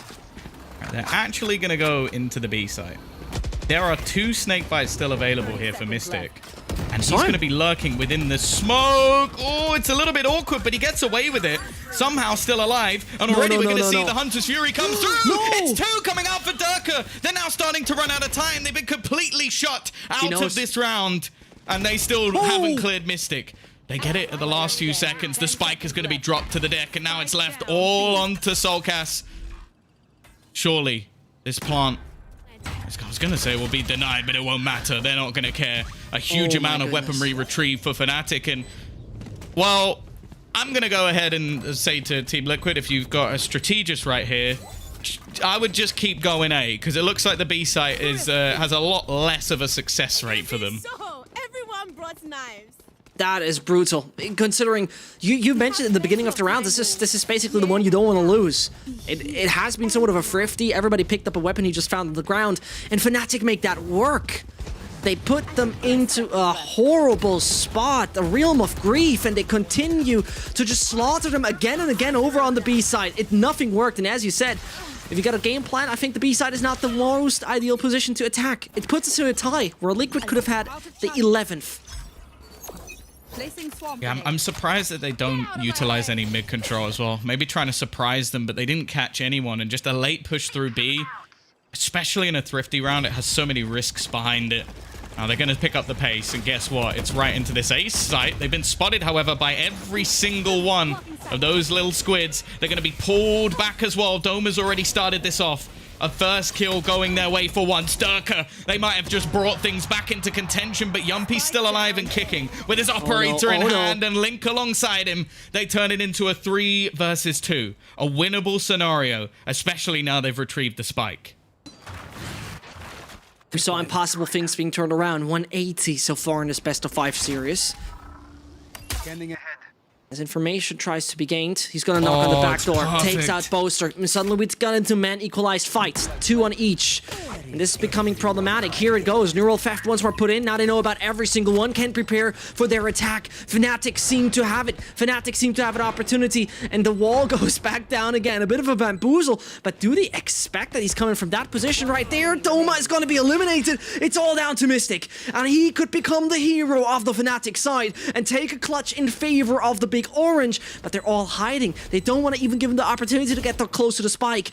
And it seems like with 10 bullets left in the mag, you will hardly have any chances. That would be brusque and big mistakes from Liquid if they actually lose this one. But he's backing off, Tom. He says bye-bye to the side. FNATIC looked like they could have had number 11, but they let it slip. What a round from Link. Again, like, we have players that we highlight as just with this unbelievable ability to win rounds for their team. We talk about Mystic, who's definitely been a little bit quieter in this map, and then you talk about Link. Like, Link has always been the ones that has those impactful double kills that can turn a game on its head, and I think he's just done it there. Like, firstly, turning it back to a possible scenario, and then even basically winning them the round with some aggressive plays as well. Huge stuff coming out from him. If you're a Liquid fan right now, I think that basically makes you a Link fan. I mean, why would you be a Link fan? Anyway, that's the thing, right? Man's having impact, not necessarily with the kills all the time, but this time around really plays excellent fights for his squad. And they seem to once more push towards the A side. This is where they feel comfortable. Snakebite, that's onto Mac. The man is even slow, but he waits behind the smoke. The alarm bot triggers, and here it comes. Oh no, this is so uncomfortable. But Boaster at the same time brings them in a man-advantageous situation. MACTH fails, and the A side once more is the big bloody battlefield. Spike planted. We've seen the Cosmic Divide. They can run through, they can take space, but once again, there's a flank coming from Link. If he can make it work again, it would be impressive, but they're trying to take this control before he can actually get on the flank. Yumpy needs to connect some shots because Link's still going to be a moment or two, at least buying them a little bit of extra time. He hits the shot straight through the box. You gotta be One kidding me. dropped, and now Link has the timing on top both. It is a massive clutch again from these two, playing in perfect harmony to win a 12th round. How are Liquid clutching out these rounds? I can tell you. I wish I would have an answer for you. I wish I would have an answer for you. This is wild. Out of charges. Revealing This is absurd. He's buying so much time, and I mean this. It's just nasty. How do you want to describe that? What is the right word for such an absolute perverted shot? And Liquid around, a single one away, and look at the buy from their opponent. FNATIC could be eliminated from this. They were in the finals of Masters in Reykjavik. Need that back. The buy's not good. They Nope. tried to defend Magnum with stars in the last round. This time, it's going to come down to his own brilliance. He's got a smoke once again to try and defend him, but Cryptic's inside it. Boaster has at least managed to find one. The IGL trying to hold on here, trying to bring his team back from the depths. Blocking vision. Already, though, we're going to see the Viper's Pit. Again, How is this again. man here again? It can't happen No for a third way. time! Link! He's just so good at getting in behind them. They haven't been able to catch him. Mystic is always the hero they need, though. The man to bring them back from impossible scenarios. He's got Doma not alongside really. him, but this man being behind could be a problem. Mystic again is already going to pick off another, turning it into a 2 versus 2. Has a Viper's Pit of his own. Is going to bring it back, but he has to do it all, and this time he can't. It is Team Liquid to head through into the EMEA playoffs. They finally get their revenge onto FNATIC from eliminating them in Berlin, and they will now go through themselves. I am genuinely... I have no words. I'm speechless. The game looked like it was in the hands of FNATIC, that they were cruising home, and suddenly you see the guys from Liquid hugging each other, cheering. And recently, even in one of the vlogs, they said it. They are not here to just go in, 8 hours playing, and then go out again. No, they mean business. They want to be on the grind, to continuously fight, to play some proper pracs. And basically, it seemed like it paid off. It was a long fight. It was a tedious fight, but at the end of the day, it was an exceptional series we watched. Well, yeah, I'm always one to give credit to people when they make correct predictions. One of them is normally Ryan, but in this case, I think Jess got it absolutely spot on. That attacking side from Liquid was unbelievable. Link deserves to be put up in the Liquid Hall of Fame. He has single-handedly kept them in this tournament, and I can't believe I'm about to say this, but FNATIC are out. The finalists in Berlin, the team who eliminated Liquid, have now almost had karma come back to bite them, as their EU opposition has now eliminated them from the tournament. There will be no Boaster dances heading into